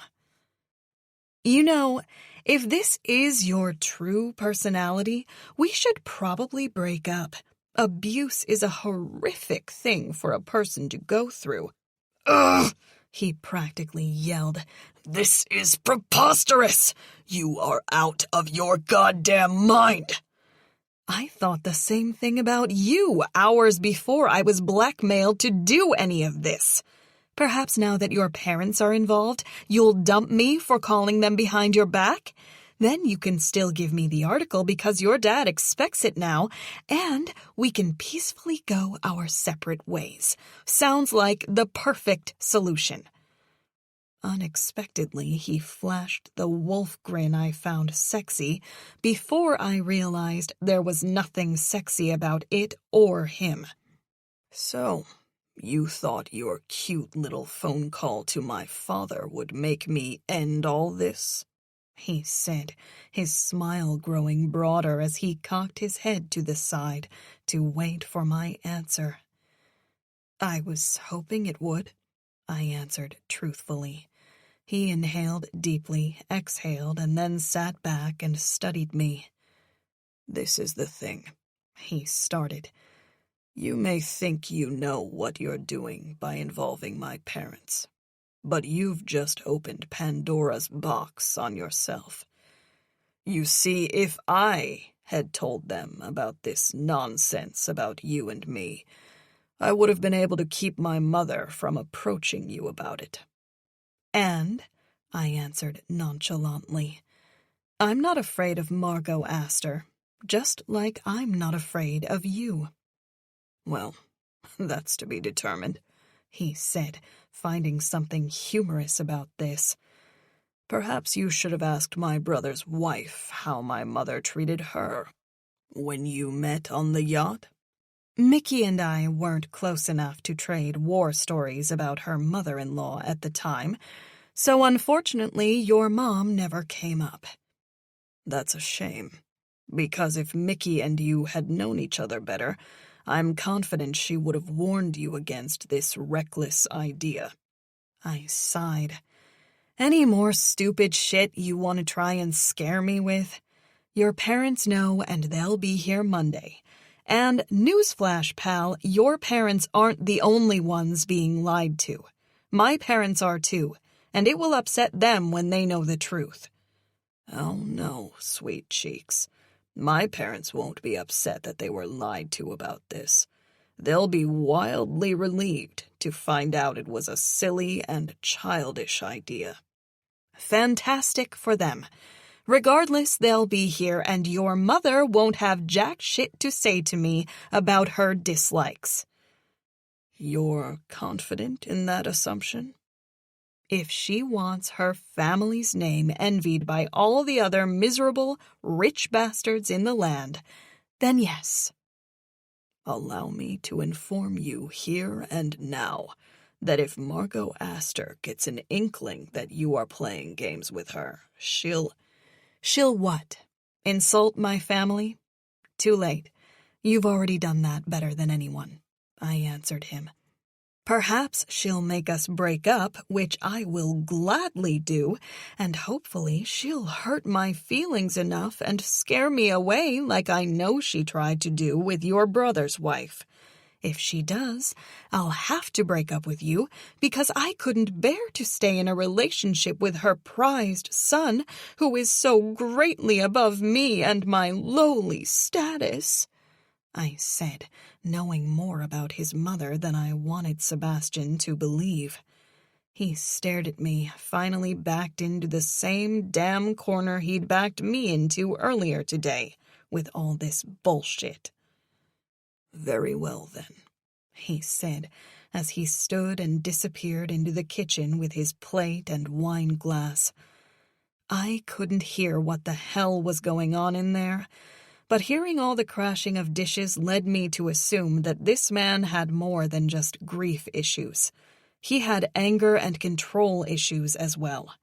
He was a beautiful disaster of bullshit, and I wasn't going to sit here another second and listen to him take out his frustrations on the kitchen. As I stood to march inside and ask him what his fucking problem was, he re-emerged from the house. Oh, no, you don't, Cupcake, he said. You're not going anywhere until we've laid some ground rules to follow from here on out.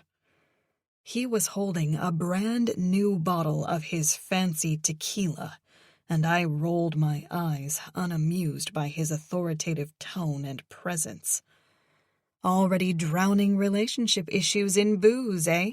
Seems like a perfect idea. And with that smart-ass remark, our first rule is that you stop acting like a nagging wife of 24 years who I'm stuck in a marriage with, he said, pouring 2 glasses of tequila. Be the cute, fake girlfriend you signed on to be. That's just the thing, I answered, holding my hand up to turn down the glass of booze when he offered it to me. This is how I act as a girlfriend. Oh, he said, sipping the tequila from the glass I refused. Well, that clears up my confusion about why a stunning woman like yourself has no one special in her life. Cute, I said. Tell me the next rule so that I can go to bed. I have a headache. No using the fake headache excuse to go to bed before 8 in the evening just to get out of my presence, he said, most likely trying to be funny and stop this from escalating to all-out war. Fine. Seriously, Sebastian, snap to it. I don't have all night for this. You might think this is fun and cute, but I do not. Call me Seb, he said. It's my nickname for those closest to me. I prefer that name, and I do not need you falling out of character by using formalities. Also, my late wife used to call me Babe, so do not call me Baby again. That is a hard and fast rule. Fine, I get that. And while we're on the topic of nicknames, the word cupcake must also be removed from your vocabulary. Very well, it's gone. In fact, no cute names at all, period. Everyone who knows me knows I wouldn't call a boyfriend any kind of a pet name, especially Baby, I said with an arch of my eyebrow. And I know damn well everyone who knows you knows you're not the kind of man to easily throw out a pet name, especially Cupcake. Well, I'd only planned to use that in front of your parents because I assumed they'd eat it up. And they did, of course. Bravo for you, Casanova, I said. Real names only, and no cutesy made-up bullshit. We'll both give ourselves away.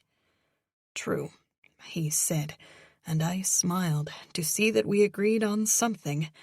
Rule number 2 or not, we both should have received an award for getting along, even if it was for a few seconds. Rule number 3, we cancel the interview with your boss. Nice try, by the way, and great effort to get your prize early, but I will not meet with that man. I promised you the story about my personal life, not Juniper. Also, my family will stay completely out of it.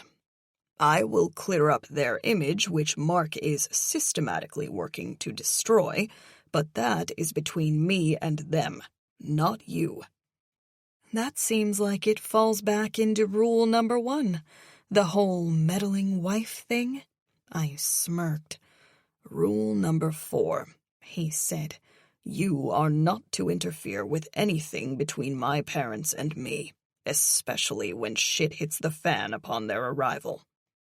I feel like you're making up rules as we go, I said, crossing my arms and challenging his smile as he poured another glass for himself. I simply have no other option with you, Darcel, he said with a smile while I glared at him. Darcel? Really, Dick? I answered. You said real names and no pet names, remember? Darcel is not a name I answer to. I never have. And honestly, I've heard that name more times since you've been here than ever before. I watched him chuckle in humor. I'm quite fond of it, actually, he said, choking back his laugh at something only he thought was funny. Rule number 5. Darcel is off the table. In all honesty, that should have been rule number 1. Darcel only gets pulled off the table if I get to call you a believable name. And trust me, you're going to want me to because I might slip. No, Darcel. Jesus Christ, now I'm even saying the damned name. He chuckled. Very well. No, Darcel. Thank you. Are we done? No, he answered. I prefer to kiss you only when it's appropriate, but if you pull away from me again, you're showing everyone we can't stand each other, and that raises red flags. So, especially since we're not using cute pet names, no pulling away if I greet my new true love with a kiss on the cheek. No, I answered, and that's a rule I'm not bending on. Nice try. We've got to make this believable. And tonight's display was a horror show. The Mitchells will see right through us. Our agreement calls for you to be obsessed with me, which means that you've been longing for the gesture all... Do you realize how sick you sound right now? Blackmailing me into being an obsessed girlfriend and insisting I show everyone I want a kiss. Rule 6. Stop fucking interrupting me every time I'm speaking, he snapped, and I smiled. I knew that annoyed you. I chuckled.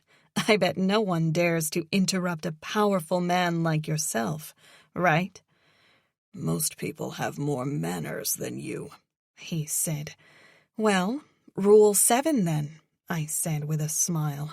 Don't act like a controlling husband who cannot tolerate being interrupted when I'm right and he's wrong.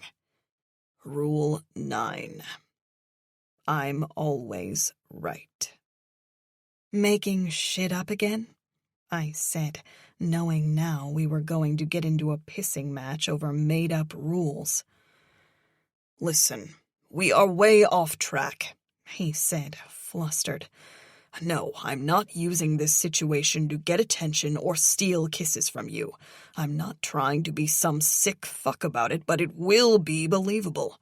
And most new and in-love couples can't keep their hands off each other. You and I must fall into that category, or everyone will see through our facade." Fine. I had to agree with the dick. Why am I doing this again? "You've gone so far out of your way to notify my parents and do all these silly things behind my back that you've forgotten there is no way around this. That is, unless you want Tiffany Beaumont and her lovely husband to destroy what reputation you have with—" "Right," I snapped. "Any more rules?" "Last rule. Stop going behind my back and doing things you think will upset me. It's going to land you in some thick bullshit if you're not careful." "Hasn't let me down yet." "Really?" he said, lighting a cigar. "It's landed you in a miserable relationship with me for the next couple of months, and unless I can get my mother settled down, you'll be dealing with her wrath when she arrives on Monday.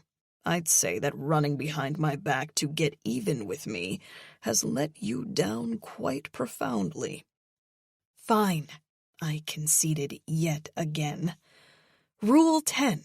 I jerked the cigar out of his arrogant and proud mouth. "No smoking in the house." I turned and marched out of the dining area with his bottle of tequila and cigar, searching for a quiet place to unwind my frazzled nerves. I plopped down in the grass behind the tree beyond the courtyard perimeter, where no one would ever stumble across me. I took a huge swig of the smooth tequila before taking a puff of the cigar, which nearly made me gag. I had no idea how I was going to make it through this, but if I had to start tolerating sick, disgusting things, I might as well start with cigars. Chapter 16. Sebastian. I waited for Darcy in the Bugatti I had delivered from the dealership where I'd purchased it in Beverly Hills. It was a unique showroom car the previous owner had purchased from Sotheby's before deciding they didn't want it. I didn't hesitate to buy it for 2 reasons. It was a one-of-a-kind, and I needed to do something nice for myself since I'd inadvertently found myself in a war that seemed to have no end. Where the hell is she?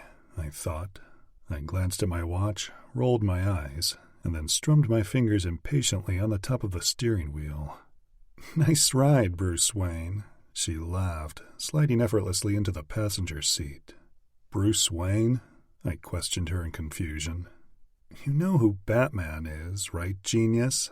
she said, predictably annoyed. "Right, of course," I answered. "Although I have no idea why you would call me that, since your opinion of me couldn't be any farther from a superhero." She looked over at me as if I'd just asked her to spell the words "fuck off," and sighed. "Your car looks like the Batmobile.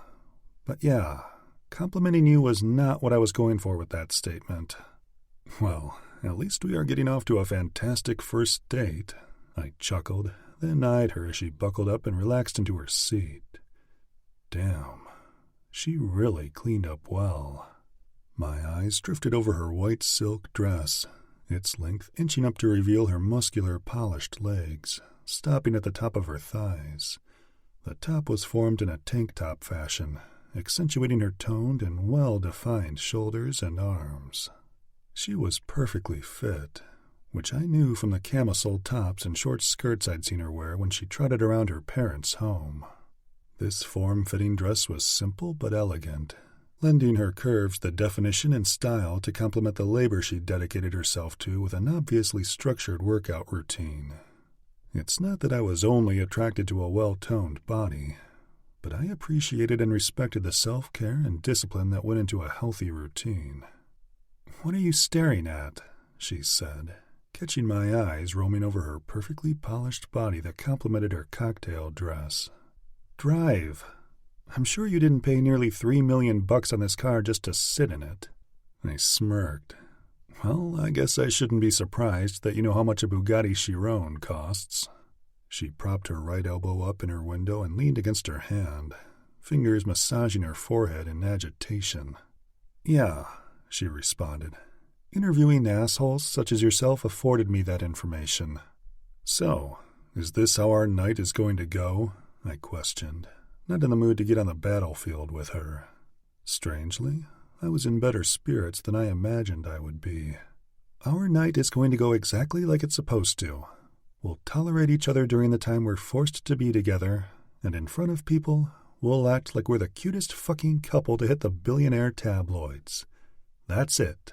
You're not getting any more from me." I was hoping we could at least be civil to each other. She looked at me and narrowed her eyes. "How can we, of all people, be civil to each other? Everything you do irritates the shit out of me, and you love to over-evaluate everything I do and state how I'm wrong. We are from two separate worlds, and have found ourselves on a collision course on a highway of fuckery." "Well, that's certainly one way of putting it." I smiled, knowing she wasn't far from the truth. "All I can hope for is that I can actually pretend well enough not only to like you as a person, but also as a fucking lover, or else my career is shot to hell." She raised both eyebrows in reproach to me. "Thank you for this, by the way. I don't think I've ever been so fucking stressed in all my life." "Well, just fake it," I said. "Isn't that what women are known to do? You really know how to say the worst thing at any given moment. You know that?" Her eyes widened at the statement that I believed to be accurate. "I guess I shouldn't hold your sexism against you, though, since I'm 1,000% certain that every woman you've met has had to fake it with you," she seethed. "Now drive your fucking cartoon car and get us to this dinner with Jim and Avery so I can lie to my friend's face." "Fuck!" I'd lost my patience with her mood. I considered canceling all of this for a moment, but then I remembered why I was doing it. I pulled out of the long asphalt driveway, which should have been repaved at least 7 years ago, and instead of poking back at the little tiger sitting at my side, I kept quiet. I figured a lighter topic of conversation was the way to go. It would be 15 to 20 minutes before we arrived at the restaurant, and we needed to be less repulsed by one another by that time. Having been married to a woman who insisted upon receiving compliments, which would determine whether I would get laid after our date nights, I knew what I needed to do. A casual conversation was the safest bet to smooth over the angry woman at my side, who was acting like a miserable wife and not a newly obsessed girlfriend. Jim and Avery would see right through us if I didn't change the mood. Now, what the hell should I compliment her on? I glanced over, seeing her stare out her window, pointedly ignoring me and acting like she was stuck in some prison. I would have felt sorry for her, but she started this by thinking that auctioning me off would be funny.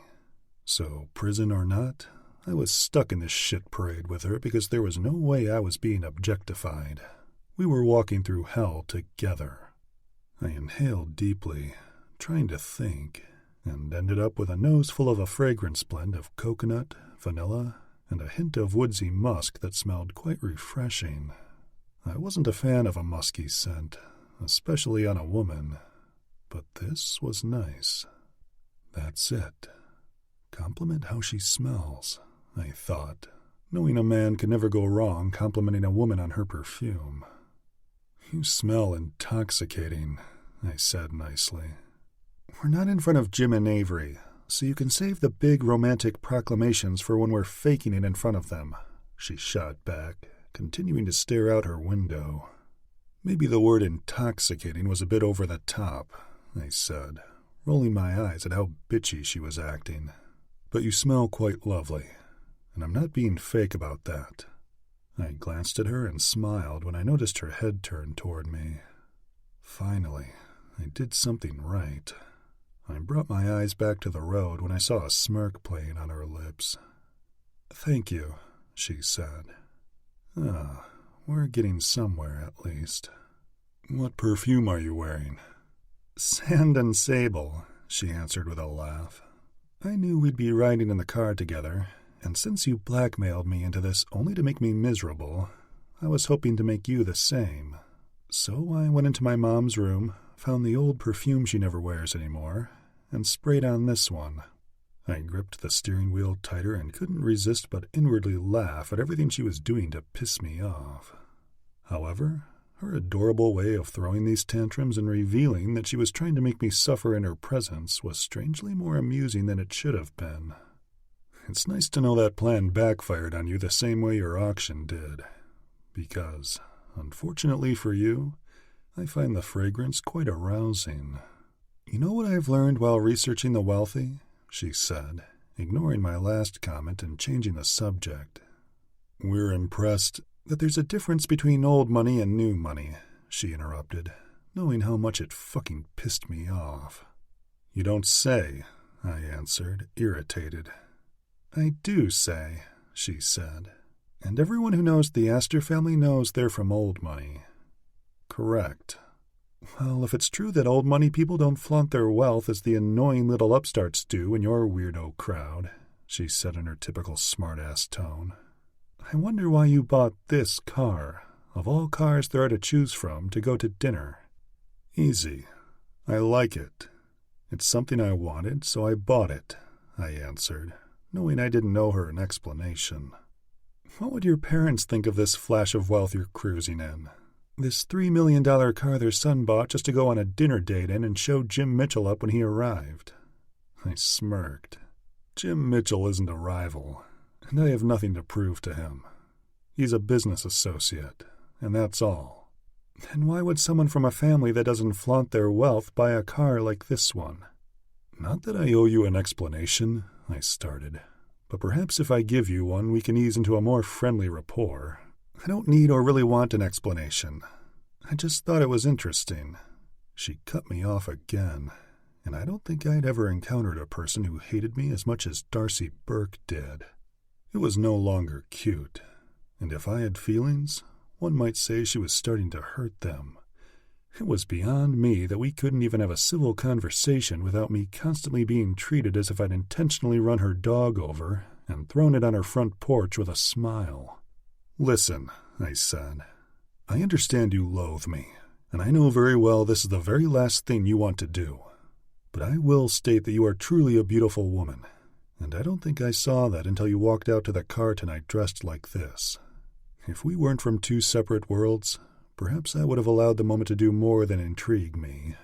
However, it is impossible to allow myself to feel anything for you. Is this your idea of a compliment? Telling me I'm pretty while putting me in my lower-class place? She smiled and shook her head. Get to your point. And please, whatever you do, try not to compliment me, because compliments are always disguised insults from what I've learned about you.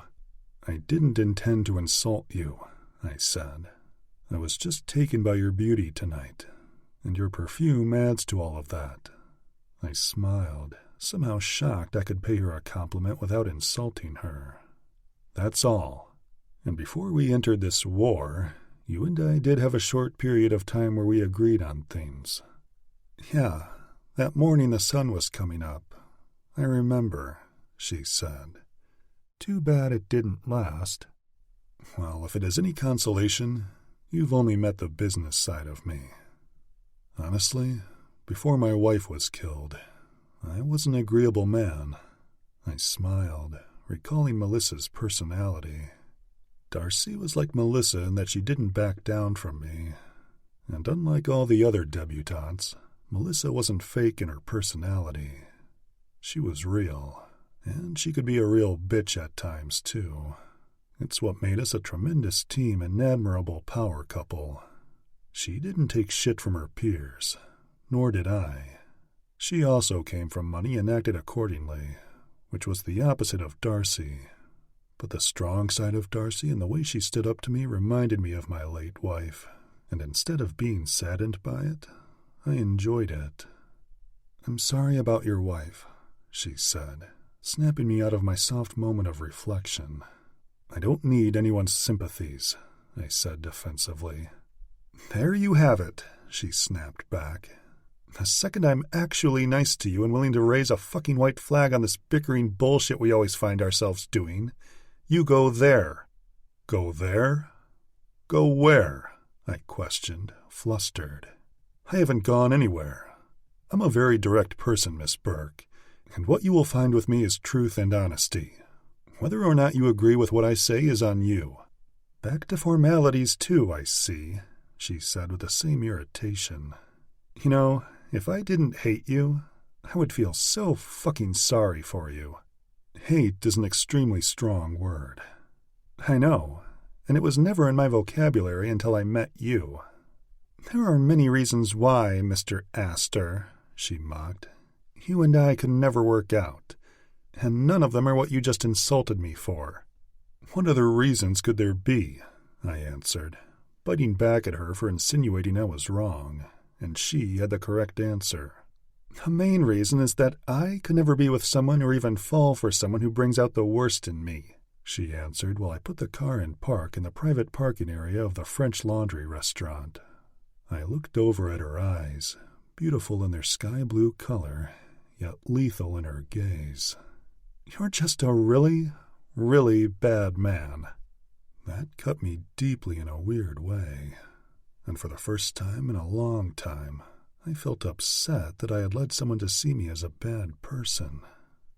I'm sorry you feel that way, was the only response I could muster while I opened my door to step out of the car. Her eyes held mine. I don't need anyone's sympathies, she said, throwing my words back at me. Before I could respond or step out of the car to open her door and take her hand as a gentleman would, she had stepped out of the car and slammed the door shut. I had no idea what would happen at dinner tonight with Jim and Avery Mitchell. What I did know was that Darcy and I, if left alone for longer than 15 minutes, could do some very real damage to each other. We were the supreme definition of opposites not attracting. Chapter 17. Darcy. Though I'd lived in the area forever, I'd never been to the French Laundry, and now that I was here, I regretted not coming sooner. It was everything I expected it to be, and so much more. The brick building dated back to the pastoral 19th century in the Napa Valley, when it was, in fact, a French hand laundry. The building was an ivy-colored, 2-story former laundry surrounded by herbs, roses, and a modest garden.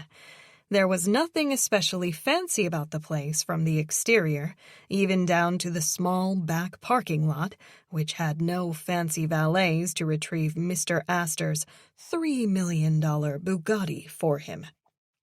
Walking through the interior, I was able to keep relaxed, feeling a sense of romance and charm, even while the only enemy I'd ever made casually rested his hand on my lower back, guiding me through the place as if he owned it.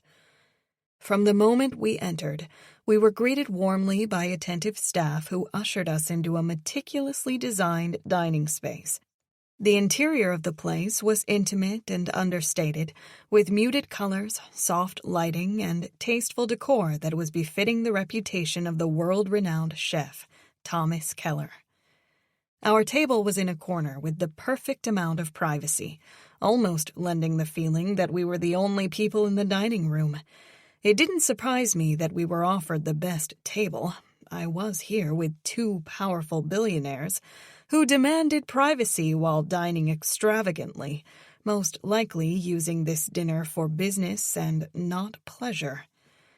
While it was obvious that business was why we were here, aside from Sebastian being a dick and wanting to make our first appearance as a couple in front of his business associate, I had to admit the atmosphere felt the opposite of all of that. Thank God for that, too, because I had many thoughts about throwing myself from Sebastian's car on the trip here. Maybe that's dramatic, but I was genuinely dreading having to lie to Avery and Jim. And worse, doing what I'd been doing since we began our luxurious dining experience, smiling and acting starstruck that Sebastian Aster was mine. Avery and I kept the conversation light while Jim and Sebastian chummed it up over details of how Sebastian was refining and enhancing the winery.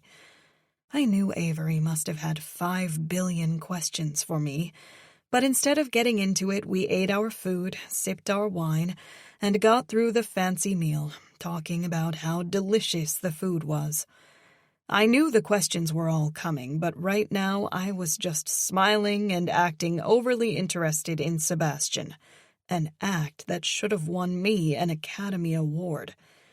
Thank God this man looked fine as fuck in his bespoke suit, with his sharp-as-a-razor jawline, freshly shaven skin, and perfectly polished features from head to toe, because it helped ease the headache of frustration threatening to ruin my night. Instead of being annoyed with his smooth, deep, commanding voice, I found it soothing. Seriously. I had no idea why, but perhaps I had a nervous breakdown in the car on the way over. Or the insanely expensive wine that had been paired with each course we were being served was going to my head. "I am impressed with the efforts of the marketing team," Jim said, relaxing back in his chair as his and Sebastian's conversation began winding down to more casual talk. "Truly," Sebastian answered. "To have this particular team on board going full force until things turn completely around is the effort I wanted when I put them in place." "And you," Jim brought his attention to me. "How did you manage to pull this one over on me?" He grinned, glancing at Avery's excited smile, then eyed me. "No one lies to me and gets away with it." Avery laughed and nudged him in the ribs at his reference to the time he fired her for thinking she'd lied to him before they were married. I chuckled, appreciating our relaxed dining vibe. Oddly enough, even with Sebastian here, we were forming some cool bond, like old friends who'd known each other since childhood. "Very cute," I answered him. "I'd hate to think what you'd do to me for lying to you after Avery told me you fired her over a lie when she was your girlfriend." "I'd love to say that was the biggest mistake I ever made." His eyes roamed back to Avery lovingly, then to me and Sebastian. "Of course, if I hadn't, I wouldn't have cleaned up my mess of a personal life, which resulted in me truly appreciating that this woman had been delivered to me by the angels." "Oh, please." Avery rolled her eyes and sipped her wine. "Don't listen to his bullshit. He just wants to get laid tonight. And speaking of angels bringing people into each other's lives..." She eyed me, then brought her attention directly to Sebastian, as if she might have been questioning whether to buy into this whole relationship thing we were faking. "Is that how you feel about our sweet Darcy, Sebastian? I think she's an angel and a half. But does Sebastian Aster?" She said his name with the mystery it seemed the Aster family loved generating about themselves. The man who seemed to have sworn off women for all eternity. Have you suddenly found love? The way she questioned him was cute but protective, almost as if Avery wanted to ensure he had good intentions and wouldn't hurt her friend. It even caused Sebastian to pause momentarily, before resuming a look of adoration for me. "This is true," he answered. "And trust me, I'll face the same questions when my parents arrive here on Monday." Avery nearly spit the wine she'd just sipped back into her glass, then looked at me. "Are you—" She paused, because she knew what everyone knew about Margot Aster. The woman was lethal in protecting her family and status, and I was a major threat to their legacy if Sebastian, her firstborn son and principal heir to their centuries-old dynasty, was in a relationship with me. "Are you prepared for that?" I chuckled and smiled sweetly at the man I couldn't stand. "Oh, you know this handsome man of mine has prepared me for his family. I squeezed his knee, trying to offer a soothing rub on his leg, and watched as his eyes widened with surprise. I watched in amusement as a youthful and adorable expression crossed the man's features, not because he was offended by my touch, but because I'd squeezed him at a ticklish part of his knee. The formal smile he'd held all night slipped into a goofy grin as he began to wiggle involuntarily. It was a cute moment, probably one we both needed, since this was the longest we'd gone without trying to bite each other's heads off. "Jesus Christ, you two are so damn cute," Avery said while Sebastian pulled his eyes away from mine bashfully and shook his head as if to try to think straight again. Shit, even I had to take a breath. I couldn't believe how attractive he was when I saw a playful expression on his face. "I thought you two were pulling one over on us," Jim added as Sebastian and I pulled ourselves together over the brief, candid moment neither of us saw coming. "I guess I was wrong. You two are really into each other." "I have no time for silly games." Sebastian looked into my eyes, and I watched the fake side of him return. "We're dating, but unlike you and Avery, there are times I think the devil sent her to me, not the angels." Jim and Avery laughed, and I stopped myself from snapping at him for his stupid remark. "You say that like I'm the one who deviously stole your heart," I laughed, feigning that I adored him in some stupidly believable way. "Well, didn't you? It's as though you gave me no other option.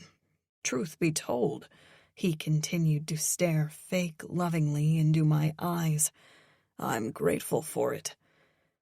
"Well, I guess the devil was looking out for you," Jim said, shooting me a wink, "because you were supposed to be the grand prize at the bachelor auction." Jim and Sebastian laughed, making me marvel at how easily some men could forge friendships. The two men had been merely acquaintances before investing in the winery. Now I watched as Sebastian turned into this light-hearted, dare I say fun, kind of a guy as he and Jim began to joke with each other as if they were long-standing friends. I wondered if it was all fake, but I knew Jim Mitchell was anything but fake. And since I'd gotten pretty good at seeing Sebastian be a phony while we were pretending to date, I could tell he wasn't acting with Jim.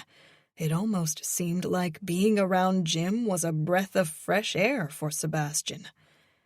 Jim was a firm businessman with a commanding presence, but also a cool guy.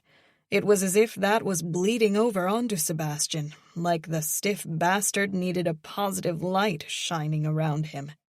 It was strange to see, because I hadn't seen a lighter side to Sebastian since he arrived at my home like an ominous thundercloud. "Perhaps that's why we're in the relationship," Sebastian teased Jim with the truth. "What the hell were you thinking to allow such an absurd idea anyway?" he questioned Jim, his playful, yes, playful, eyes dancing in excitement when he looked at me. "Not to insult you, sweetheart, but your cute games can get a little too wild sometimes." "I'm not insulted at all," I said, genuinely shocked yet weirdly happy about Sebastian's current mood. "I just didn't think you wanted anyone to find out about us, and I figured it was a perfect plan to keep our relationship hidden." As I felt my heart skip a bit, seeing this man lighter and happy for once, and oddly finding him beyond attractive, I couldn't help but wonder if I was watching a broken man who'd been in a very dark place, suddenly seeing the light again.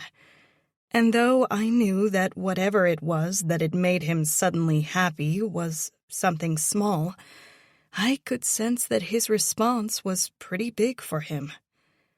"And a perfect way to pimp out your guy," Avery said with a laugh, then looked at me like I'd grown 2 heads. If I was honest with myself, I think I probably had, given the sudden change of heart I was feeling for Sebastian at the moment. Happy for him to be happy? "You and I met because of how the women in their circles can be. I'm shocked you'd throw your highly sought-after man up on the chopping block for one of them." "I wasn't thinking," I said, remembering when Avery and I had met at a gala. "Could you imagine someone like Haley Foster bidding on him?" I laughed, recalling the woman who tried to ruin Jim's reputation after he acquired her small publishing press. She'd created a fake scandal after she developed intense and psychotic feelings for him, which resulted in a restraining order after she showed up drunk at the gala. She confessed everything on a microphone to everyone in the room, saying she was madly in love with Jim and accusing Avery of stealing her soulmate from her before she'd had a chance to meet him. It was the most bizarre scene I'd ever witnessed. And it was how Avery and I met, so it was always funny to rehash. "Do you know that she fled the country to evade taxes?" Avery said. "The feds caught up with her, though. Can you imagine what a life?" "I think I recall hearing something about this," Sebastian said, looking at Jim with concern. "So there was nothing between you and the woman?" Jim's expression darkened, and then he looked at me and smiled. "God, no, but if it weren't for my wife and your little devil, it could have been much worse." Sebastian looked at me in question. "What did you do?" His mask and fakeness had dropped, and he was asking me a question with sincerity. "She saved his ass," Avery said. "Well, Jim wasn't losing a dime over the woman, but after Darcy sat down with him and hung out with us, she wrote the most beautiful and glowing article about who Jim really is. She's the only one Jim has allowed to write anything personal about him." She smiled at me. "And you did well on that. I still am shocked that you're not out on your own and writing for a more reputable company instead of working for Juniper," Avery said, rolling her eyes. "You know I can't stand your slimy boss." Sebastian reached down and gently grabbed my leg, but his touch caused me to jump instead of being cute and gazing into each other's eyes like we did moments ago. "Look at that," Sebastian said with a flirty grin, another expression I'd never seen. "I'm not the only one who doesn't want that creep getting any money for my life story." "Wait," Jim said, looking at Sebastian. "You're having her write about your personal life?" He chuckled and sat back, his left hand casually propped up on the back of Avery's chair. "This is fucking new." "Well, it's not because I want her to," he said, looking at me. "Don't take that as an insult, sweetheart." Then he looked at Jim. "But I had to pick the lesser of two evils when I found out my lady had decided to auction me off for money for the winery. I opted for the interview instead of a high-risk date, and after hearing about what happened between you and that woman, I think you can easily understand why I'm not going on a date to the highest bidder."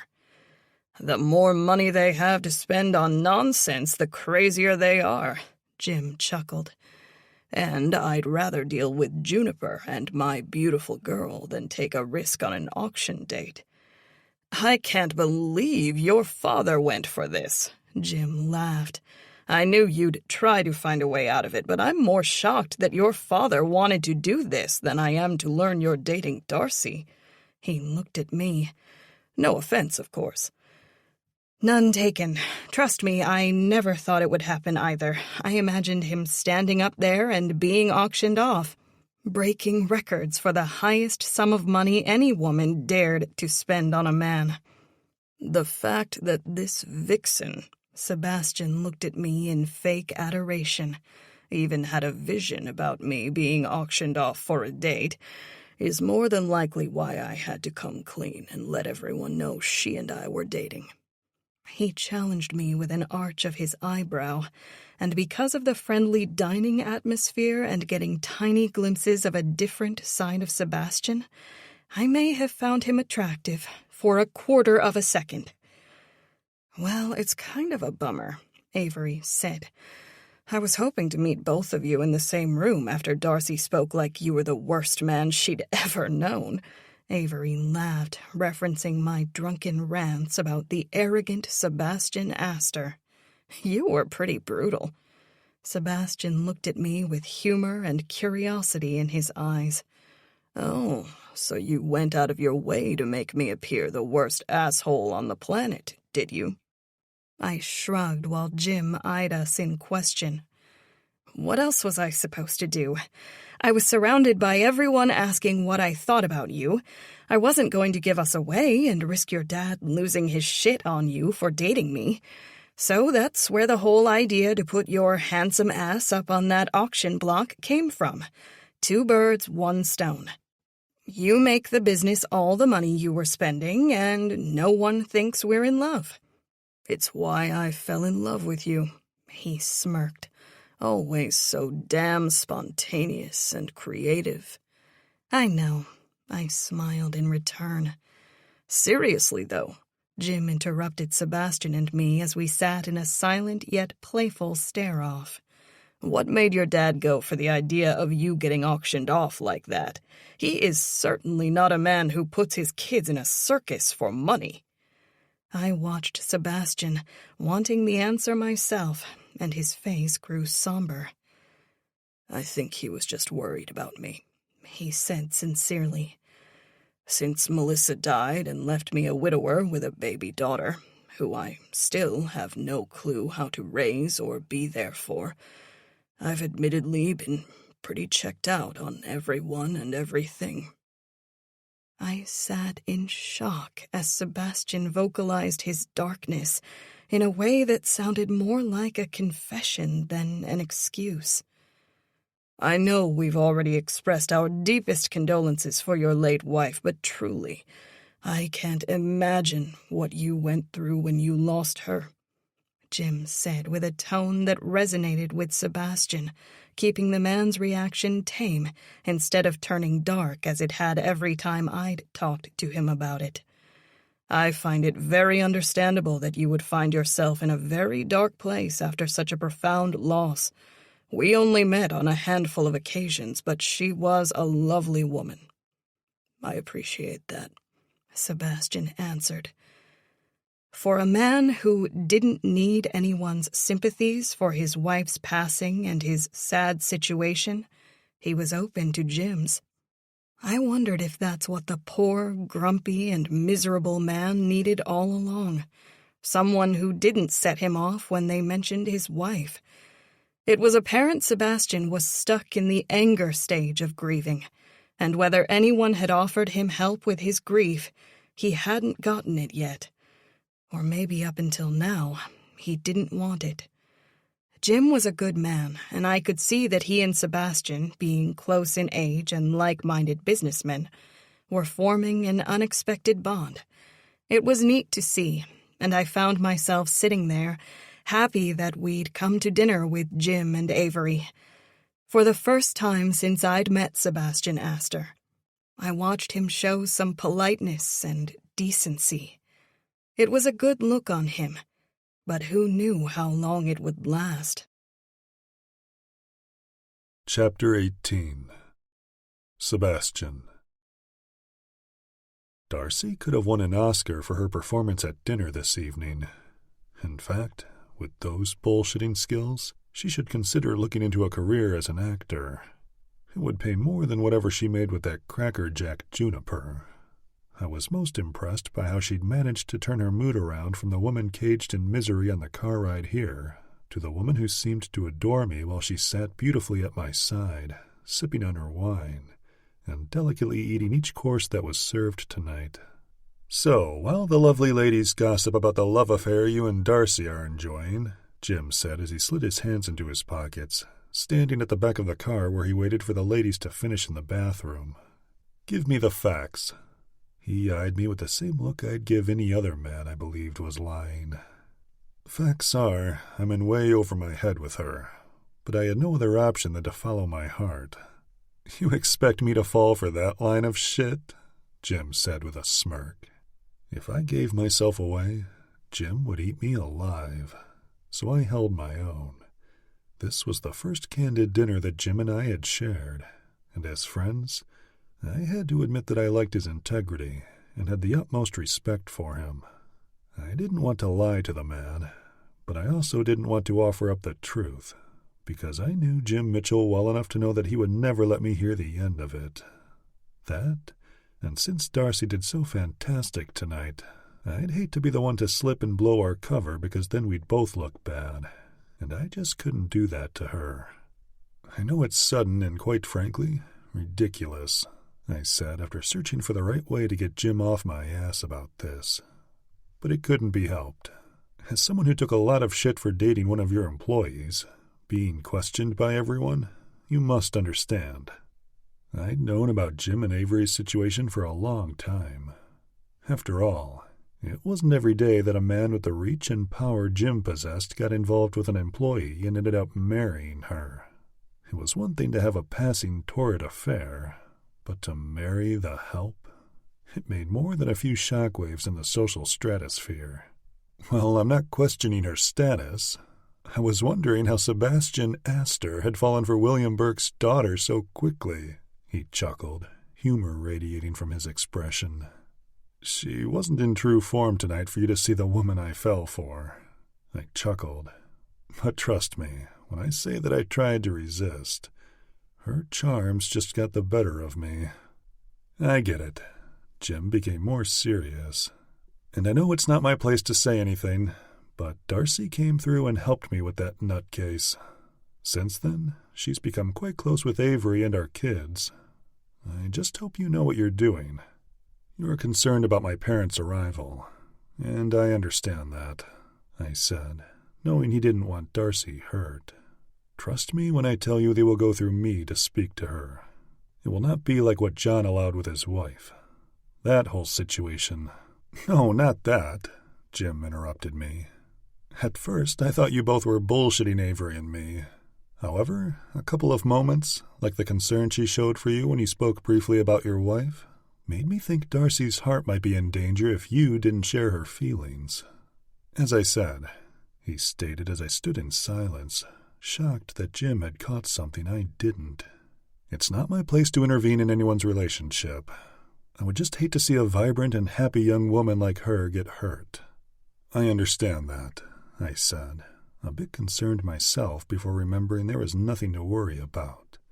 Little did Jim know, Darcy fucking hated my ass, and I was only standing here in this tiny parking lot pretending to love her because of her devious idea to punish me for being an asshole since the moment I set foot in her parents' home.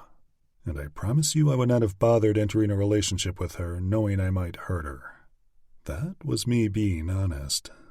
Hell, maybe rule number 1 in all of this should have been no falling in love with each other at the risk of hearts being crushed. I knew I couldn't handle a heartbreak situation, and I was sure Darcy wouldn't either. Last I checked, even though we both had made enemies out of each other, we were still human. "Have you already set the ground rules with your parents before they arrive?" "My parents know better than to question me. However, I'm quite sure they'll be on the investigative prowl with Darcy and her parents, and I'm prepared to deal with that once they're here," I answered, thinking about how Darcy had caused more trouble than this charade was worth by alerting my parents to our relationship before I could. "Very good," Jim said, nodding and acknowledging the women as they approached. Jim reached out to shake my hand, and as we all bid our farewells, I used the opportunity to study Darcy for a moment. She was beautiful, and if I was honest, I enjoyed seeing this side of her. Lively, friendly, and vivacious. It brought a smile to my face to see how attractive she was when she wasn't acting like the battle-axe wife I wouldn't marry in a million years. "You did well role-playing tonight," I said as we settled into the car, ready to leave. I selfishly hoped she'd stay in her warm and friendly mood if I paid her a compliment. "You did too," she answered, quickly transforming back into the Darcy I knew too well. "At least you don't have to worry about hurting her. Jim may have seen something in her, but it was because she was a good actress, not because she has feelings for you." Nothing could be farther from reality. When Jim mentioned his concerns about Darcy getting hurt, it raised a flag with this idea of fake dating.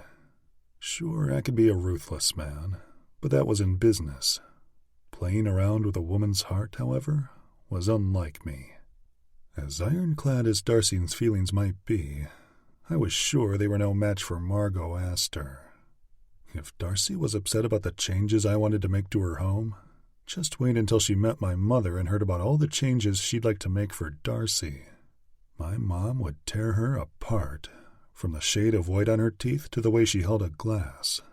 It wouldn't be nice, and I don't think Darcy understood how ruthless Margot Aster could be when she wanted to, especially when it came to women who were viewed as threats to her sons. Well, I struggled to think of something to say. Odd. This is not like me at all. "Well, what?" Darcy said with a small laugh, prompting me to smile at her. "Dear God, are you finally at a loss for words?" "I believe I am," I answered truthfully. "Well, tell me what caused this so I can do it again," she teased. "Perhaps it'll help us never to argue with each other?" "Nice try." I eyed her. "If you must know, I enjoyed myself tonight. Being on a personal level with Jim and his wife was lovely." "I noticed that," she said, her tone soft and warm and influencing my mind like a drug. "Perhaps you should spend more time with Jim. He seems to have a good effect on you." "Cute," I said, knowing she couldn't resist an opportunity to insult me. "Listen, I know you think I'm an asshole. It's all I do know about you," she interrupted me as she was known to do. "From the moment we first met, you have been nothing but an opinionated dick to me and my family." "True," I sighed. "But you and your family are planted right in the middle of the business I was sent out here to make successful." "We're not your business to change, though," she said. "Anyway, I was certain that once we got in the car, you would compliment me on my polite table manners." "And I did." I teased her with a quick smile before bringing my eyes back to the road. "I just figured your perfect etiquette and manners were part of the role you were playing." "Guess again, buddy," she said with a laugh, and I was thankful that didn't provoke the dark side of Darcy I'd only known until tonight. "I eat out with the wealthy all the time. I know how the game is played." "Like I said, role-playing," I chuckled. "Really?" She sighed, but she wasn't annoyed. She was playful and allowed this to move into a fun conversation. "You've seen me eat dinner at home, and I sure as hell don't talk with my mouth full of food or lick my fingers and put my feet on the table. So there wasn't a role for me to play at dinner tonight." "No," I answered. "However, I don't want to spoil our nice evening by pissing you off with my opinions." "Oh, God." I saw her roll her eyes in my peripheral vision. "What the hell do I do that's improper at the dinner table?" "You really want to know?" I questioned in a fun, mysterious way. "Yeah, I do." "Okay, then." I tried to think of something, because Darcy had never done anything offensive whenever I'd dined with her. "Ha! There's nothing," she said in a smart-ass way. "No, there is. I don't know how to say it without further insulting you. Trust me, I've become bulletproof after all the insults you've managed to throw my family's way." "The bites of food you take are too large," I said, scrambling for something. "Oh, get the fuck out of here. Too large? How in the hell did you come up with that conclusion?" "Well, I decided to keep it all playful and light. It's just rude and offensive." "How is taking a bite of food and eating it without smacking or choking considered rude and offensive?" "Simple. You're a beautiful woman, and I would be lying when I say that I don't appreciate looking at you from time to time." I smiled over at her, staring at me and waiting for the punchline. "I'm flattered. Glad I could appease your eyes," she joked. "And, well, while you're appeasing my eyes, you're also teasing a man who hasn't been laid in over a year by taking those large mouthfuls of food." I expected to have her cough out a laugh, but instead, she was her typical Darcy self and sighed in response. "Well, shit," she came immediately back. "If I'd known I was sexually torturing you by eating like Shrek at a barbecue, then I would have told Antonio to make hot dogs so I could really get you all worked up." I raised my eyebrows and shook my head. "I'd actually like to see that," I answered. "You deep-throating a hot dog might put us in really hot water." "I wouldn't deep-throat it," she said. "I would cut the thing into small pieces to ensure I didn't choke on it." Another reminder of why there is no significant other in your life. I chuckled, turning onto the winery's driveway. "Very funny, wise guy," she answered as I parked the car and reached for her hand before she got out. I meant what I said. I had a good time tonight. "I haven't felt so light in a very long time," I said earnestly, hoping she could sense that I'd enjoyed her company. "Me too," she kindly remarked. "Maybe this whole fake relationship thing might prove that you and I could be friends one day. Why don't you join me for a drink by the pool?" I honestly didn't want this feeling to end. She frowned. "I don't think that's a good idea," she answered. "Nothing more than a drink. Trust me, I do not plan to take advantage of this situation. Jim already vocalized his concern about you getting hurt by me." "What?" she said, rightfully confused. "What made him say that?" I smiled. "He's protective of you and untrusting of me and my family, of course." "Well, the Asters are known for being assholes," she smiled. "This is true," I confirmed. "However, I know I can't hurt you, because neither of us have feelings for each other that way. We are from two separate worlds," she confirmed that truth. "Absolutely. And so long as we are both aware of that, I see nothing wrong with you and me continuing to have a decent evening as friends." She pursed her lips in concentration. "Friends? Just friends. That's what makes it dangerous." She arched an eyebrow at me. "We start as friends, then God only knows where it goes. I'll join you only as your partner in crime, because that's the only reason we went out to dinner tonight and managed to somehow speak nicely to each other this entire ride home." I softly laughed in response. Well, having drinks at the pool can help with more ideas for our role-playing. "Look at you. You really want company tonight." "I actually do," I admitted. "I know I don't talk about my late wife a lot, and I tend to shut down when memories or reminders of losing her come to me. However, I didn't realize how lonely my life had become before tonight. Tonight brought out the side of me that feels alive again, and I guess I'm not quite ready to go back into the dark hole where I've been living." "All right, I'll join you," she smiled at me. "The last thing I want is for you to beg to sleep in bed with me, because you notice all the demons that follow you around everywhere are coming out at night when you're alone in your dark room." "Well, now that you brought it up, I might need to share your room like your father suggested." "Fucking hell, I forgot about that. Listen, maybe you can talk your parents into staying at a nice hotel? I'll think about it. Over drinks tonight." She was right about one thing. I didn't want to be alone with my demons or my thoughts. I loved this bright, much lighter feeling I was experiencing. It was like a breath of fresh air. And since things between Darcy and me would amount to nothing more than a good friendship between two people from two very different classes in society, what was the harm? Chapter 19. Darcy. I took Sebastian up on his offer, mainly because we were getting along.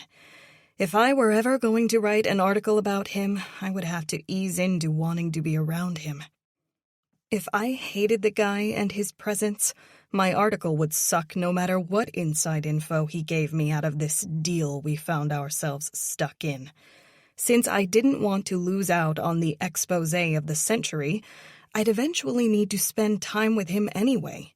So it might as well be a lovely evening while he was still in an agreeable mood.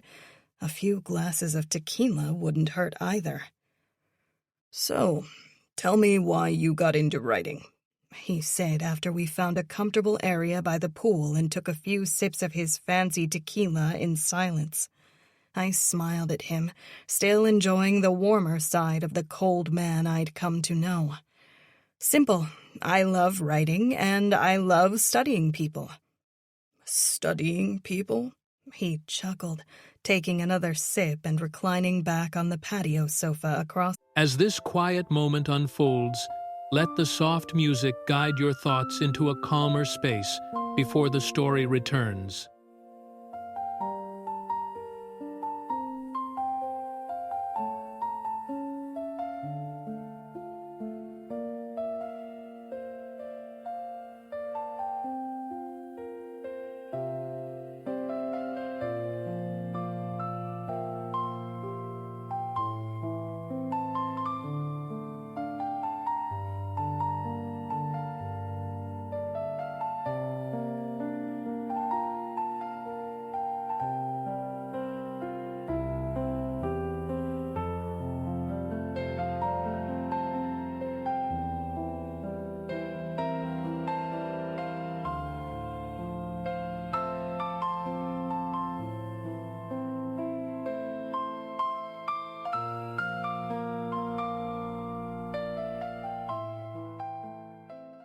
From me where he sat. "That's a very interesting way of looking at it." Well, it's true. I smiled at him. I find the wealthy lifestyle very intriguing. It seems all of you, even though you are human, act like you're demigods forced to live amongst the rest of us. He rolled his eyes and propped an ankle over his knee. "I guess I can see how someone like you would believe that."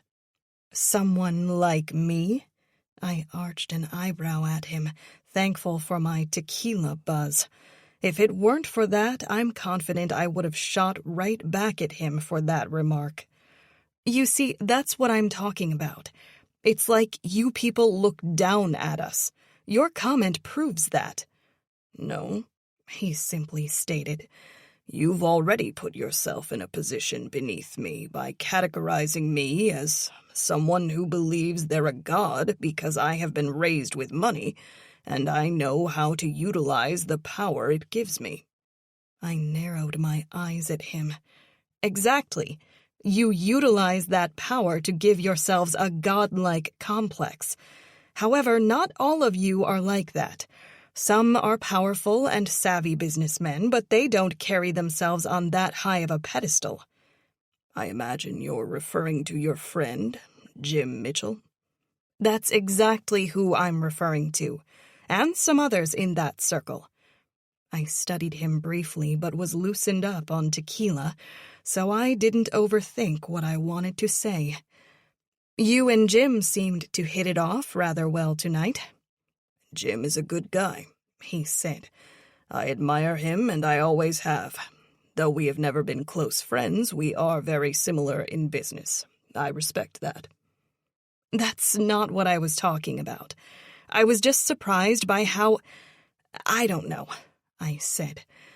"Are you referring to me not being an asshole to him like I have been with you at the mention of my wife?"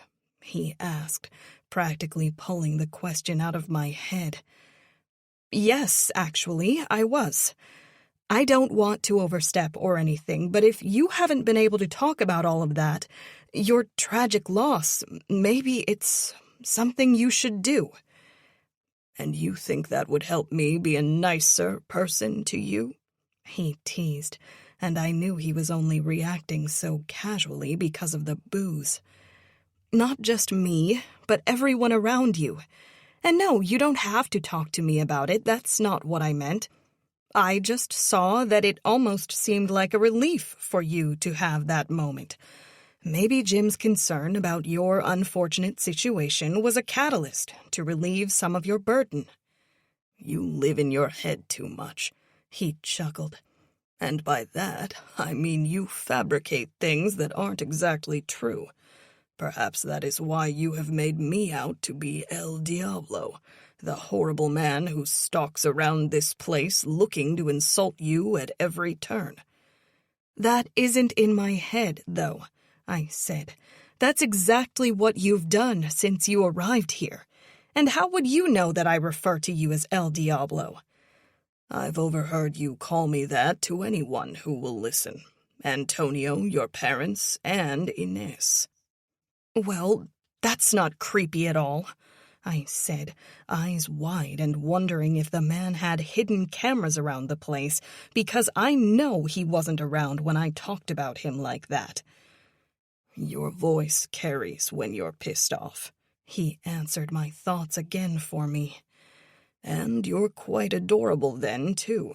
I think that may be half the reason I provoke you. I'm glad that keeping me pissed off can entertain you. I laughed in disbelief. It's not that it entertains me. He grew more serious. Or perhaps it does. I have no idea. However, his eyes held mine as I watched him search for words to explain what was on his mind. I will be honest when I say that I haven't felt this alive since my wife died last year. You've kept me on my toes, Darcel, he said. Ah, for fuck's sake. Just when I almost thought you were handsome. I rolled my eyes. Hey, we got fake relationship rules, pal, and one of those rules is never to speak that name. We're not in a fake relationship right now, so I can call you whatever I want, he said with a cute smile. It was the same bashful smile I saw at dinner tonight when I grabbed his knee in a ticklish spot. His expression lightened at his nose, wrinkled somewhat in humor, and his lips twisted together in a way that showed he was trying not to laugh. It was a good look for him. Well, if you don't want to continue to drink out here alone, I would suggest you cease calling me that name. Very well, but can I ask if there's a story behind it? The name? Is it a grandmother's name of yours or something? You have met my parents, right? Yes, and they are definitely what I would refer to as modern-day hippies, he said with a laugh. I mean no offense by that, either. They are just very easy-breezy and do not take life seriously at all. They are not ruled by the craziness of the world. My dad only hangs on to the winery because he loves doing it. It makes him and my mom very happy. They aren't in it for the money, which is why you saw he was pretty much giving away the farm for free. He loves being a giver. Well, that giving spirit was about to have everything taken from him, he answered, still light-hearted and not with his usual dick tone.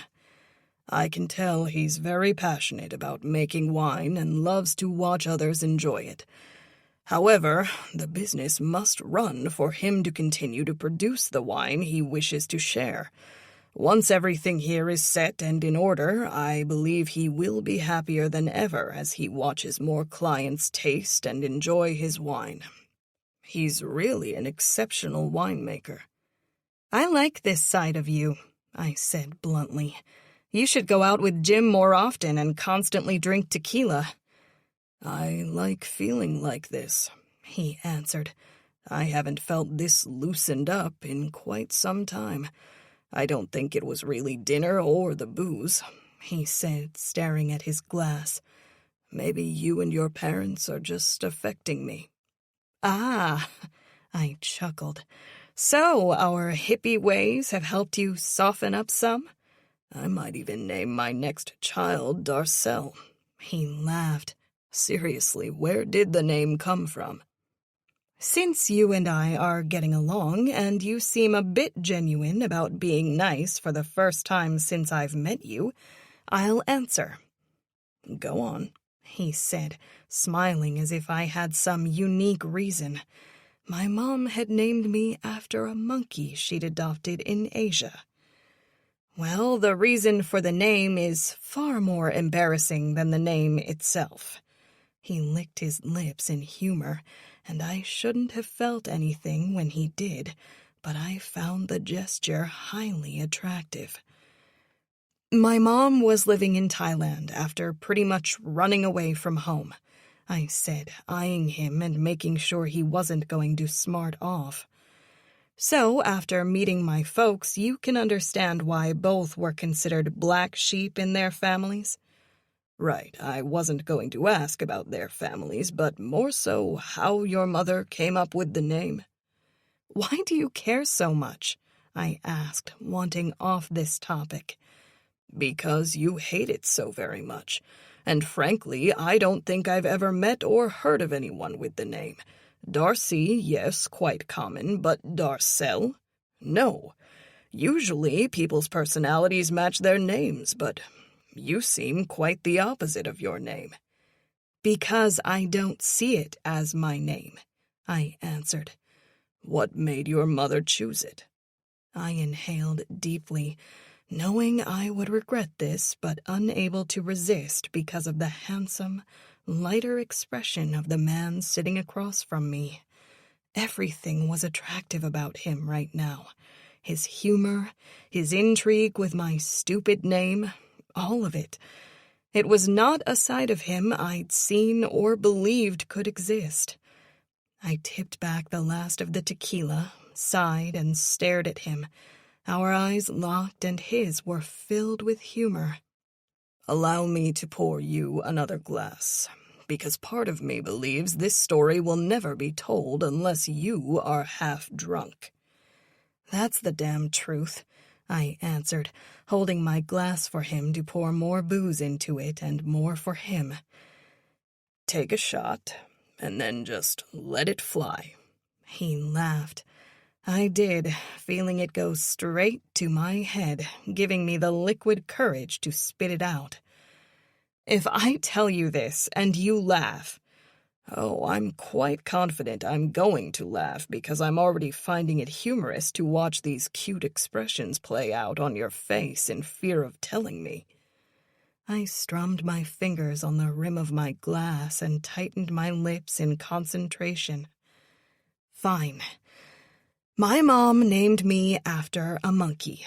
She adopted it in Thailand and couldn't bring it back to the States when she had to move back home. Sebastian's reaction was not what I expected from a man known for being stiff and rigid. He'd spit his drink back into his glass and was wiping the moisture from his chin with the back of his hand, lost in the most joyous laugh I'd ever heard. I sat in silence, holding back a smile as Sebastian tried not to howl with laughter. But the harder he tried to contain himself, the harder he laughed.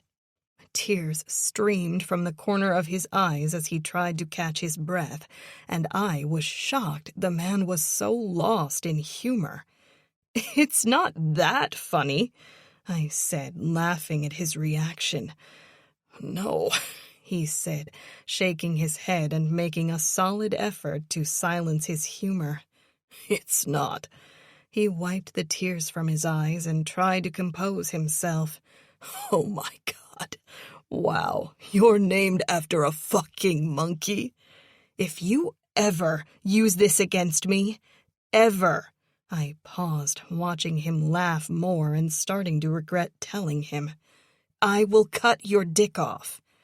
He gathered himself well enough to arch a sexy eyebrow at me. Oh, is that the excuse you need to finally do what you've wanted since you met me? Perhaps. I think you know me well enough by now to know that I'm always a step ahead of you to ensure you don't fuck with me. Your secret is safe with me, he said, and though he didn't laugh, I could see the effort not to was written all over his face. A monkey? Was your mom high or something? I stared at him with what I knew was a blank expression. That's what I assume. Then again, she had just delivered me, so I hope that she wasn't smoking anything while going into labor. Well, he smiled in a way that made my heart flutter, leaving me nervous that I'd just had that reaction to him. I've heard some women. Let's just leave the name where I want it, I said, stopping him from taking this conversation any further than it should have gone in the first place. Where's that? With the unwritten rule that's been upheld for my whole life, which is that no one calls me that name. Fine. He held both his hands up. I could tell the booze had him nice and loosened up, too. We leave the name in Thailand with the monkey you were named after. Cute, I said, feeling a bit more sober. It's bad enough I have the name, and it's even worse hearing you say it like that. That you are the namesake of an orphaned monkey. I couldn't help but laugh. Okay, let's change the subject, I said, taking control of the conversation. Let's talk about you. We've only discussed the most embarrassing details of me. It's your turn. Okay, my turn, he said, and I could almost see the wheels spinning behind his eyes. Well, I'm not much of an open person, so there's that. And also, he held up a finger to stop me from responding to his chicken shit way out of this. I'm not going to give you all my little secrets before our agreement is handled and that auction is over. Fine. So we talked about my name. Where'd you get your name? I asked, trying to come up with something to ask, but feeling foggy because of the tequila. Well, it's not as entertaining as your origin story, he said, but I think it speaks for itself since I was named after my father, who was named after his father, who was named after his father. You know how it works. I rolled my eyes. Of course I know that, I said. God, what must you think of me? You show up here and are completely put off by how my parents and I are, and I seal the deal on all of it by telling you I'm named after a monkey. Well, if it helps, monkeys are cute, and I find you adorable, even when you're infuriated with me. He grinned in a way that made me smile bashfully in response. I'll take that as a compliment, I answered. And you mentioned your daughter earlier. Wait, I stopped. Don't answer that. I'm sorry I brought her up. I understand that's very personal, and you don't need to talk about things like that by the girl named after a monkey. Unexpectedly, he stood up and walked over to where I sat. I rose too, not knowing what to think about the gesture. It's perfectly fine to ask about her, but I'm not in a place where I feel comfortable talking about her at this time. His eyes seemed to stare intently into my soul. Perhaps if you and I could do without the drinks and become friends, I could be more open about those personal things. I think it's best to leave it at silly nonsense, such as who or what we were named after for now. I sucked in a breath, feeling the power radiating from the man being projected onto me. Sebastian and I had never been close without me wanting to throat punch him, but this time I felt a delicious energy wash through me as I absorbed how beautiful the man was when he wasn't acting like a dick. I didn't bother to shove any feelings away because he would wake up tomorrow morning, the friendly spell he was under would be gone, and he'd be right back to irritate me. Instead of being captivated by him through this sensation I was experiencing, I chose to appreciate the moment. It was nice to put our weapons down and see this youthful and vibrant side of the man. I'm heading to bed, I said, smiling and breaking the trance I'd temporarily fallen under. Hopefully your mood will be as nice tomorrow as it was tonight." "I hope so too," he answered. I glanced back at the man I'd left standing by the pool and staring after me as I walked away. He also seemed concerned that the kinder, lighter side of him would disappear with the final glances we stole from each other. It's too bad, too, because from what I could sense, he seemed to have quite a charming side. Maybe it was for the best. I couldn't imagine what would happen to my sanity if I actually fell for this man. God forbid. No way. I was smarter than that. I had a good, very happy life, and the last thing I needed was for it to be destroyed by a man who came from another world. His world was a place I didn't belong. He knew it, and I knew it. And that made Sebastian Aster the most dangerous man on the planet to me, if I was foolish enough to fall for his charms. So I took my wish back of wanting him happy and friendly tomorrow. I would rather him be such a bastard that his good looks were utterly unattractive to me, just like things had been since the day we met. Status quo. Chapter 20. Sebastian. I had avoided returning my father's calls that came in the day after Darcy went out of her way to notify him about our relationship.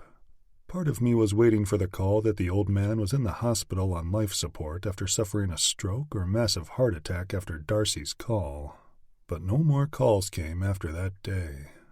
That meant my father and mother did what they always did when they didn't approve of our choices or behaviors.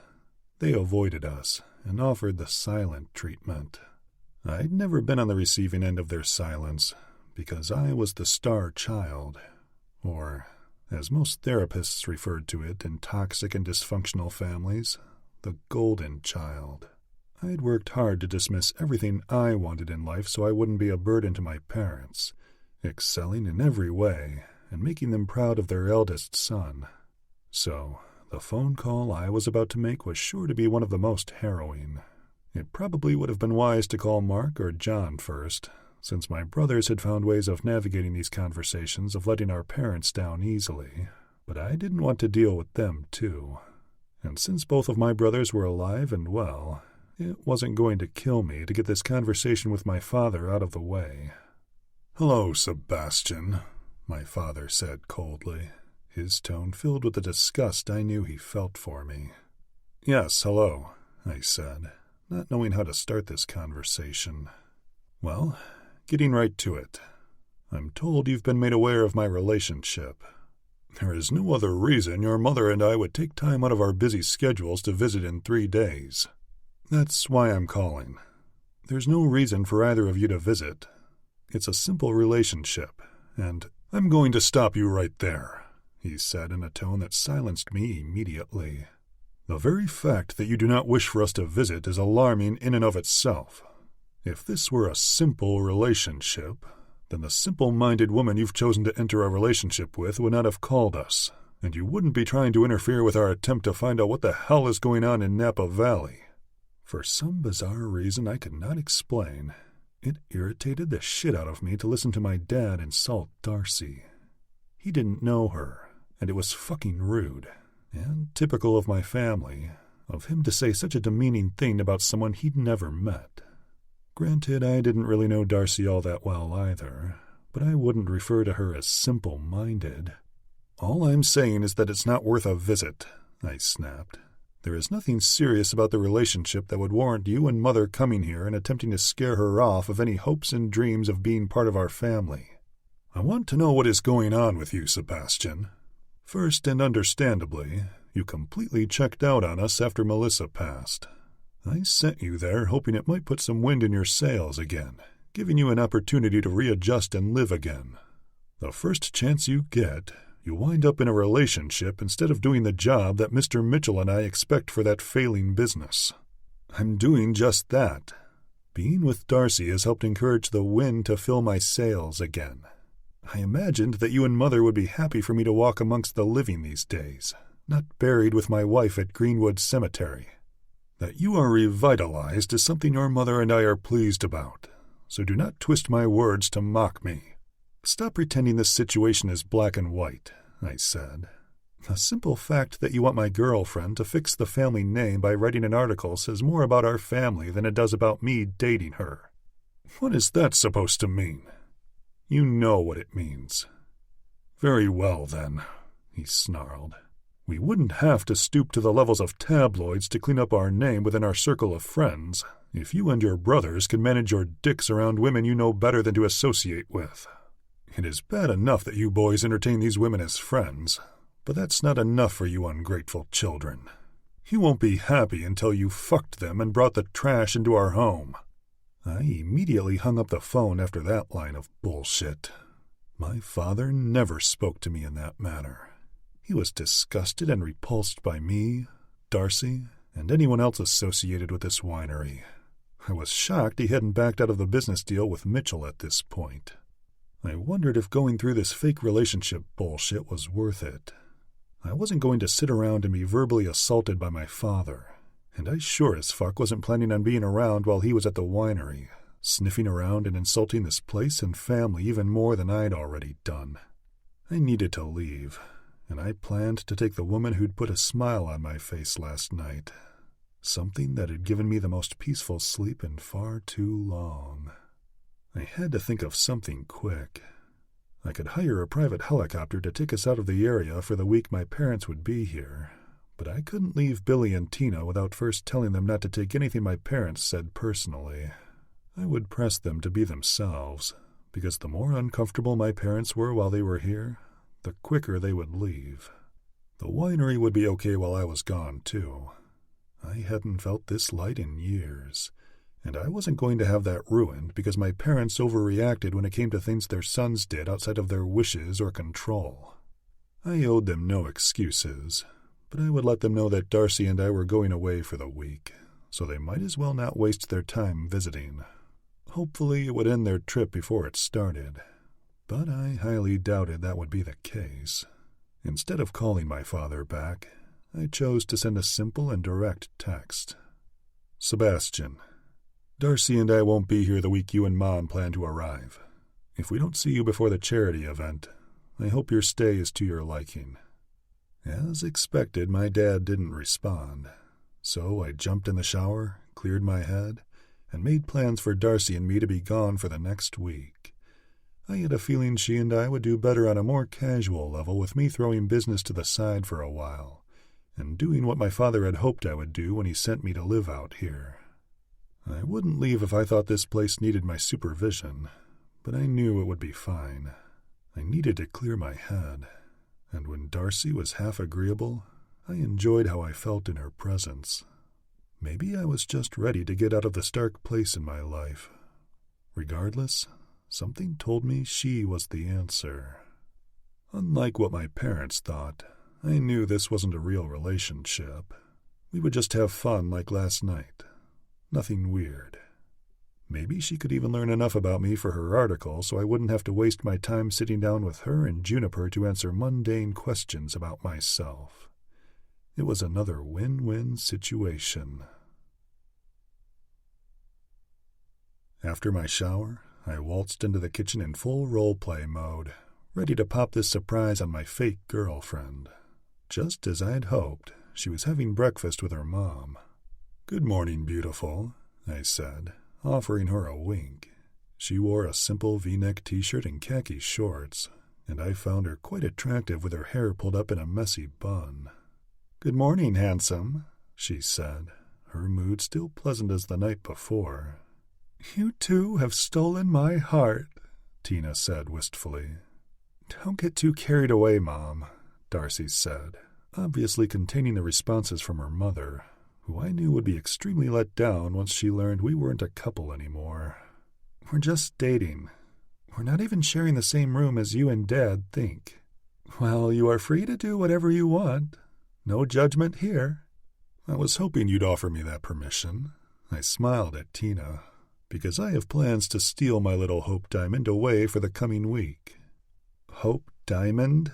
Darcy said, more irritated with a new pet name than the fact I just announced she and I would be leaving together. "It's what you are to me."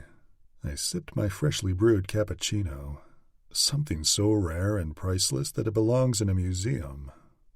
"Right," she said, her voice almost at a whisper. "And while we're on the subject, I must beg you to pack your bags and prepare to leave with me for the week. The helicopter arrives at the landing pad in 3 hours, and our surprise trip awaits." "What are you talking about?" Darcy finally gave me the response I was expecting.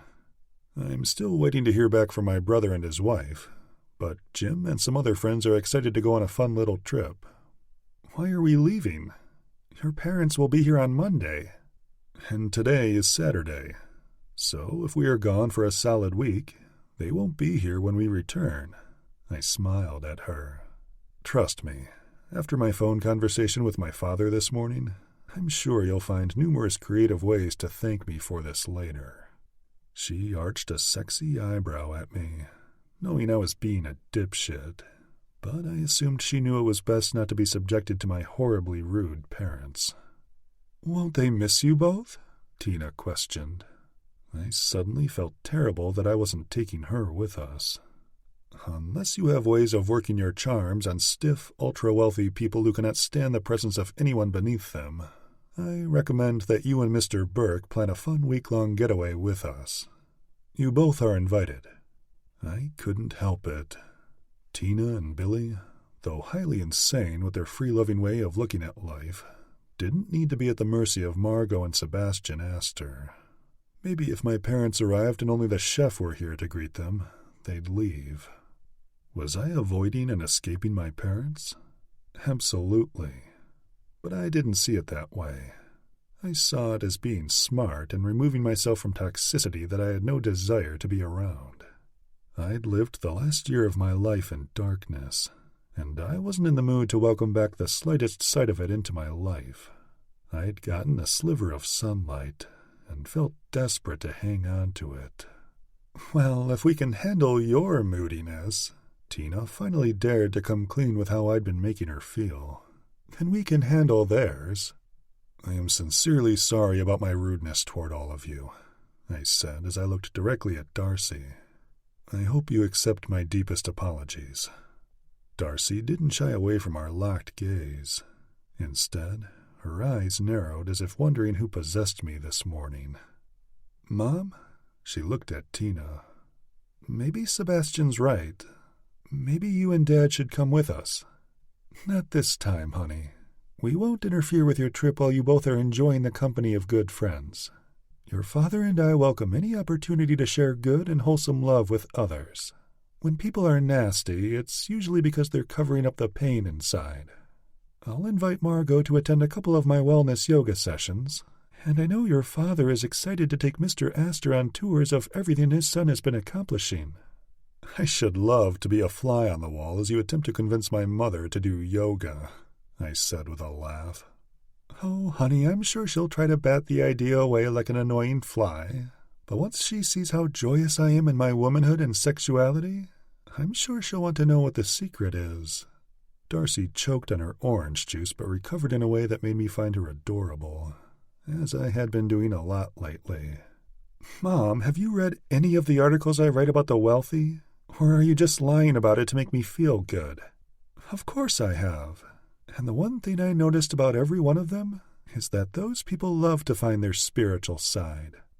"You are a good soul to believe such a thing," I said sincerely. I looked at Darcy, smiling at me with her blue eyes lighting up in a way that made me feel soothed. "And you are a saint for writing that in your articles when you and I are both keenly aware that is merely a front." "Front or not," Tina said with a newfound sense of confidence, "I have my hopes set high that when Margot Aster arrives, she will feel like she's at an exotic spa while our husbands handle business." I sucked in a breath. "I'm truly a bit worried, Tina. I'm afraid my mother will not see this as anything other than a mission to get to the bottom of the place where she believes her son was brainwashed to go against his family's wishes. I will prove you wrong, and when you come back, she'll be begging for a wedding date."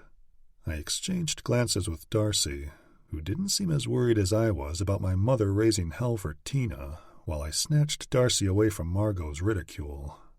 "My mom has dealt with worse," Darcy said, probably reading my mind from the concerned expression on my face.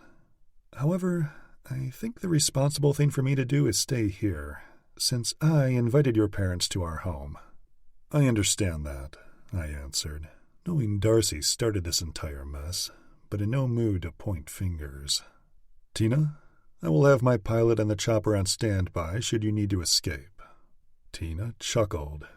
"From the way you both seemed so concerned about this," she looked from Darcy to me, "you might want to keep it on standby to rescue your mother."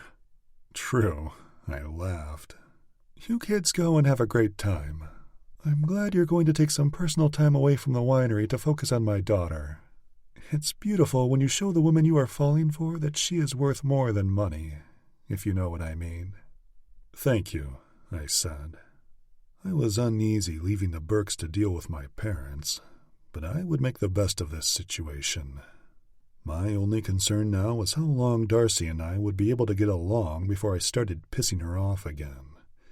Though I didn't think that would be a problem anymore. She seemed to be much calmer with my new demeanor, and I understood why. I wasn't being a horrible dick to her and everyone else, and it felt quite nice. Chapter 21. Darcy. I had no idea what had gotten into Sebastian, but this new guy I'd been around since dinner last night was much more tolerable. I wasn't going all in and saying that I completely trusted this change, but he'd come out of the shell he'd been hiding in, and that interested me. Regardless, just because Sebastian was tolerable didn't mean I wanted to hightail it out of here and go on a vacation with the man. I'd just been on Jake Mitchell's luxurious yacht, so I didn't really want to leave for another extravagant vacation, mainly because it appeared he'd invited everyone along. That meant it wouldn't be a vacation at all. It would be a trip of constantly lying to my friends by faking a relationship with Sebastian. It was exhausting to even think about. "Hey," I said, following him and his smiles. Yes, smiles. And yes, he looked impossibly handsome while wearing them too. "Yes, ma'am," he said, with a hint of arrogance rather than his usual dickish tone that I'd grown accustomed to. "The only person around here who goes by ma'am is my mother when the cleaners are here, so please don't call me that." "I see the vacation is getting off to a lovely start," he teased, then turned and slid his hands into his pockets. "So, no calling you ma'am." I nodded. "It's just as foreign to me as being called my full name." I smiled at him, seeing his eyes brighten, recalling my name's origin story. Shit. I shook my head and couldn't resist smiling at him in return. I won't lie. This softer, happier side of you, which emerged last night, is quite handsome. "I'll take that as a compliment," he said. "So what's up? I need to make a few calls before we leave for the airport." "Well, speaking of me not lying, I don't think it's a good idea that we take this trip with my friends. Granted, I'm not super close with all of them, but I'm close enough not to want to lie to them about us. It makes me feel shitty." "You know the drill," he said with an arched eyebrow. "We must make this believable." "Why not just make it believable to your parents and call it done?" "I'm in no mood to be in their presence," he answered with an unreadable expression. "And I know you will not be able to tolerate them either.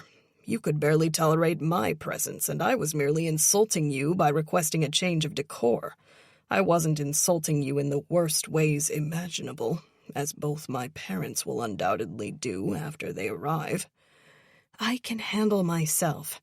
We're not really a couple anyway. I can deal with any insults your parents throw my way. Well, allow me to put it to you this way. I prefer you not to be subjected to it. I don't want to hear it or see it. Let's call it what it is, I challenged him. You're running away from them. Fine, he shrugged. I'll call it that, no problem. We leave in about 10 minutes. Pack for a very warm climate. I sighed and bit my bottom lip. You're not budging on this, are you? Nope. And welcome to our fake relationship. He smirked, then spun on his heel and went through the breezeway to his renovated corner of the villa. I stood there watching him walk away, really trying to appreciate that I was getting a free vacation out of this. I decided to call Avery. She'd understand how badly this was going to suck for me. And she'd probably laugh. Shit. You can't call Avery. You're lying to her about loving this guy. Knowing I couldn't vent this out to anyone, I simply just walked up to my room to pack pretty much all the same clothes I'd just worn on Jake's yacht in order to be hauled off to some vacation destination. I can't believe this is happening, Avery said with a laugh. Shit, I'm so sad I can't be there. Right, I answered with an eye roll. I was torn about not having Avery and Ash come along on Sebastian's last-minute excursion to the tropics or wherever he was taking me. Part of me was relieved not to have to lie to them, but I also needed their support. Well, don't count all of us out just yet. Jim and I are working on a few things. Spencer and Nat are a great time, though. You just need to be warned, since you haven't met Natalia yet. Warned? I questioned with a laugh. I've met her, I just don't know her. That's what I meant. Meeting Nat is one thing, and knowing her is quite another. She's a blast, but she'll pull your ass right out of your comfort zone. The next thing you know, you'll be talking about orgasms and waxing, possibly in that order. Or, since it's Nat we're talking about, it might even be orgasms while waxing. Now I know how Spencer got pulled off the Billionaire Playboy market, I teased. I wanted to write an article about that guy after I heard stories about what a huge prick he was. Nat snatched his ass off the market without even trying. In fact, he was the last guy she ever wanted to date. She only hooked up with him again after... She paused. What? Never mind. It's her story to tell, so if you and Sebastian get bored or drunk, ask Nat and Spence to give you the wild details of their love story when you're in Mexico. From the way it sounds, we still might be able to go. We'll just be a little bit behind you guys. Jim's working on it because it's been too long since the gang's been together on a Mexican vacation. Mexico? I said, somewhat surprised. Oh, shit. Sebastian was making these plans to surprise you. Oh, for fuck's sake, I'm sorry I blew it. It's okay, I said with a laugh. Mexico, huh? That's cute. I wonder why he thought of Mexico. My family loved visiting Mexico, and we took trips often. We'd venture up and down the Mexican Riviera whenever we could. Sebastian wasn't doing this for me, was he? It couldn't be. He said your mom told him how much you loved it down there, so he wanted to take you. I'm so glad you told me this, I said truthfully. You might feel bad about letting a surprise slip, but I hate getting surprised. So you did me a favor. Well, the man is smitten with you, kiddo. She laughed. Okay, I gotta go. I'll keep you updated on our side, but Spence and Nat are good to go along, and I know you're gonna dig them. Okay, Ave, I said with a smile. Hopefully you guys can work something out, but if you can't, I get it. I was shocked by this news about an hour ago, and if I weren't a journalist who worked mostly from home, I wouldn't be going either. Before you go, she started, aren't his parents coming to visit? Yeah, in 2 days or so. Dear God, he's adorable. she said, and this time I rolled my eyes at her being caught up in Sebastian's charming side. He's keeping them away from you. Even though I'm the one who invited them? I laughed. I did that back when I hated him, by the way. I thought the whole hating him thing was a front to cover that you guys were in a relationship. Shit, way to slip on the lying game. It was actually how we fell in love. We hated each other and somehow fell in love. I cringed, knowing how stupid that sounded. Enemies to lovers, she said with a laugh. My favorite kind of books. Okay, this is getting cheesy. I've seriously got to jam and pick up the kids. Okay, see ya. Now it was time to pack. For Mexico. I had mixed feelings about this, because I felt my walls coming down a little, knowing Sebastian did something nice for once. He had to have done some research before making this decision, and the fact that he did, also I would like the destination, put a hesitant smile on my face. At least now, knowing we were Mexico-bound, I had no problem getting excited about the trip. If anything could get me over my trepidation about a vacation with a man I'd loathed up until last night, it was beaches, endless sunshine, delicious food, and bottomless margaritas. Chapter 22. Darcy. Are you stoned or something? Or maybe you dropped acid last night at dinner and are still on that trip? I said, looking over at Sebastian. He finished typing a text and smiled over at me. I seriously thought this guy was on something, because he was all smiles and acting like a funny smartass, too. I appreciated having this guy around, but I had no idea why this guy was around or how he got here. Yes, I just dropped some more before we boarded the plane. Why do you ask? Well, I don't know. I played dumb, looking around the cabin of the jet. We're on a commercial flight, and last I recall, the Asters, especially their chosen son, don't fly commercial. You fly private. So? I studied his more serious, yet still youthful and handsome expression. So, I held on to the word. Why are we flying commercial? Don't get me wrong, I have no problem flying like a normal person, so that's not it. I just want to know what is happening with you, because flying in coach isn't something a person like you would ever do. I had an epiphany last night, he said, looking around the plane's cabin like he'd never seen people travel this way. I suddenly understood he probably only booked these seats because it would humiliate his parents.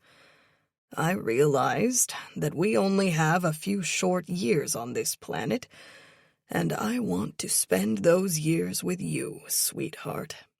He smiled, and I rolled my eyes. Yeah, okay. We're escaping to Mexico because I never plan to be found again. I love you, and you've bewitched me, body and soul. Before I could question how ridiculous he was acting, his lips were on mine. I would have instantly jerked away, but I was paralyzed with shock as his hand gently caressed my neck and his thumb ran along my jawline. My mouth responded by falling open, but he didn't take the opportunity to do what my hormones wanted after my brain shut off, which was to accept this man's kiss fully.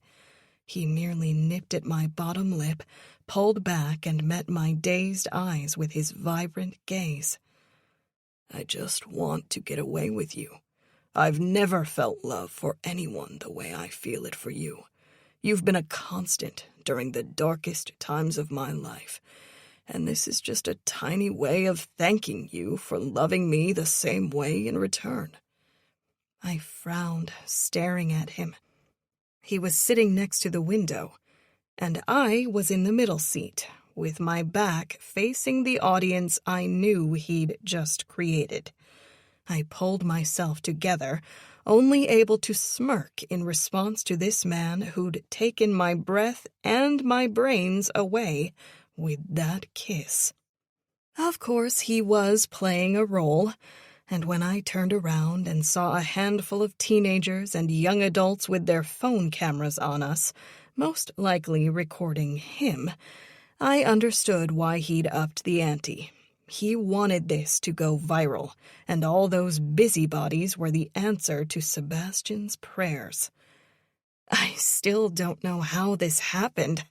I tried to play it off, not knowing how to respond because my mind was still back on how perfect his lips felt when they were pressed against mine. Damn, I was so fucked if I couldn't pull my shit together. But you didn't answer my question. Stop acting so modest. He grinned. You mentioned the day we met that I needed to tame down all the extravagance or you'd never date me. Huh? I let it slip out. Well, that's true. I gave him an unapologetic look. But that's not what I meant when— Stop, he said, brushing the tip of my nose with his finger, annoying me with his fake lovey-dovey shit. Cameras are watching, and I don't want them to catch us quarreling. Quarreling? I turned back to the people watching and videoing this bizarre exchange between Sebastian and me. Would you guys mind not recording us? I begged with my eyes. This is why he likes to fly private, and if I want to keep my fiancé on the type of flights I'm used to, it's probably best we don't invade his privacy. Fiancé? Sebastian and our audience responded simultaneously. Oh, fuck. This is your fault, I mouthed to him. If we'd flown private, then— I turned back to the people who weren't listening to me because all they heard was fiancé. We wouldn't have just revealed our big secret. I knew I had the cringiest smile, but I just wanted to bury my face in my hands and hide. Why couldn't we have taken the damn private plane so we only had to fake this relationship when we were prepared? Why didn't I anticipate that he would book a regular flight just to seal the deal that he was off the fucking market? I swear, this man and his bullshit. How are we going to walk back this newest lie? He said, putting his arm around me, bringing my ear to his mouth, sending shivers down my body with his warm breath. I wanted to jerk away from him, but I couldn't. Good question. And now we're on our way to paradise, he answered, cutting me off because the fan club was still fully immersed in our charade. I'm excited about that, I said, feeling utterly uncomfortable and eager to get the show on the fucking road so these weirdos would point their phones somewhere else. We switched our phones to airplane mode while preparing to taxi down the runway and take off, and all I could do was close my eyes and try to figure out how we would get out of this newest lie. Why the fuck did that come out of my mouth? Where did it even come from?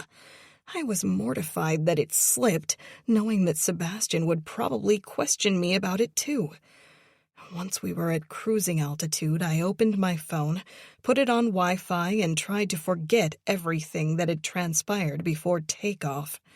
I never had any issues flying commercially, but I'd give anything to be in his family jet so that I could privately talk with Sebastian and work this thing out before his fan club destroyed my life with breaking news that Sebastian was engaged to the daughter of a local Napa Valley vineyard owner. I exhaled, removing all thoughts about Sebastian, who was typing away on his laptop to my left, and the elderly woman sitting to my right.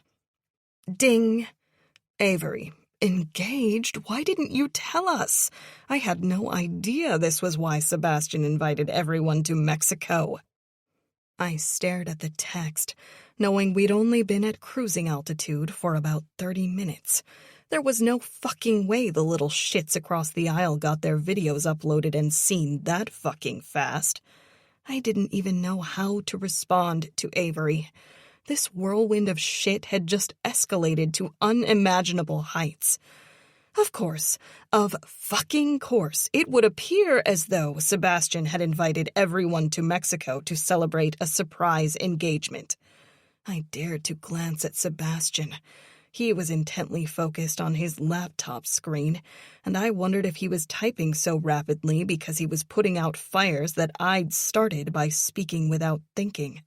My eyes drifted to his screen, and I sighed in relief when I saw he was working on some graphs and numbers that most likely had to do with business at the winery. I sat silently, still not responding to Avery, because I had no idea how to get out of this. Should I bite the bullet and tell everyone I wished I was engaged to this man? No, that would make your relationship look like the joke you already know it is, I thought while biting my thumbnail, concentrating. Ding! Private number. Well, where should we buy your ring? Can't have you engaged to me without one. I glanced over at Sebastian and saw the amused expression on his face. I knew that once he found out this engagement had gone viral, the lighter side of him that I'd been enjoying would be history. Instead of talking to him, since all eyes were on him anyway, I texted him back. Darcy, how did you get my number? Private number. Your father? Darcy. Oh, well, I'm not sure why you want to get a ring. Private number. Because everyone in the world has blown up my phone asking about our engagement. It's on social media. Everyone in the social media-verse has seen you saying the words, my fiancé. I felt my blood pressure spike and my face flush red in panic. I glanced over at Sebastian. He was still having fun with this while I was trying to figure out how we would break off our fake engagement once these silly little lies ended after the charity event that I should have never recommended. I quickly added Sebastian's name to his contact info so I wouldn't accidentally open the next random text from a nosy private number and think it was him. If this situation could worsen, that would be how it would happen. Darcy, I'm so sorry about this, but we need to get out of it somehow. Sebastian, too late. The words came out of your mouth. It's all over social media, cupcake. Darcy, remember our rules. No pet names are allowed. Sebastian, that rule was for when we were fake dating. We're engaged now, so I can call you whatever I want. Darcy, this is funny to you? Sebastian, well, if I get angry, our vacation in Mexico will suck as badly as if we were at your house with my parents. So, I'm reining in my irritation that the world thinks we're getting married and focusing on the fact that no one will expect me to be on that auction block. Darcy, we need to get out of this lie. We have to figure something out. Sebastian, relax. I'm the only one who will have to deal with hell about it, and I'm not bothered by it. Once we end our fake relationship, all this bullshit goes away. People like me get dumped all the time for being assholes, and it usually happens during the engagement anyway. It'll just be more believable. He had a point. Countless people in his circle broke off engagements. His brother Mark blew his whole wedding in Monaco to hell when he skipped the event midway and took off to some tropical island, leaving his future bride crying in her dressing room with hundreds in attendance. It was more common for the crowd that Sebastian rolled in to break an engagement than for them to see it through and marry. I smiled in relief. Sebastian, I need to put a ring on it, though. So, before we meet Spencer and Nat, we need to find a place for me to purchase one. Darcy, we're flying to Mexico. Where do you think you're going to buy a ring quickly? Sebastian, I guess there's always the beach. I hear they've got some tremendous nickel-plated adjustable bands at reasonable prices. They even walk around and offer them to you while you're laying out, getting a tan. Darcy, well, you're adamant about flying coach, so I guess I shouldn't be surprised that you want to save money. Sebastian, hilarious, but do not worry. I'm sure Riviera Nayarit won't let me down when it comes to the perfect ring. No nickel-plated beauties for you. Darcy, well, thanks. I'm not picky, but I prefer rings that don't make my skin turn green. A few $1,000s for a ring should get you off the hook. Sebastian, of course, as if this whole charade isn't costing enough already. I glanced over at him just to be sure that his dark side hadn't returned, and was pleasantly surprised to see a sexy smirk on his face. When he turned to smile at me, the fucking guy made my heart flutter again. I didn't want to spend a week in Mexico with Sebastian being the asshole I knew him to be, but I was beginning to feel torn about that now, too. It was scaring me that my body was absently reacting to the nicer side of him so noticeably. If he were a dick, there would be no chance I would find him attractive, like I'd been doing since last night. But he wasn't behaving that way, and that was starting to seem like it might be a problem. Chapter 23. Sebastian. Losing my shit on Darcy for announcing that I was her fiancé to all the weirdos filming us on our exhausting commercial flight wouldn't get me anywhere. I was shocked the word would even cross her mind where I was concerned, but her mortified reaction diffused the bomb that had nearly exploded inside me, and I couldn't manage to react to her in any way but nicely. Something about this made me enjoy the charade much more than I would if it were actually real. Something that surprised me most was how I felt after impulsively kissing her. I might have been faking everything else, but my reaction was quite real in the sense that it had awakened something inside of me that had been dormant for many years, even when my wife was alive. I had to dismiss the electric current that shot through me, which was easy to do once I tapped into reality. It was just a simple kiss I initiated because I saw phones were recording. It was a means to an end. My lips being on another woman's had only elicited this reaction because I'd been alone for too long. Putting that into focus was all it took to dismiss my hormonal reaction, something I didn't want in my way or affecting my senses when it came to Darcy Burke. The bizarre part was that even though I shook the feelings off, my body seemed to crave those sensations again. Fortunately, my mind knew what my body didn't, which was that Darcy was the wrong woman to have those feelings for. I was battling these strange waves of emotions, which only added to the challenge of landing in a foreign country without having the luxury of my flight crew to handle the hassle that came along with going through customs at the airport. I watched Darcy effortlessly go through the tedium of baggage claims and passport control as if she did this every day. She was totally unaffected, but I was ready to shove everyone out of our way and demand the customs officer to hurry up, because I had places to be.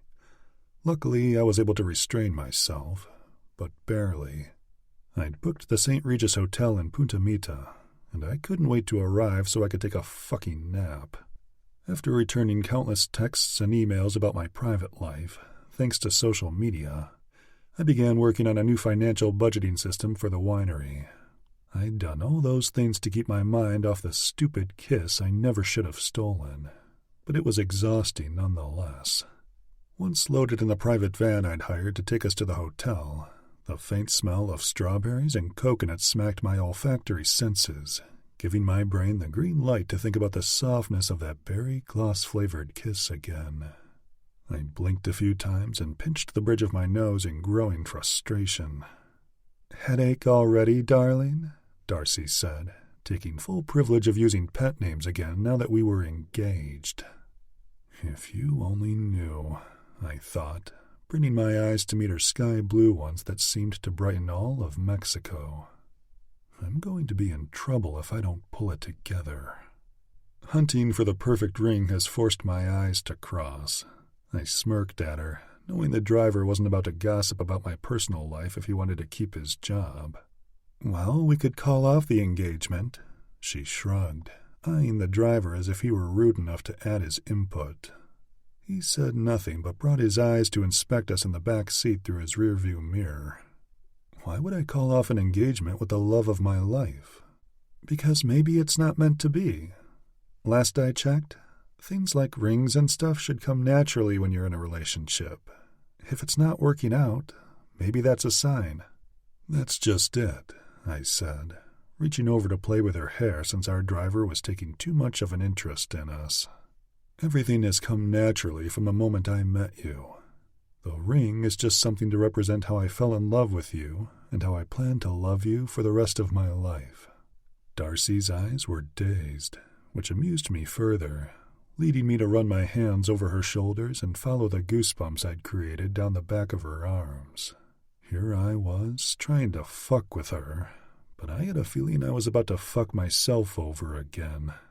"Honey," she said, pulling abruptly away from me. "You know I'm ticklish there." She moved a seat over and chuckled. "And unless you want me to jump your handsome ass in this van right now, I suggest you stop turning me on." Our humored eyes danced in beautiful harmony, so much so that I nearly forgot to pick up a ring before we arrived at the hotel. I'd found a shop online that looked like it might serve my needs, and I hoped it would, because otherwise I'd have a problem. There was no way Spencer or Natalia would believe we were engaged if she didn't have a ring, so I redirected the driver to the shop and prayed for a miracle. As suspected, my prayers didn't make it past the roof of the car. The boutique, while charming in its offering of various basic gemstones mounted on sterling silver, had nothing that would pass for a ring that any fiancé of mine might wear. Darcy and I walked out of the shop and stood on the sidewalk, wondering what to do next. Darcy seemed unbothered, perfectly willing to wear a gaudy turquoise number as if that would serve our purpose. But I had to devise a plan. Fortunately, we weren't in earshot of anyone, so I could drop the facade and speak candidly. "Okay, you need to head to the hotel. I've reserved a nice villa, and I know you'll appreciate it, so go straight to the room once you arrive. Go and enjoy all the luxurious amenities that being engaged to an Aster affords you, but please do me a favor. Don't answer texts or calls until I arrive with the ring. I know enough about Spencer's wife to say that she will see through all our bullshit if we're not careful. She's pretty much why I'm determined to get you a ring before we meet up with them. Already worried about what others think, I see? Funny. I rolled my eyes. But it's not that. I've heard stories upon stories about Nat from my brother and sister-in-law Mickey, and I'm sure this will blow up if you don't have a ring. Jesus Christ, why did I have to open my big mouth? Darcy scolded herself. Regardless, you've created the perfect opportunity to enjoy that villa all by yourself before you're stuck in it with me for the next week. Wait, she grew irritated. You booked us one room? I smiled. It would seem very strange to people to know we're going to stay in separate rooms, waiting to have sex until we're married, if you know what I mean. She sighed with a slight growl this time. I would have done just fine with your parents at the estate, you know. Now this? You're bitching about it now, but once you walk into the room, you'll take back those words. Will I? She said dryly. Fine, I'll go to the hotel. But what will you do? You're going to be wandering aimlessly, hitting the shops and getting mugged while looking for a ring that's probably in there. She pointed to the entrance of the store we just walked out of. There are plenty of rings to choose from. Let's just get something and go. Afraid for my safety? I teased. No, I'm convinced you could use an ass-kicking, she said. I just think you're making a bigger deal about this than it really is. Listen, I'm actually having a great time with all this ridiculousness, I said with a laugh. I would like this ring to be a fun memory piece for you to remember me by when this is all over with. Whether or not we remain friends, at least the ring will serve as a reminder of you and me. Who knew you had a sentimental side, she said, tilting her head in amused confusion. Why else would I have remained in a marriage for as long as I did before my wife passed? Interestingly, I wasn't haunted by bringing that to Darcy's attention. I was okay with it, not upset like usual whenever I felt I'd betrayed Melissa by speaking about her to someone who didn't know her. Wow, Darcy said, her eyes studying mine. Mexico is good for you. She smiled, then stepped in the direction of where the driver waited in the van across the street. You've never spoken so lightly of her. Perhaps you're healing a little bit. Being closer to the sun might be helping you. How could that possibly help? It's hot as fuck right now. I should be irritated. The sun brings life, she smiled. So maybe it's bringing you back to life. I frowned, then watched her prance off to the van as if she'd proved some yoga hippie point of her mother's to me. I wanted to get angry about her suggesting anything about me and my personal life or emotional state, but I couldn't. Shit. Maybe she was right. Little did she know how dead I truly was up until very recently. And perhaps that's why I was enjoying this charade of ours so much. As silly as it was breathing energy into me again. And I could think of no one I'd rather play these nonsensical games with than the woman who would have jumped at the chance to stab me last week. She was fun, and I liked that. I needed that. Chapter 24. Darcy. I wasn't going to press Sebastian to join me on my arrival to the hotel, mainly because I needed a break from the man's presence. The only reason I thought it was best he just forgot about grabbing a damn engagement ring was because he'd seemed lost in Mexico since we got off the plane. All of it was obnoxious. I watched him act like he knew exactly what he was doing, but I could tell he wasn't used to being an average human when it came to international travel. He was typically babied by butlers, assistants, and his flight crew, but not this time. I tried not to notice how lost he appeared, but it was hard. Don't even get me started on baggage claim.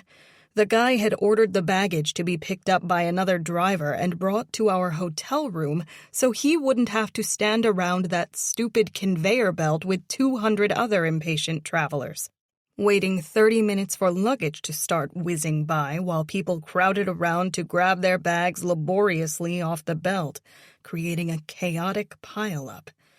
That was commercial travel at its finest. I guess I shouldn't complain about it, though, because I was delighted not to have to stand amid that humid clusterfuck for once. All that aside, I had to admit that I was concerned that major headline news would be made today when Sebastian Aster went missing in Mexico.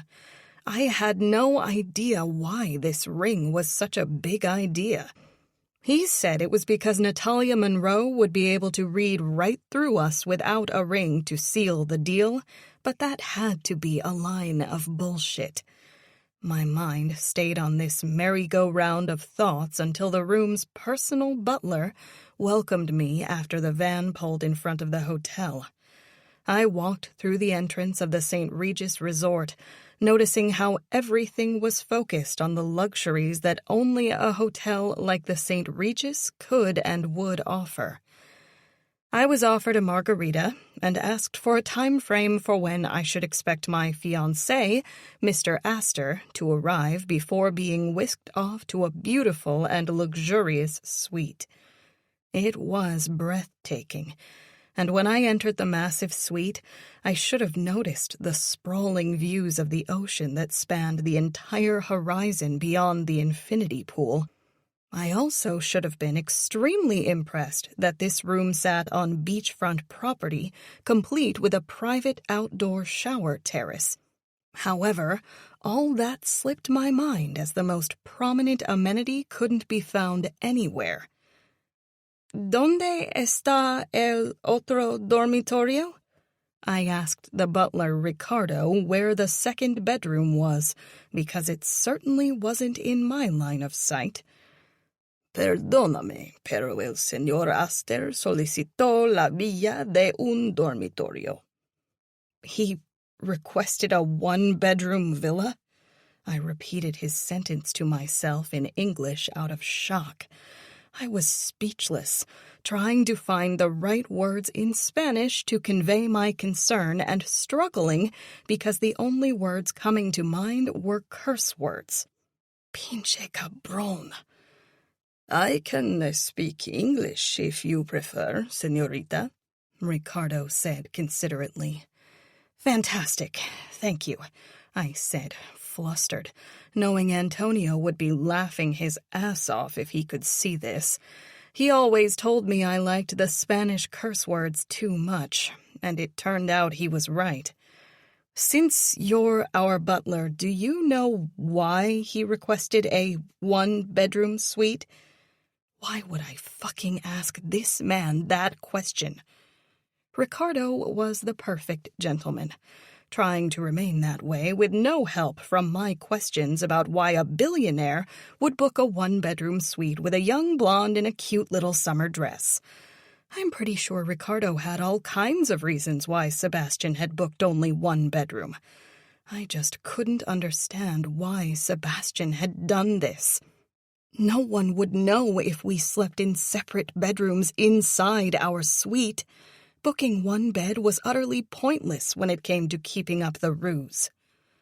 I am sure Mr. Aster will be happy to inform you of the reasons he chose this room, Ricardo said. I nodded and walked on to the terrace, feeling the heat of the afternoon sun wash over me. I glanced down at the private pool, and since the temperature was hot as hell, the same as my temper, I wanted to dive into the enticing indigo water and cool off. That's what I needed, to cool off and get my head straight. I turned back to Ricardo. Could I please have a margarita or 10? I laughed. Mr. Aster and I were in a horrible fight on our flight here, and I'm just really not in the mood to have to share the same bed with the man. Actually, I said softly, I have an idea. Is there any way I can change our villa to a two-bedroom suite? I smiled, seeing his confusion. While it was lovely to be greeted by you, I usually like to check into a hotel myself and ask for upgrades. I realize my request now is a downgrade, but it's one I would prefer. I'm sorry, señorita. This is our last villa at the hotel. If suites are available, although they are very nice, they do not include my services. I grinned. As much as I would very much appreciate your services, especially the margaritas, I need my fiancé to be kept humbly in his place. He knows I'm intimidated by his wealth and family legacy, and having you spoil me rotten would be too much. He needs to understand how I truly live. I watched him shuffle his thoughts, seemingly very concerned about the wrath he'd face for downgrading Mr. Aster's love nest at my request. I understand, señorita. He nodded. I will ensure you are tipped for the week as you would have been if you were serving Mr. Aster and me. Now, where is the closest room with 2 beds? Right this way. Close to 30 minutes and a shower later, I walked onto the balcony of the 2-bed suite I was able to secure. It was nothing overly fancy, but I was more comfortable in it. It reminded me of the rooms I used to book in college, when my friends and I would book a trip for spring break. I felt more like myself and needed some normalcy to get my head back on straight. The commercial flight would have been enough to keep me grounded had I not felt like I was traveling with Idris Elba next to me on the plane. Gracias. I heard Sebastian's voice. I couldn't help but sigh in annoyance, needing this time on the balcony overlooking the ocean to gather my thoughts and think about how we would pull off this week of ridiculous lies. "Hey, Cupcake," he said, his voice cute, calm, and not what I expected after he found out he'd lost the butler for his fancy villa. That damn name, I said, sipping the coffee I'd made myself in the room. Can you just please call me something else? At the rate your sneaky little ass is changing rooms on me, I prefer calling you Darcel, he said, rightfully annoyed. I watched as he walked around the terrace to grab a chair opposite where I sat. Now, how do you plan to remain comfortable in this room with me? Easy. You sleep on one bed and I'll sleep on the other. I wasn't planning on us sharing that king-sized bed in the large villa I purposefully booked. He smiled, almost as if this joke was backfiring on me, as the Billionaire bachelor auction had. What then? The sofa folds out into a bed, and I was planning on using that. He smirked. It seems you almost thought of everything. Shit, I said, annoyed at myself. That was a gorgeous room, too. I know, he said, chuckling. I guess my newly engaged bride-to-be is fearful I might take advantage of the bed she could have been snoring happily ever after in. Well, what was I supposed to think? I have no idea. I thought I'd made it clear that there was to be no romance involved in our little deception. His forehead wrinkled in humor, and his brown irises, which were naturally dark and cold, looked like the color of smoky quartz. They dazzled in their warmth, and I couldn't resist smiling. You did, but what was I supposed to think with a one-bedroom suite? Especially when I know that when rich folks like yourself come here, they aren't found in these common rooms. You all have those private villas to ensure your privacy, so no one knows you're staying here. That's the point, exactly, he said, standing up, sweat beading on his forehead from the weather. Sure, it was hot on the balcony, but even hotter if you're wearing a button-down shirt. Holy shit, he's taking it off. Oh, so you're just going to strip right here with the excuse that it's hot and there's no pool? He pulled the shirt off, revealing his tight white undershirt and biceps, which were way larger than I expected, and not something I thought a man like him would have. His t-shirt paled against the dark tint of his tanned skin, and his sleeves looked like they might rip if he flexed his arm. That's not even mentioning how the dampness of his sweaty body made the shirt tighten against his abs. The man was in perfect muscular shape, and I was starting to wish we had that villa, so I could watch him swim laps in the pool without his shirt on. Jesus H. Christ, this man was a glorious sight to behold. Of all the rooms you could switch us to, you picked the one with the hot afternoon sun, eh? I thought you hung with the rich and famous, and knew a thing or two about which rooms to book. They usually book the room for me. I smiled. Sort of like you did, but without trying to share the room with me. I don't typically feel the need to change my room, so forgive me for choosing the one with the hot afternoon sun. Well, I'm sure you're pissed you changed rooms without calling me first. And now, He looked around. Look at our little vacation room. It's all quite adorable. Why didn't you book your own private villa? The one you requested isn't very secluded.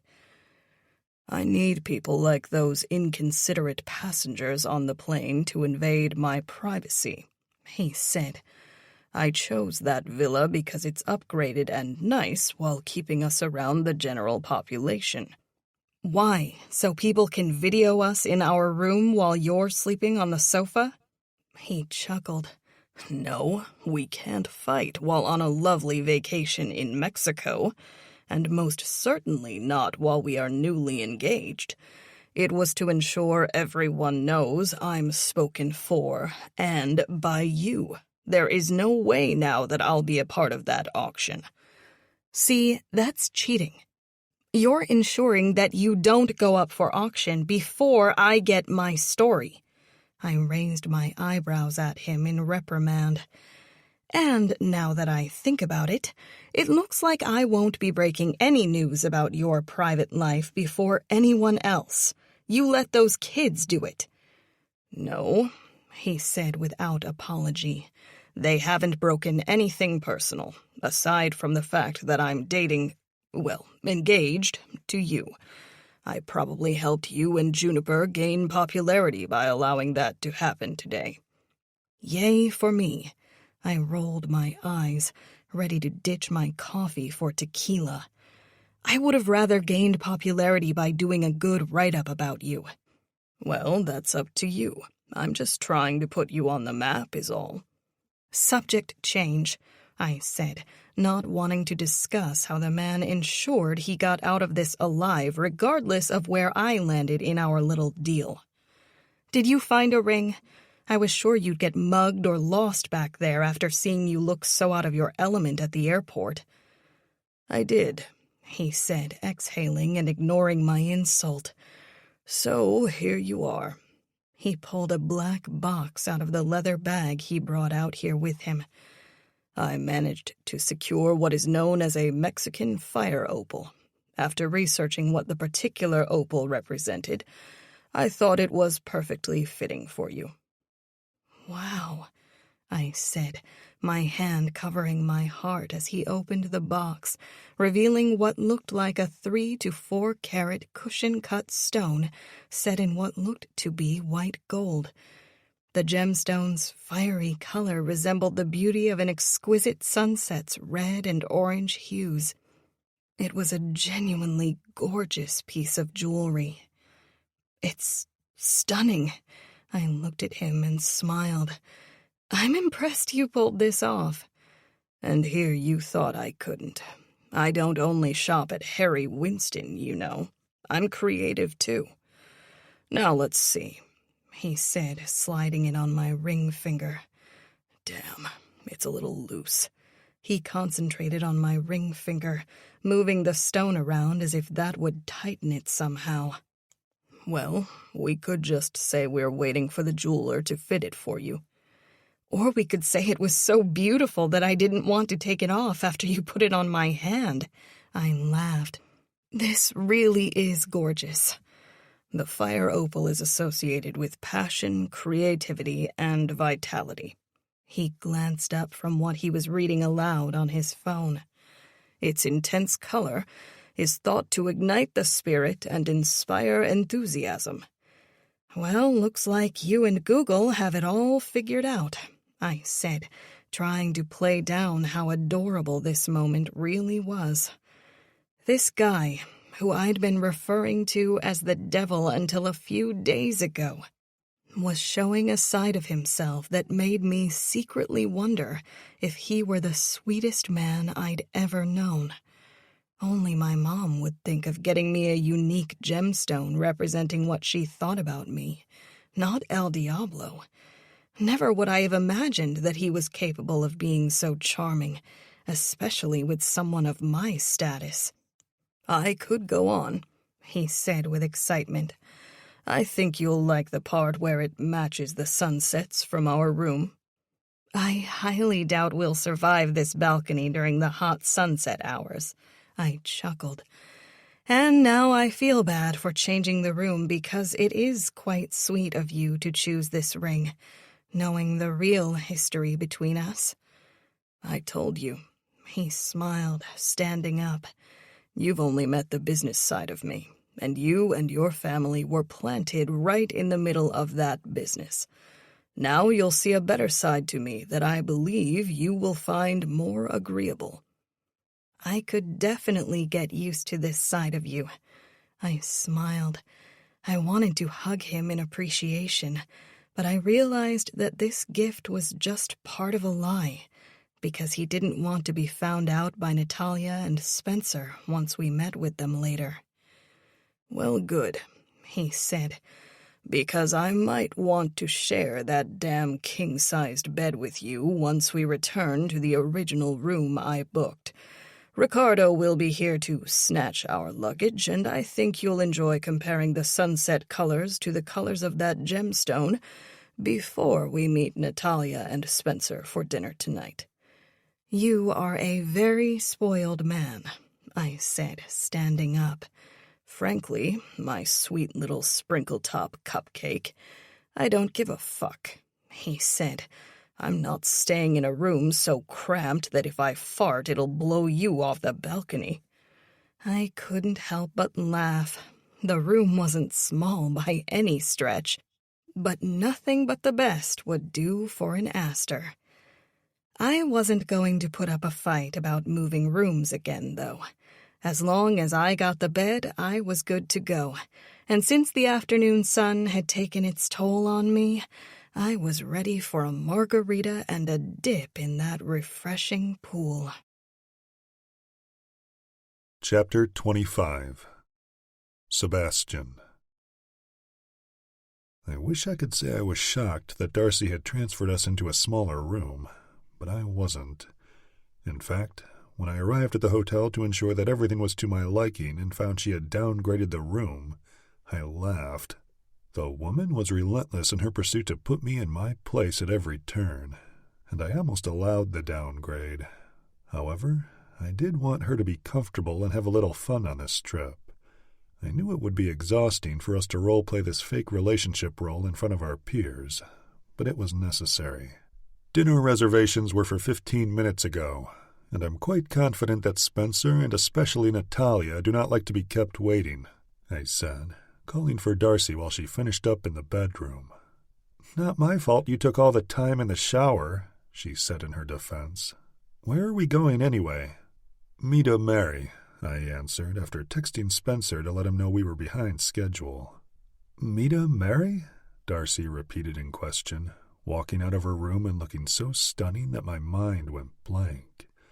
I had to blink a couple of times to compose myself. Get your jaw off the floor, chump, she teased as she caught me gawking at her beauty. I dressed like this because I assumed we'd be 5-star dining while we're here. The red dress reminded me of a professional salsa dancer, the flowing fabric moving elegantly with every step she took. The top was fitted to accentuate her curves, while the plunging neckline made me wish I'd purchased a ruby necklace to complement the dazzling way she stole every sense of decency from my mind. Her stiletto heels matched the ruby color of her dress, her blonde hair polished and glowing against the brilliance of the dress. Had I known you were going to dress so nice, I would have opted for a suit in a different restaurant, I admitted as she did a cute twirl. You look radiant. Thanks, she answered. But I think I'm overdressed for the occasion. I smiled. You're dressed perfectly as my fiancé, I stated. However, we're not going to a 5-star restaurant tonight. Well, I'd like to say that I'm shocked to find out I could have gotten away with a simple sundress and flip-flops for dinner, but I'm not. You're going out of your way to bring your usual taste of the high life down a notch, right? First the commercial flight, then this room, and now a casual dinner? This is true. Of course, just when I believed this room was beneath me, you proved me wrong. I winked. We really need to get going. Natalia and Spencer have been waiting for nearly 20 minutes now. Okay. She sighed but had a confused look. It seems glaringly obvious to me now that I should have asked this question before getting ready. But what is the atmosphere of the place where we are eating? It's a place on the beach. You were craving fish tacos with your margarita earlier, and Ricardo recommended the perfect casual dining atmosphere for that. A place on the beach? She questioned in confusion. Yes. Meet a merry boat bar and... I'm changing, she said, quickly cutting me off. I'll meet you there. Before I could respond, she disappeared into the room. Darcy, we need to go. I'm a punctual person, and this is very unlike me.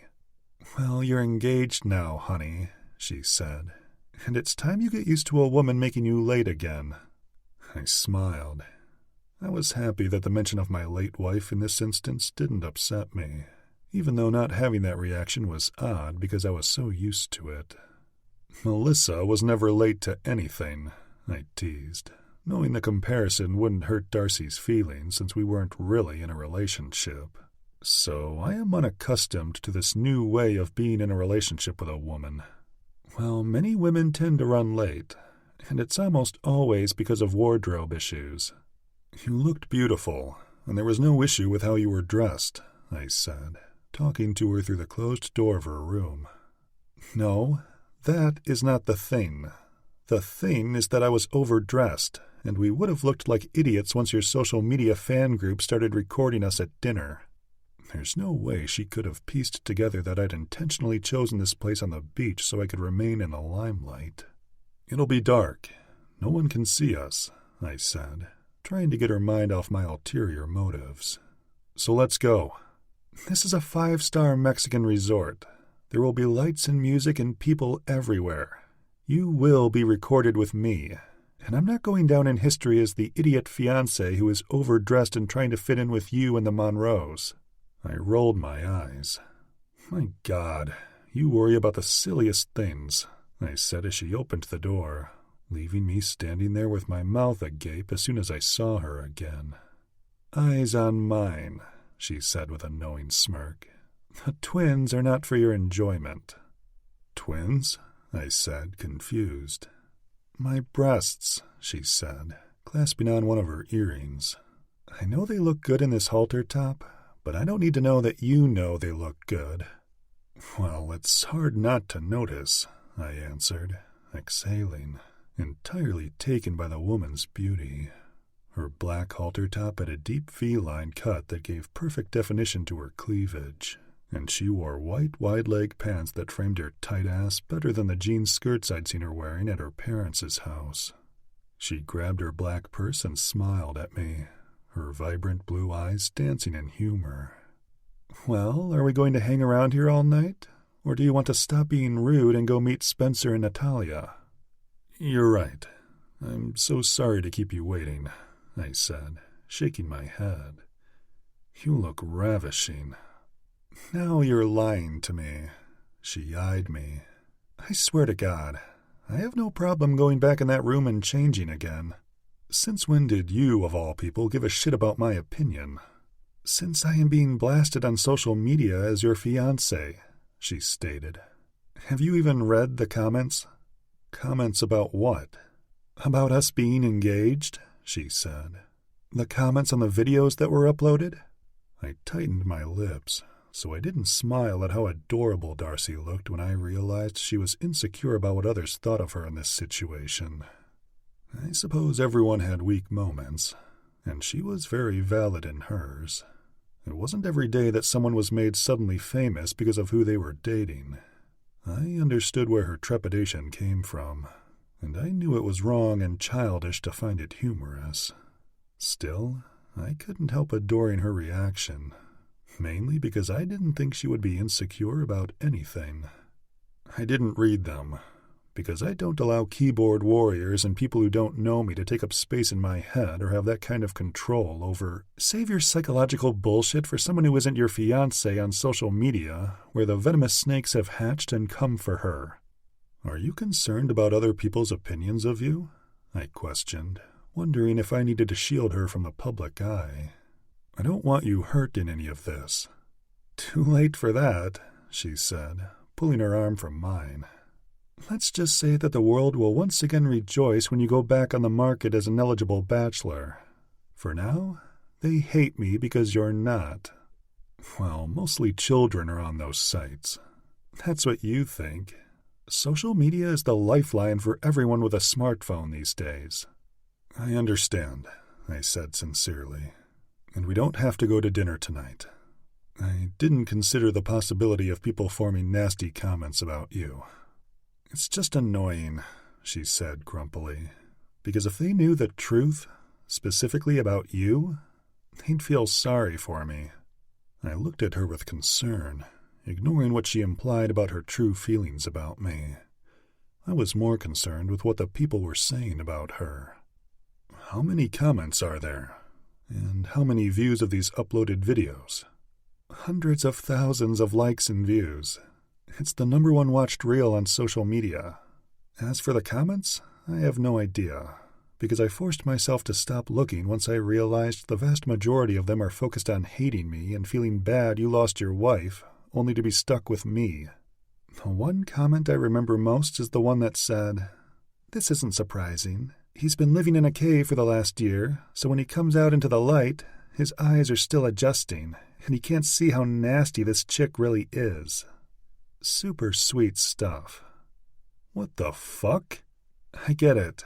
People get nasty when they're jealous and mean when someone poses a threat to them. But what I don't understand is how the fuck I'm a threat to them. Unless, of course, these are all the women in your crowd on the East Coast. I shook my head, feeling remorse. I didn't realize any of that would be taken and used to attack you. I am truly sorry, and I will have the videos taken down. As if, she sighed. Hey, I know you have a shitload of money, but you can't take videos off the internet like that, Grandpa. She laughed and then shrugged her shoulders. Fuck it, eh? It's fine. I just need to be on top of my game when we're in the public eye, especially if you are going to plan our outings with the intention of being seen. It's only fair. I completely understand, I answered. Go change back into your pretty red dress. I'll cancel our reservations on the beach and make one for dinner at the Carolina, and then I'll inform Spencer and Natalia that there is a change of plans. And risk looking like I'm too good to eat on the beach? She started to laugh. No, let's worry about keeping our friends happy. Just keep me ahead of the game when you plan our outings, and all will be fine. I just don't want to give anyone fuel for the fires they're lighting all over the place. I understand I will never make anyone happy when it comes to you, but I at least want to feel confident while I'm pissing all of them off. Do you hate me for this? I only asked because I knew the woman despised me already, but this was another level. She was being attacked on my behalf by people I didn't even know, which was only adding insult to the injuries I'd inflicted since I met her. No, I don't hate you for this, she answered. I hate myself for looking at the comments and caring about what anonymous people think about me. I don't know how celebrities and public figures do it. I would never want to leave my home. Well, they're trained to appreciate the bad press. I shrugged.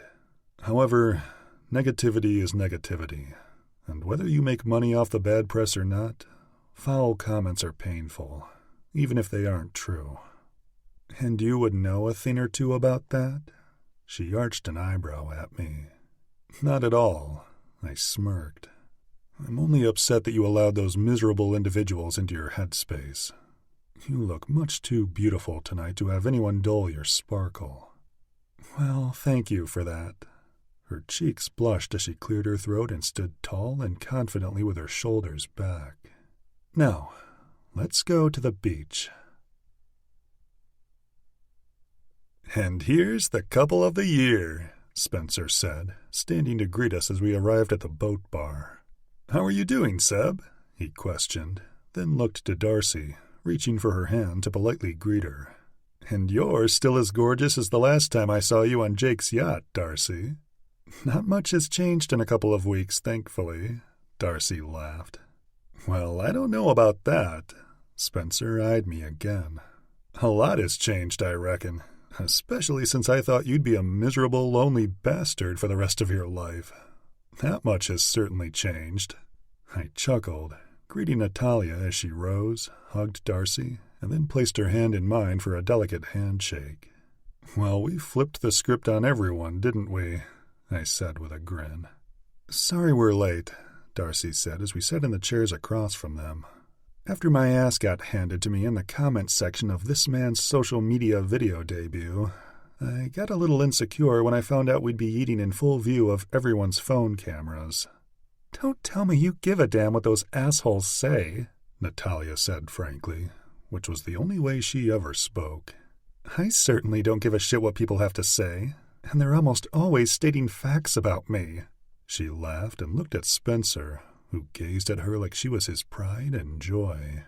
"Yes, darling, everyone knows what a gold digger you are," he chuckled. Fortunately, I knew Spence and Nat well enough to know that Spencer's statement wasn't true. However, in their circles, it was known that Nat had married Spencer for his money. After all, he came from old money like my family, and she was just a real estate agent from California. It didn't matter that she dealt in luxury properties for the rich and famous and that she was a self-made multimillionaire because of it. To them, she was the help. Spencer had notoriously turned down many invitations to important galas and events, ones that some people waited a lifetime to receive and ones that no one dared to refuse, strictly because the committee members didn't pay his wife the respect she deserved. It was tantamount to social suicide for the average upstart, but when you had old money like Spencer Monroe, people turned a blind eye to keep the status quo. Spencer and Natalia made a statement by being the black sheep of upper-class society, and I admired them for it. "You know that's the only reason I married you," she answered him, then looked at Darcy. "Seriously, honey, don't pay any attention to it. In fact, given your line of work, I would think you knew better." "Yeah, you'd think," Darcy said while I ordered a round of margaritas for the table. "It just caught me off guard. I just worry naturally because even when I publish my articles, I try to be kind about the people I'm writing about." "Let me give you some advice," Natalia said, taking a sip of the margarita she'd been drinking when we arrived.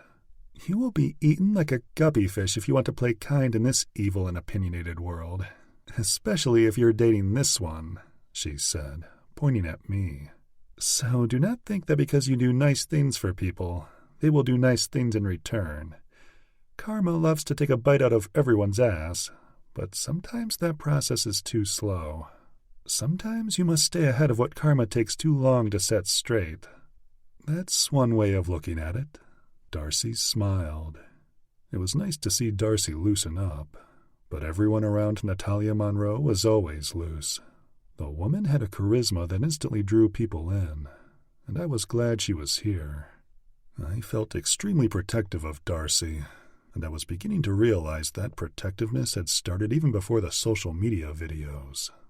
It started with me planning this trip to keep Darcy away from my parents. I thought it would end there and this would just be a fun getaway, but it only seemed to build. I didn't want to see her get hurt at all, and the more I thought about the comments she'd mentioned, the angrier I became that they were made. She was a good person. Her family was kind and warm, and I had to wonder what was getting into me these days, because this was the first time I genuinely felt this way. All I knew was that I liked this version of myself and didn't want to lose these feelings. Chapter 26. Darcy. "So, when are you going to come clean and tell me the truth about you and Sebastian?" Natalia questioned. The men had stayed back at the bar to talk business, since Spencer was Jim Mitchell's VP, and there was no better place to catch up on business than while you're on vacation in Mexico. I answered, enjoying my slight buzz from all the margaritas at dinner. "You know what I'm talking about." Nat shifted in the beach lounge chair she'd taken next to me as we watched the full moon lending its light to create a gorgeous sparkle on the ocean. "Well, truth is, I never imagined I'd date the guy, much less be engaged to him. So there's that," I answered her. Well, I agree there, she returned with a laugh. I never imagined it either. In fact, I never imagined him wanting anything to do with anybody out here on the West Coast, especially a woman beneath his status, she teased. I couldn't fault Natalia for asking the questions I knew everyone was wondering. I'd been expecting the barrage of inquiries since I agreed to the trip.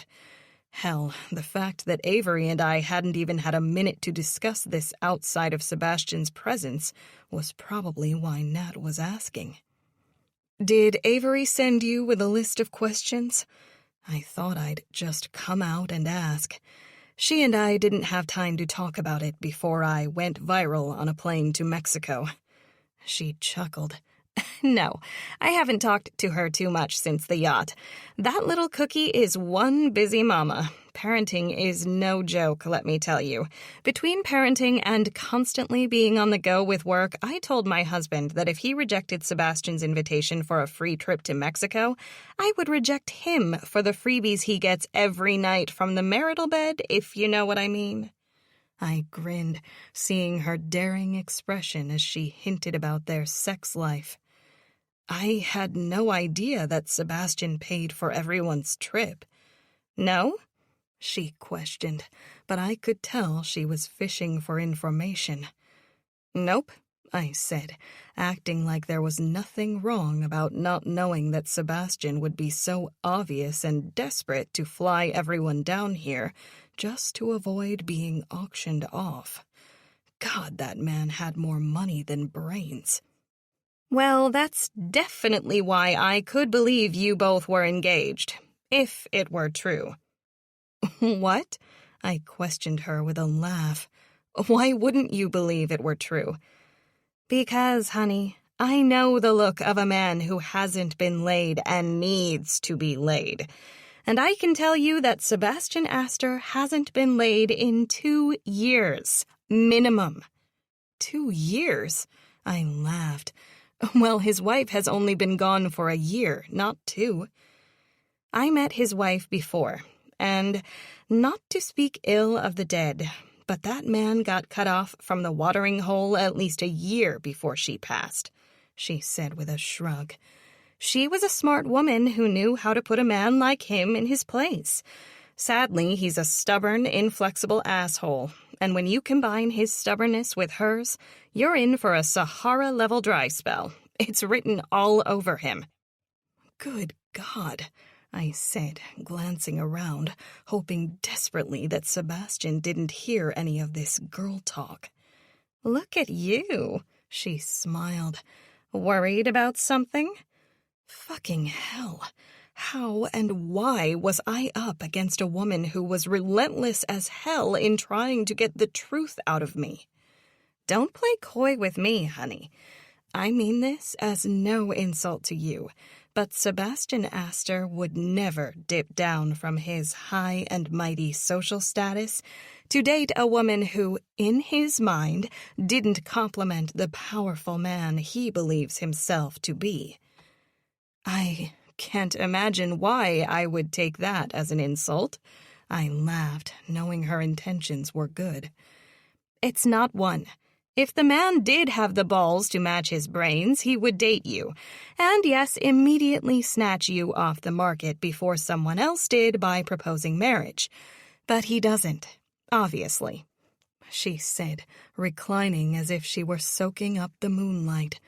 He worries about power, money, and status, hence the reason his wife could weaponize sex and get away with him not cheating on her for the entire year that she cut him off. Shit, that's pretty horrible. Well, they were a horrible couple, Nat said in a matter-of-fact tone. Seriously, she was as wicked as I'm sure you believe he is.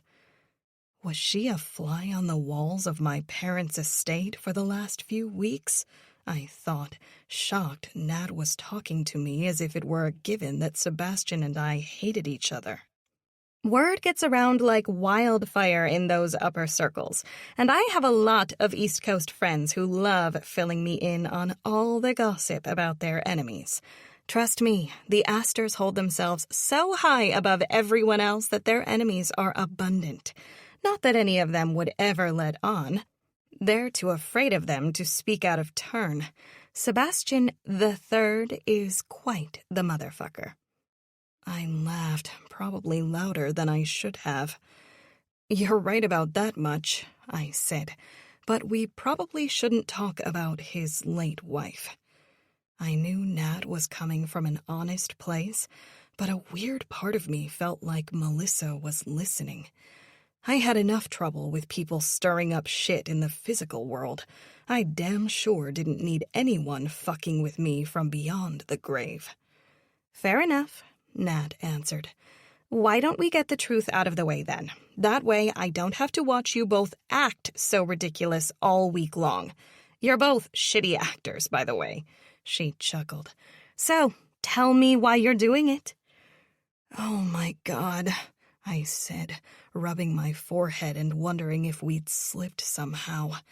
I can't believe this. Believe what? Honey, it takes a lot to fool me. I'm sure Spencer bought into your bullshit enough that I'll have to stomach his remarks later about how happy he is for Sebastian when you and I both know that man is not happy. True, I finally admitted. Okay, listen, I said, knowing this wasn't good, but I wasn't the one who invited everyone to Mexico for a vacation.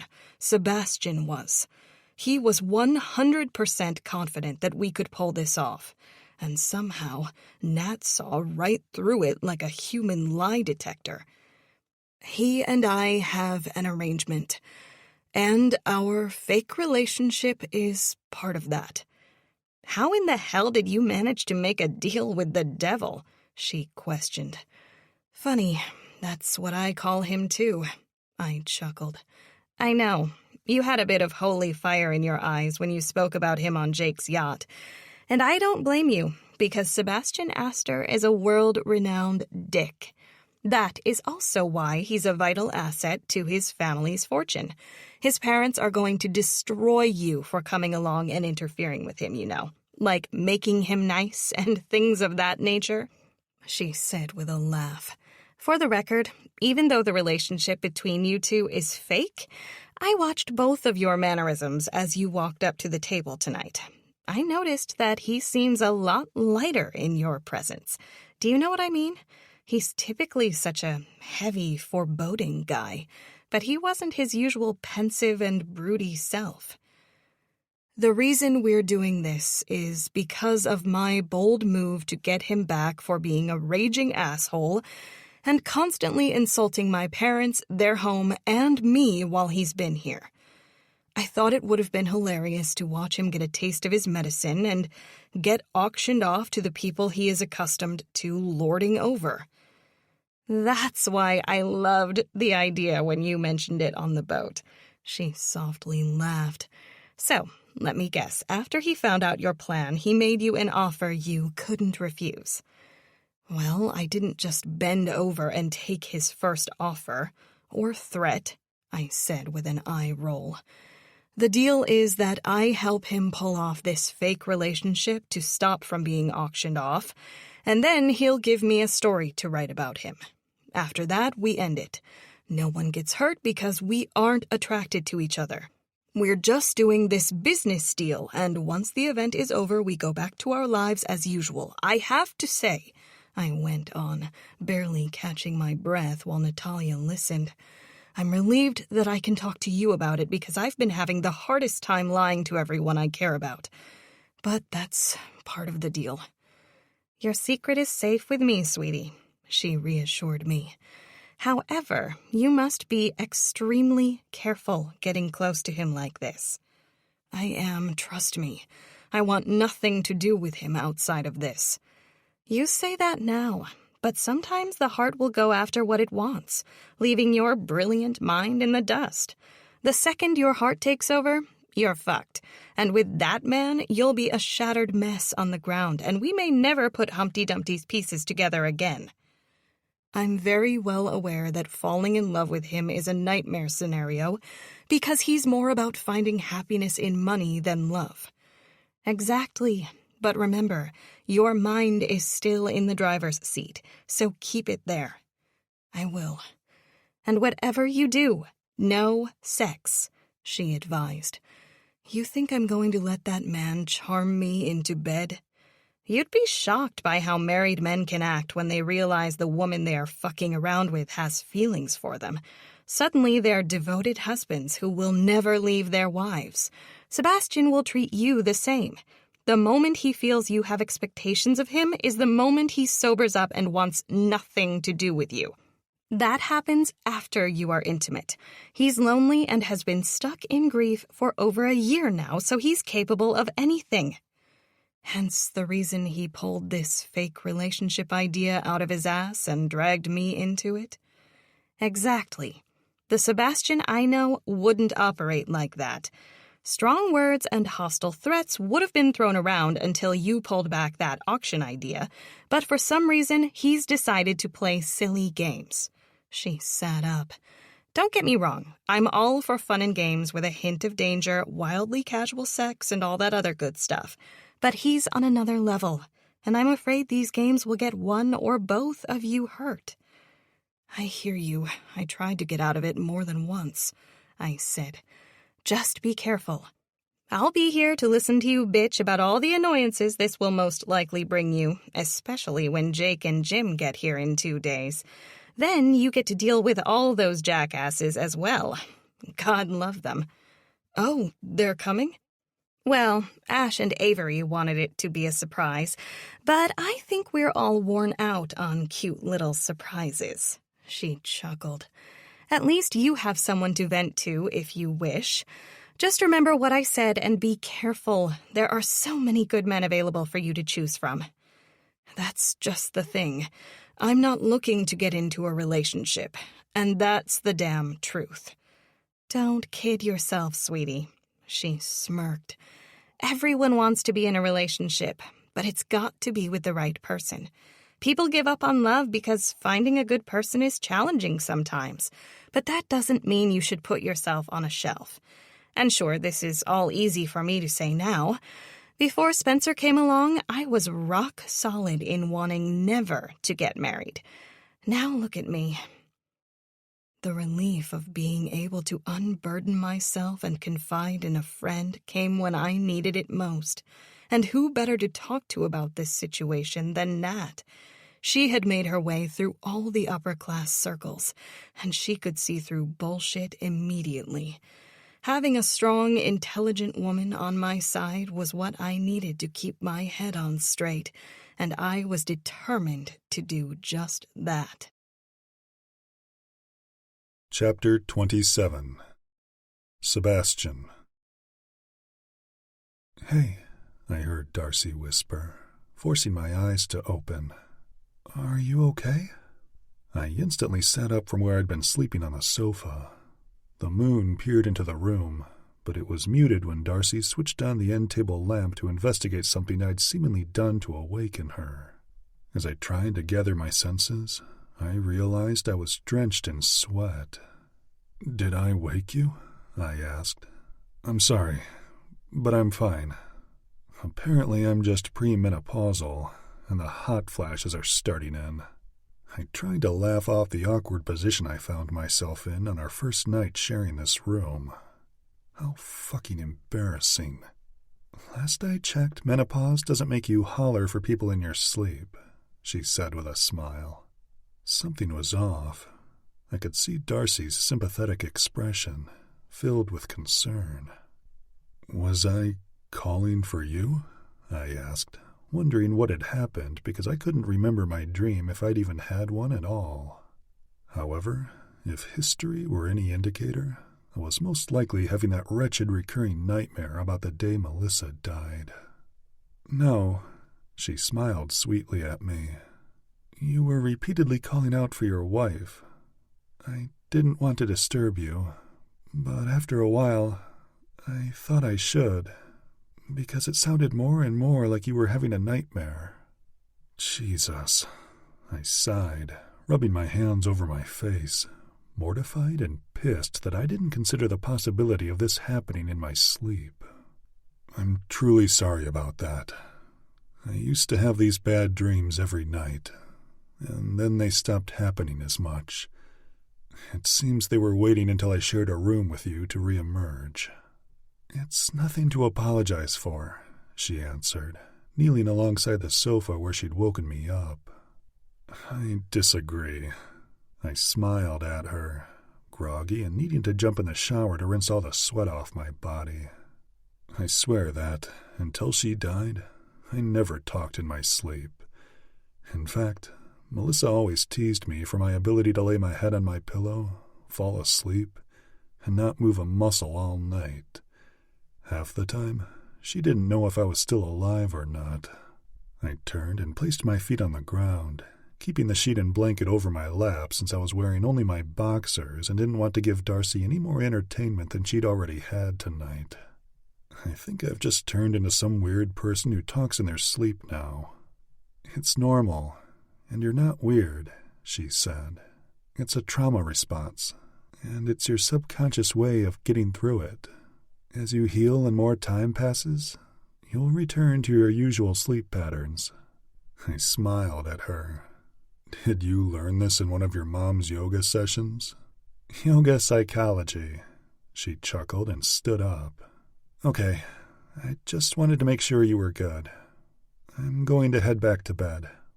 Sorry I woke you, I answered, and as I watched her walking away, I suddenly felt uneasy about being alone. I'm going to get in the shower, I informed her. I can use the outdoor one if you think the other will keep you up. No, you're fine, she said. So long as you don't sing in the shower. It's what gets me through the trauma. I chuckled and gathered my things to shower, hoping it would wash away my uneasy feelings. After my shower, I decided a hot cup of tea sounded like a brilliant idea, so I headed to the kitchenette, filled the kettle with water, and placed it on the stove to boil. As I was preparing my cup and tea bag, the kettle began to whistle loudly, and even though I turned off the burner, it wouldn't stop. As I began to panic, afraid of waking up Darcy for the second time with my bullshit, I heard her voice from behind me. Really, dude? Shit. Fuck. I'm sorry.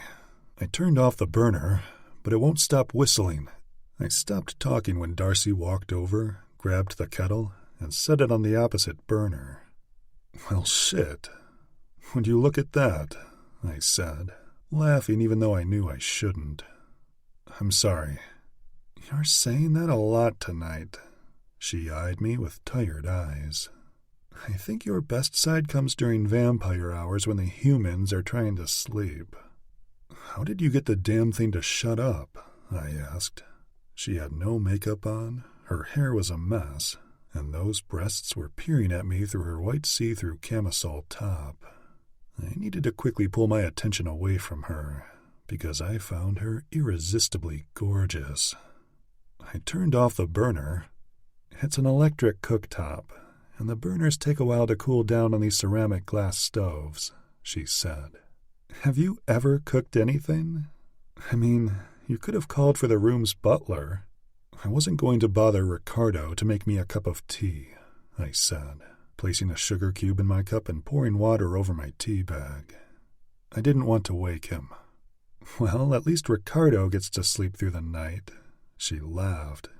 And since I won't be able to go back to sleep this second go-around, you might as well pour me a cup of tea, too, she said, walking around the counter and sitting on a bar stool.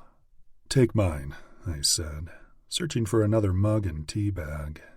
It's green tea, I said, as if I knew this would help her sleep. I was making it in the hope that it would settle my nerves and I'd fall back asleep. Oh, well, green tea usually has caffeine, so that won't make you sleepy. You need chamomile or some other herbal tea, she offered, handing me the mug back. Oh, I said, looking at the box of various tea bags where I'd found the green tea. Let me see. She walked over to the box and started flipping through its offerings. Right here. She pulled out a bag that said chamomile. How much water do you have left in the pot? I filled it up, I answered. There should be enough. I bet you've never done anything in the kitchen except make espressos, have you? I honestly haven't, and that's a bit painful for a man like me to admit, I answered. I feel like an idiot right now. Well, the thing about normal people is that no matter how smart or on top of the world we are, there's always something to learn. It's good to see that you're normal, she said, handing me a mug of freshly poured tea. It needs to steep for a minute before you drink it. I know how to drink tea, I said with a roll of my eyes. Care to join me on the patio? I would love the company. I offered a friendly smile after I noticed she was walking back to her room. I was just going to turn on an old Spanish flick on the television. I figured that would put me to sleep. Are you sure? I had no idea why I was nearly begging for her company like a child, but I just felt a bit unnerved and wanted to be around her. If we go out on the terrace, we'll most likely wake up the guests next door, arguing over something stupid like we always do. I promise I won't argue with you. I could tell she was concerned about going outside with me, but I wasn't sure why.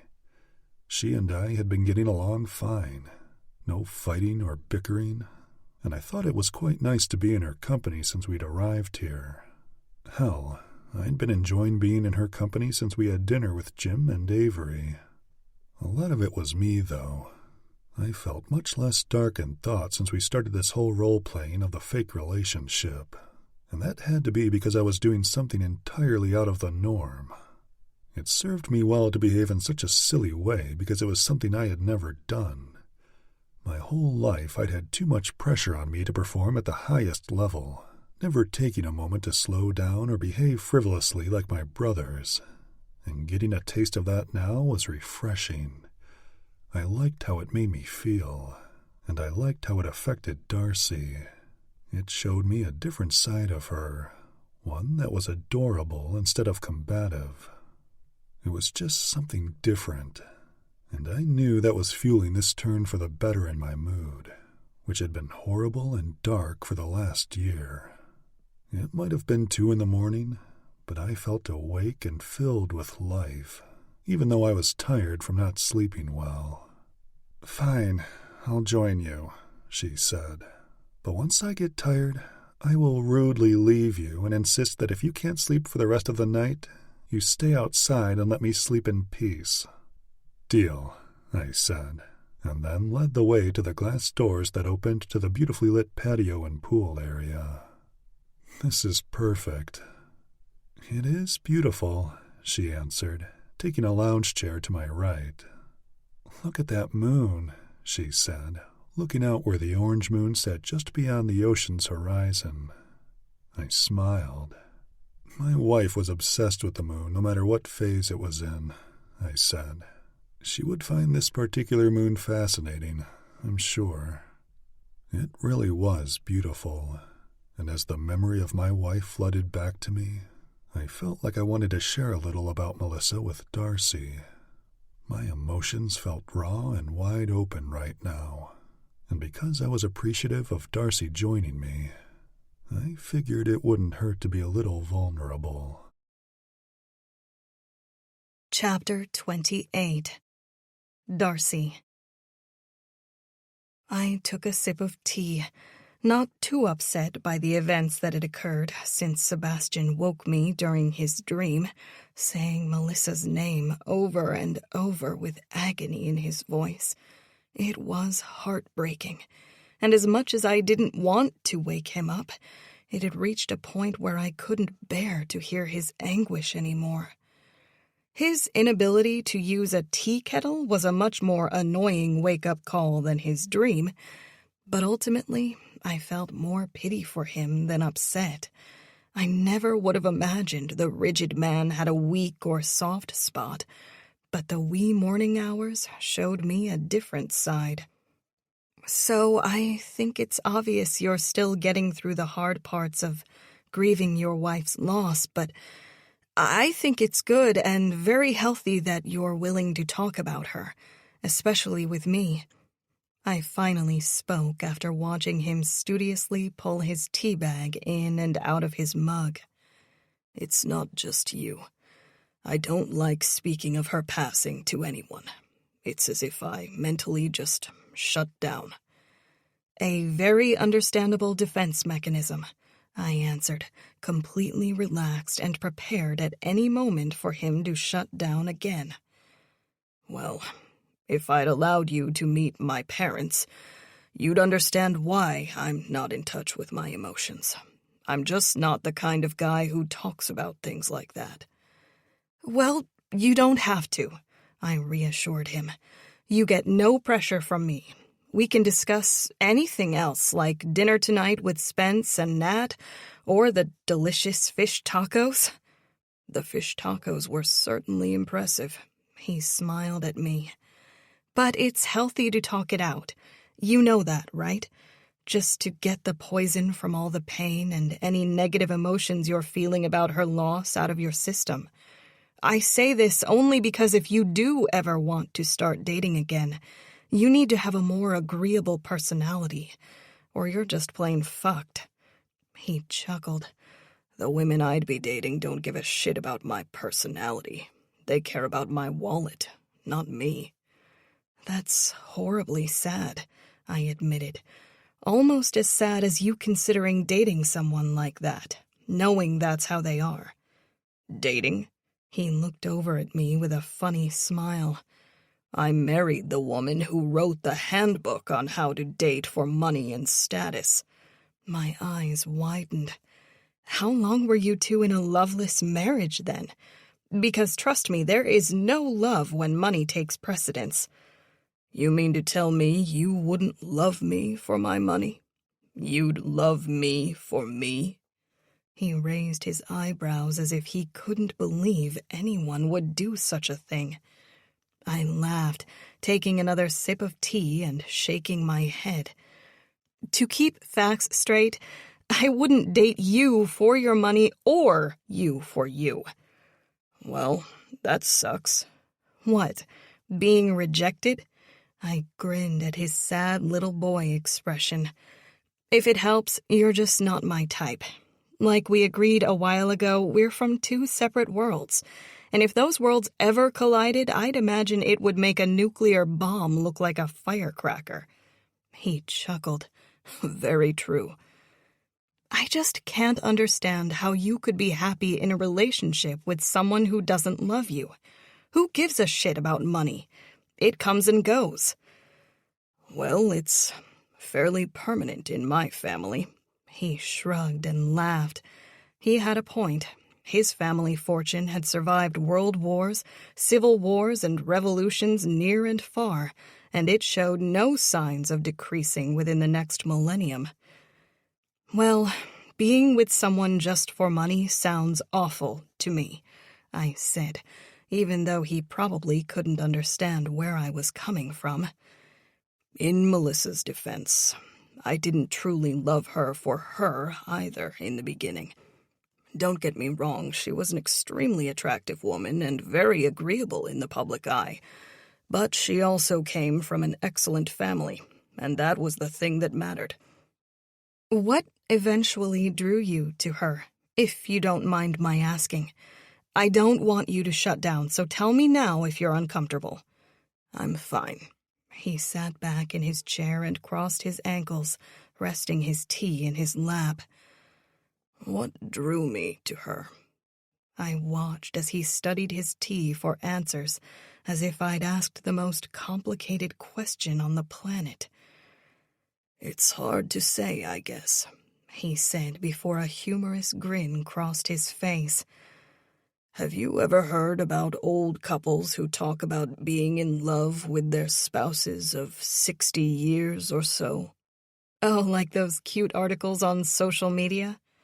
I'm not on social media, he answered, perplexed. Right, well, there are these stories about the answers to lifelong love and how the elderly couples hung on to it over the years. The men talk about how they loved it when their wife entered a room, dazzling everyone with her smile and lighting the place up, Making everyone feel at home? Stuff like that? Melissa never entered any room with a dazzling smile, lit it up, or made everyone there feel at home. Well, okay, I laughed. How long were you married? 5, almost 6 years, he said. And before you remark, our love would have stood the test of time. I guess she must have been a good cook then, because what you're telling me is that Melissa would walk into a room and shut the place down with her ice-cold, bitchy behavior. She didn't cook at all, he said. One time we came home early from vacation, and the house staff weren't due to arrive until the next day, so I asked if she wanted to cook dinner or dine out. And let me guess, she didn't know how to cook and nearly burned the place down. No, she did know how to cook. She just preferred not to, he said. Anyway, she was so angry that I even suggested she cook that we slept in separate rooms until I bought her a yacht to apologize. What the living hell? I asked, recalling what Nat said about the woman earlier tonight when she warned me not to do things like I was doing right now, forming bonds and shit that would only lead to heartbreak later. But here I was. That's the most pretentious shit I've ever heard. That was my wife, he said with a roll of his eyes. She knew how to get what she wanted from me. I have a hard time seeing anyone get away with something like that with you. Sounds like a pretty fucked up, loving marriage. Before I say more, he said, becoming serious, making me feel bad for insulting his dead wife. She seemed like the devil's mistress, but he was the devil, so I guess it was the perfect marriage. I must insist, anything spoken about Melissa be off the record. I don't wish for anything to be written about her. Trust me, from the way you're already starting about her, I wouldn't be surprised if she returned from the grave to haunt me. He chuckled. She'd haunt my ass, too. Were you afraid of her? Hell no, he said. I was annoyed a lot, though, especially when she hired a private investigator to follow me around and ensure I wasn't doing anything untoward. What the fuck? I couldn't hide the look of disgust on my face. Surely no one would put up with that shit. I don't even know what to say about that. She did that when she was withholding sex, so she must have been worried I'd get it elsewhere, which is something I'd never do. Okay, that sounds like excusing horrible behavior, I said, surprised there was any justification for her actions in his mind. Maybe it is, he said. I let a lot of things go once she got pregnant. I thought things would change in her behavior, becoming a new mother. But it became evident that our daughter was just another step to take for us to seem like we had a perfect marriage. I don't even know what to say, I answered. Everything I heard was so foreign and opposite to my opinion of how relationships should be. I was only intrigued because of the shock factor this story was producing. Good God, Nat wasn't lying at all. I assume she hired the private investigator to follow me around because if she ever wanted out of the marriage, all she had to do was catch me cheating on her to be awarded a large sum of money. And if it were my fault, no one would frown upon her for divorcing me. I didn't want to say what I was genuinely thinking, which was, how the hell are you sad that a woman like that is gone?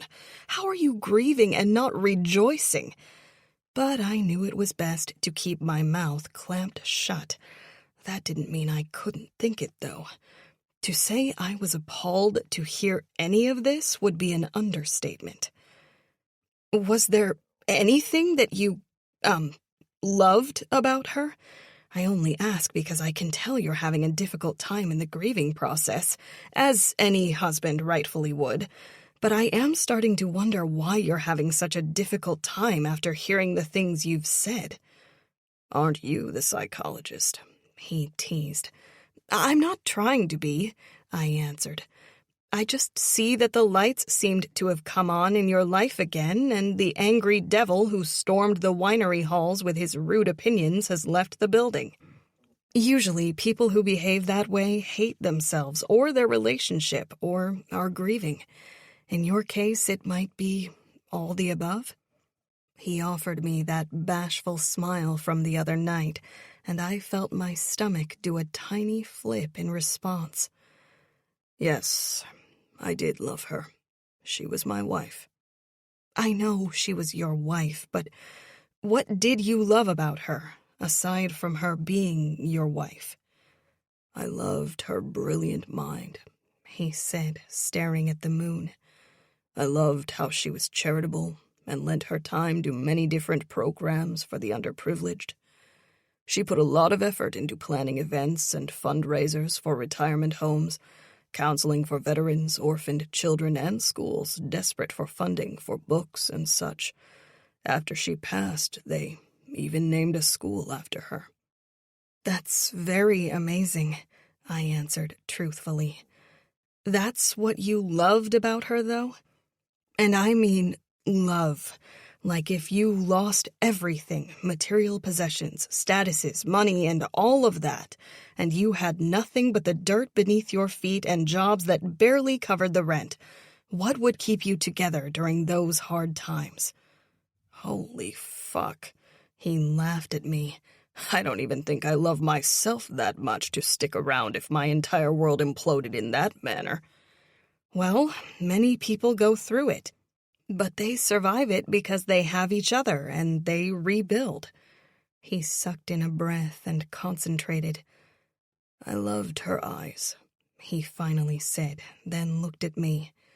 "They were green, not piercing like your blue eyes, but sometimes they'd dazzle in a way that—" "That's a physical trait. What did you love about this woman to want to marry her, buy her a yacht when she had a meltdown, and insist on starting a family to elevate your social status? There had to be something." "I loved that she never interrupted me while I was talking," he said, giving me a shitty grin. "So there's something." "That's definitely something," I answered. "I know it doesn't seem like a loving relationship to you, but it was in its own way. I miss her every day, and I feel very guilty at times that I didn't take the final call she made to me moments before she passed away. I was too busy in a meeting, and nothing was more important than my work. Not even my wife's dying wish to talk to me." I saw the pain and darkness wash over him, like an invisible 1,000-pound blanket of guilt was laid across his back, and I knew this was haunting him. It was probably the main reason he was stuck in grief, not allowing himself a moment of happiness. "You blame yourself?" "No. Well, maybe. I'm not sure," he said softly. I was glad he hadn't shut down again. The subject matter was getting heavy, and his not bolting was a good sign. "Even though I don't recall the dream I was having when you woke me up, the sensations and the mood of sudden loneliness I've experienced since waking up are typical of my recurring nightmare. That dream is just a loop of the day Melissa was killed, and I'm watching myself make all the wrong decisions as I did on that day, and I can do nothing to change any of it." This is going to sound like easy advice, even though you're probably not going to take it that way. But you need to try to forgive yourself. You'll be stuck in this guilt for the rest of your life if you don't. You must try to move forward. "I feel that I am." Filling your mind with a crazy distraction like being in a fake relationship with me and then throwing ourselves to the wolves to lie to everyone about it is not moving on. It's not healing or helping you to come to terms with things either. You are correct. That is easier said than done. I don't do well with letting myself off the hook. Melissa deserves better than for her selfish husband to find happiness again when he couldn't be bothered to grant her a moment on her deathbed. Forgive me if this sounds harsh, but from what you've casually mentioned about her, I wonder if she wanted you to find happiness even when she was alive, I said. I didn't want to bash the woman, but it seemed he was putting her on a pedestal just because he felt guilty, which is what people tended to do when they wanted to punish themselves. You have a lot of emotional baggage to start going through, shedding layers of bullshit before you'll find any form of happiness. But you owe it to yourself to find that. I owe it to my daughter, he said. Her too, but you can't take care of someone else if you haven't taken care of yourself. If you're not happy, your daughter will not be happy. I know that, he said.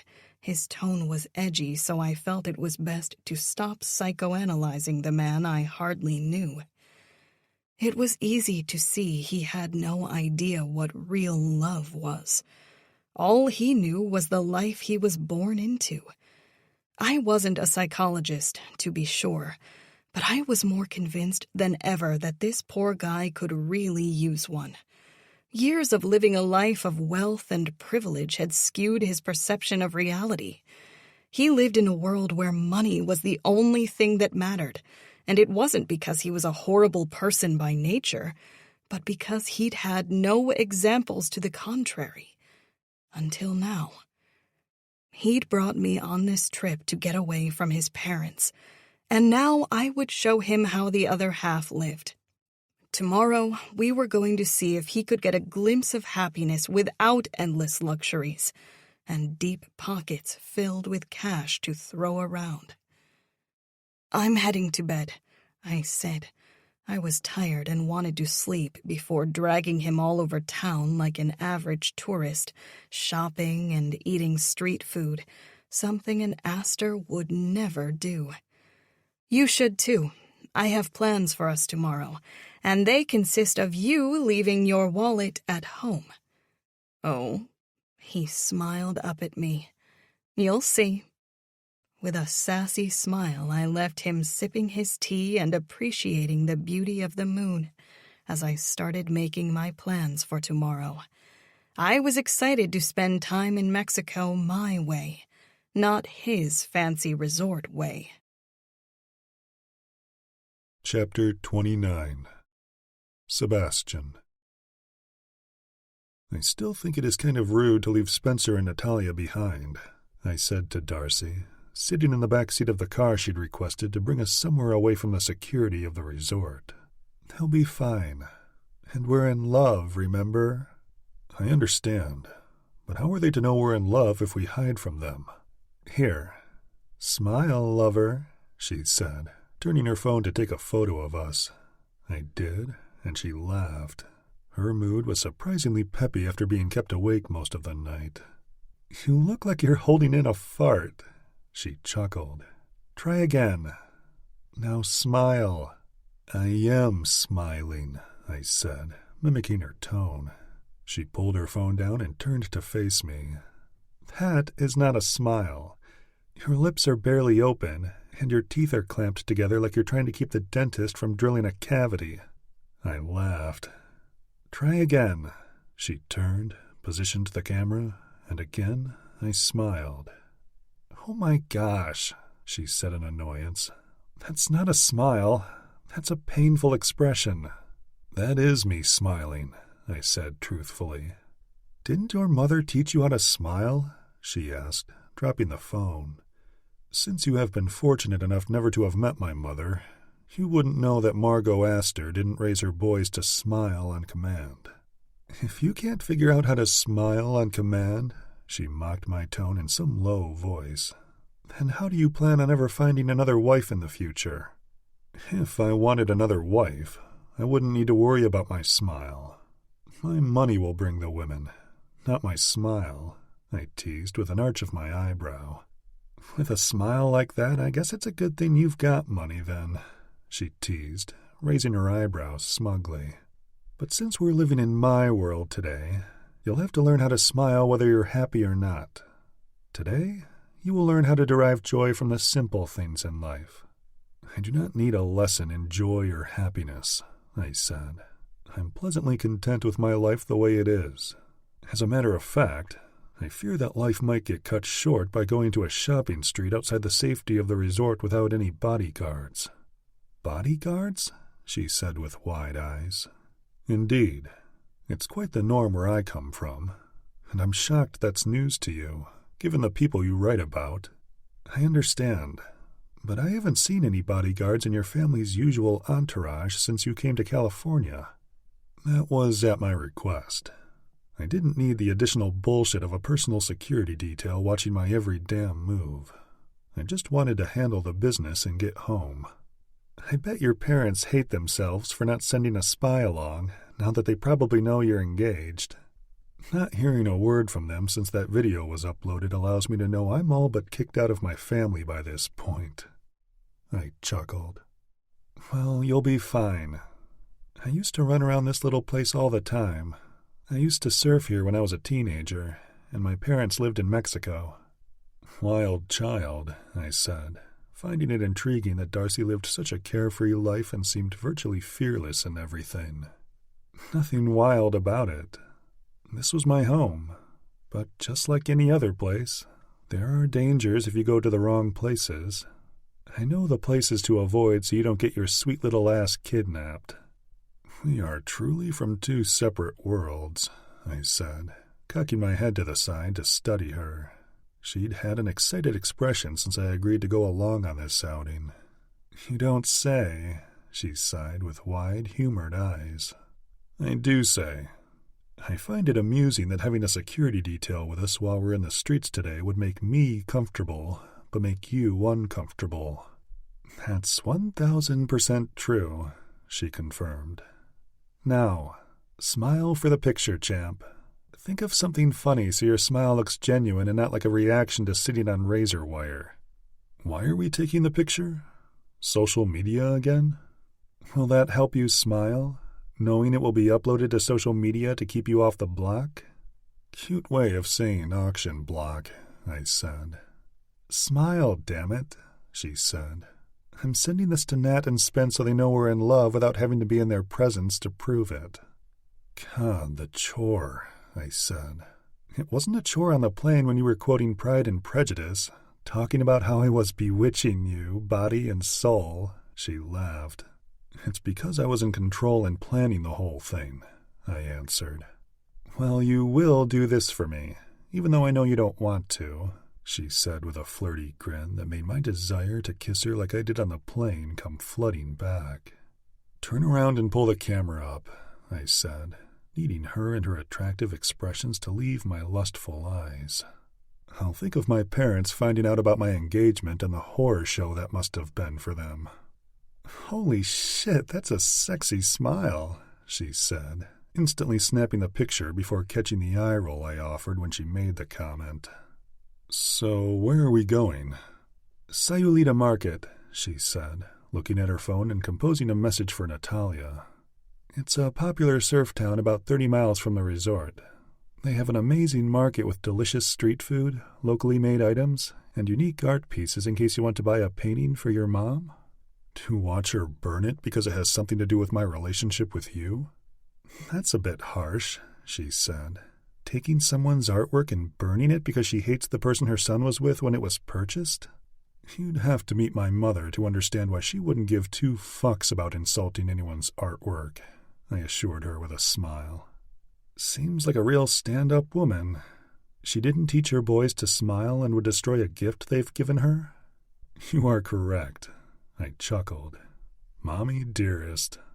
No wonder you're the way you are, all diabolical and shit.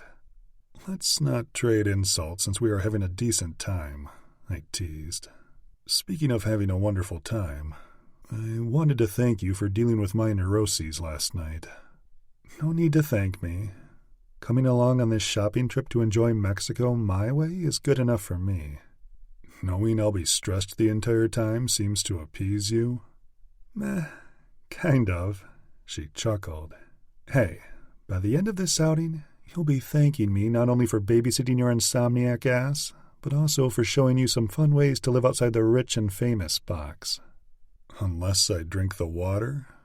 If you're that senseless, you deserve to get the shits, she teased. 20 minutes later, we arrived at the local street market, which she was seemingly beyond excited to venture to.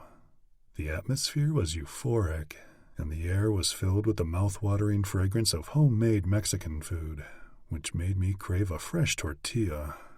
Don't ask me why, but it sounded delicious.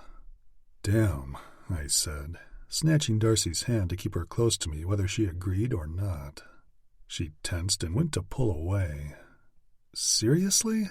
She said in utter annoyance. Very seriously, I answered. Listen, I'm not trying to be some controlling freak, but I'll feel much safer holding your hand. So long as you admit to yourself that you're only holding my hand because you're a chicken shit who thinks he's gonna get kidnapped, she said.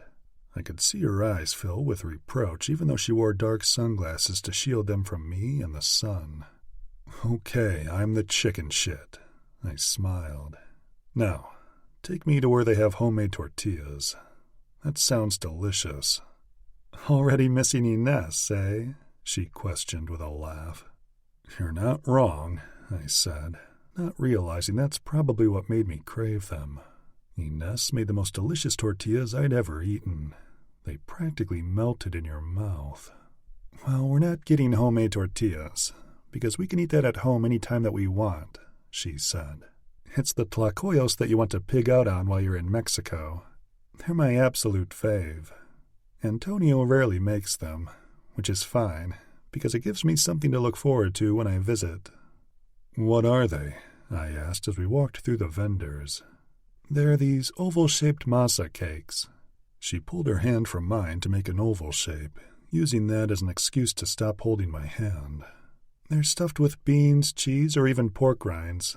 Then they're topped with cactus, salsa, and more cheese. I smiled warmly, finding her so damn cute, and then snatched her hand back into mine. Nice try, gorgeous, I said.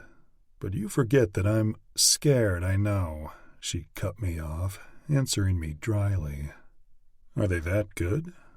I've never had cactus before, but the idea of eating one might be more terrifying than getting kidnapped. Don't worry, they take the needles out of the cactus first, she teased.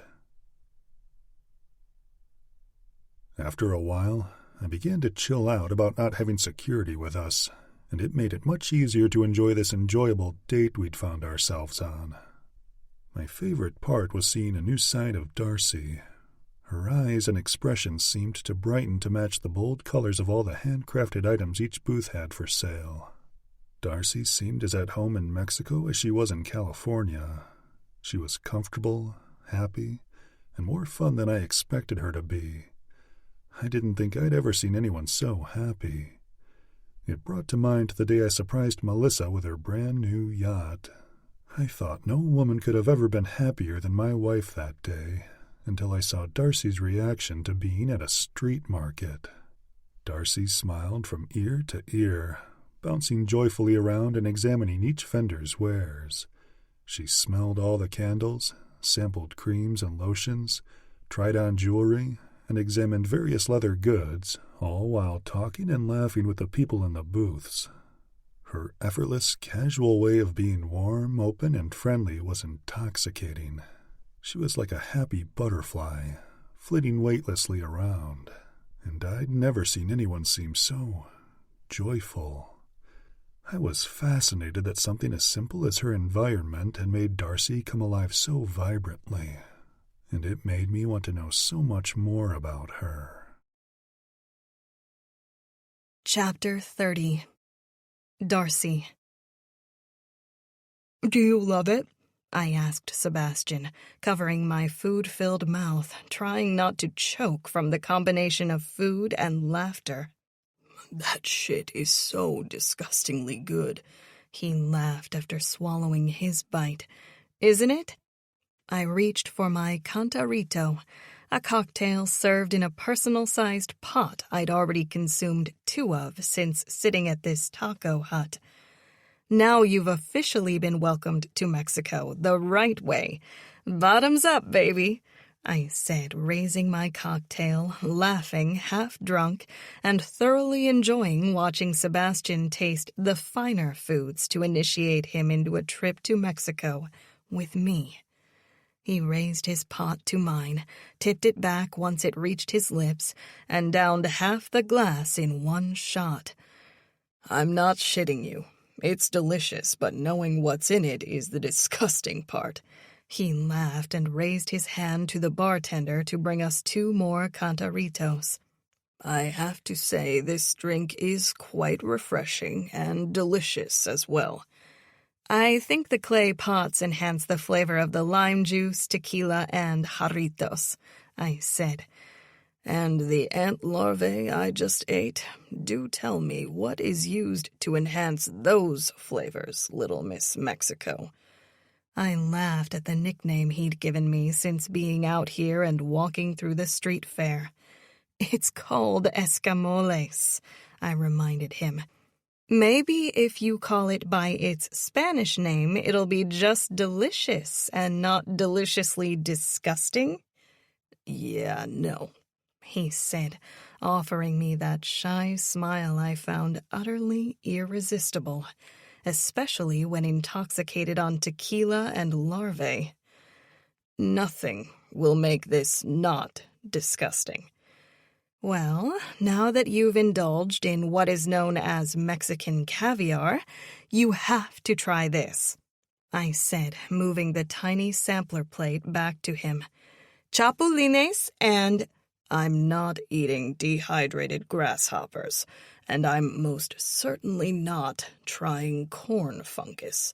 His forehead wrinkled in humor, and I couldn't resist finding this man so incredibly handsome, as he laughed uninhibitedly, appearing to have the time of his life. Why not? I said, reaching for a chapulín and popping it in my mouth like a tortilla chip, laughing as I watched Sebastian's expression change at the sound of the crunch it made. His nose scrunched up, his cute little shy smirk grew wider, and he softly laughed while studying me, most likely waiting for me to gag. It's delicious, I said. The perfect smoky taste with a hint of lime and salt, almost better than tortilla chips. I reached for one, ran it through the guacamole, and reached over to where he sat across from me at the table. Try it. If you can eat shrimp, you can eat this. That's what you said about the larvae, he said, taking it from my hand and studying it. And it didn't taste bad, did it? It probably tasted better than your usual appetite for ultra-expensive caviar. I folded my arms on the table and watched him in humor. Remember the rules, I reminded him. I have to chew on it to gather the flavors, and I cannot cheat. I know, he said, sounding annoyed, but his humorous expression told me otherwise. Do it, I urged with a laugh. And no drinking immediately afterward this time either. I shot him a warning look. I thoroughly enjoyed giving this big bad man a run for his money with Mexico's finer delicacies. This one was mild in flavor, but because he knew he was eating an insect, it was screwing with his mind, and I found it all so perfectly hilarious. It's mind over matter. If I'm going to coach myself through this, he said, still terrified to eat the grasshopper. True, I agreed as if I were his therapist, watching my patient learn to eat without thinking about it. And to go even deeper, I'll add that life is pretty much like you being terrified to eat that grasshopper. How so? Oh, don't let me interrupt you from your bite, handsome, I teased. I'll explain once I hear a few crunches. But the legs, he said, and the antennas. I know you'd think those things would fall off, but they don't. And they actually can tickle your tongue if you're not careful. I lied. God, here goes, he said. And in his mouth Mr. Grasshopper went, I said, laughing while my eyes widened to encourage him to crunch at least 5 times before swallowing it. You don't need to create nursery rhymes about the food I'm eating, he chuckled, then took his napkin to wipe his mouth. Is that how your mother got you to eat this as a child? I nodded. My mother went through an entire story about how Mr. Grasshopper sacrificed his life for the hungry Aztec boy who needed his powers. You're shitting me, right? My mom named me after an orphaned monkey. What do you think? How are you not traumatized? I am every time someone calls me Darcel, I chuckled. Now, finish your thoughts about how mind over matter applies to real life taken from watching me eat a grasshopper. Damn, I said, taking a sip of my cocktail. You don't forget anything, do you? In my line of work, I forget nothing. And when someone thinks they have this crazy and horrific thing we call life figured out, I want to hear their thoughts. I stalled. Now I had to think of something interesting to say because I didn't really have anything to contribute. I just wanted him to eat the stupid grasshopper. First, try the huitlacoche, I said, pushing the corn fungus toward him while I tried to come up with something that didn't sound like the line of bullshit I knew it was.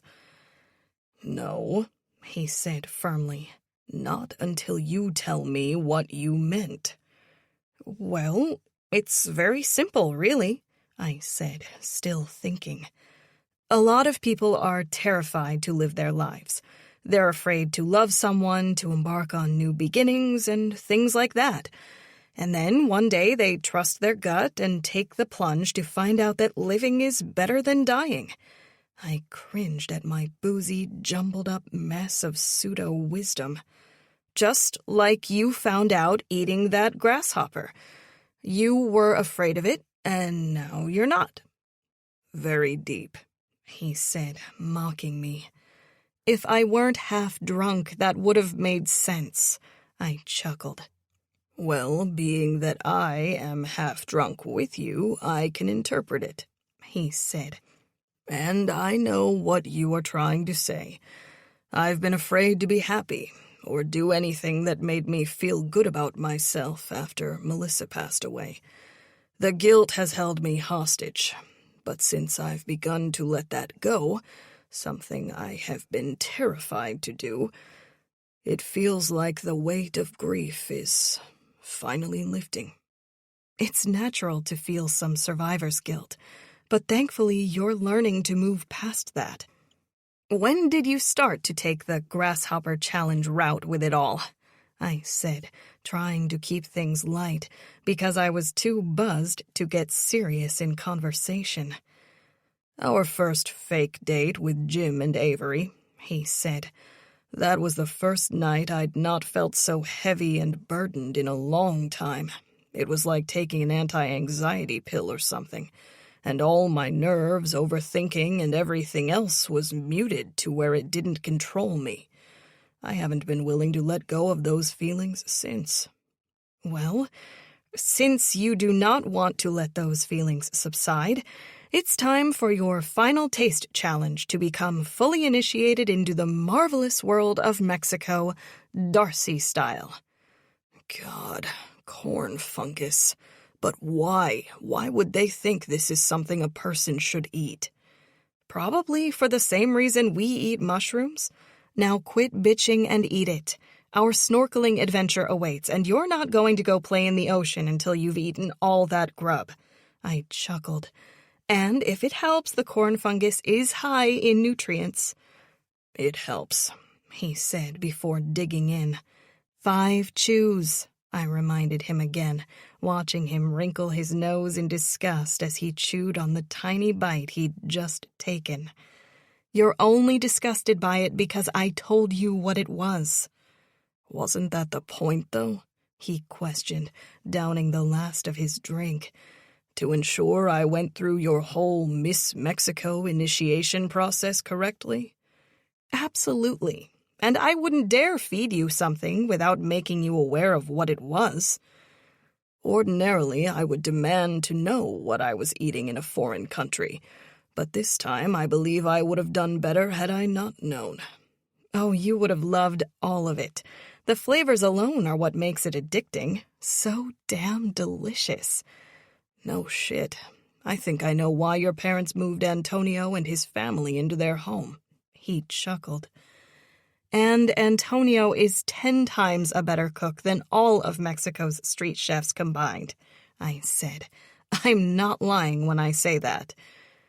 And while we're on the topic of not lying, when do you plan to return to Spencer and Nat and resume the lie about our relationship? You're already bored? I questioned, instantly saddened at the thought of returning to the resort.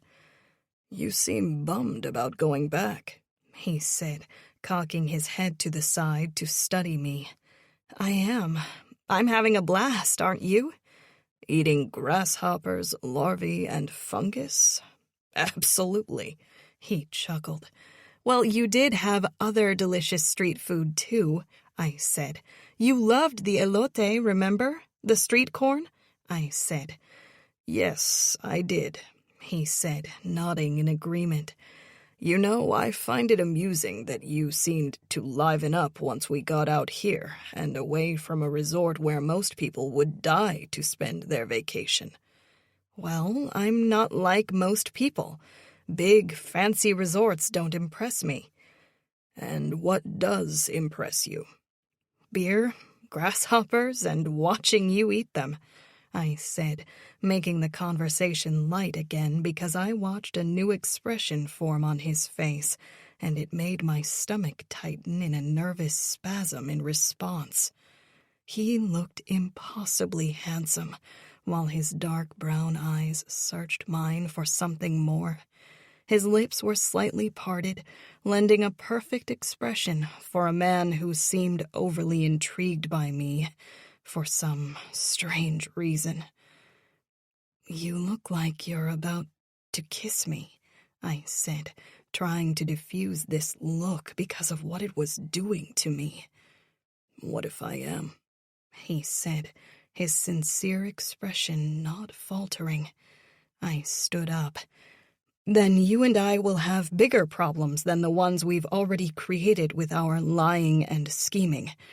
Come on, I think it's time you and I sober up in the ocean. I smiled. No kissing and no deep thoughts, or you'll be taking the rest of that platter back to the hotel for leftovers.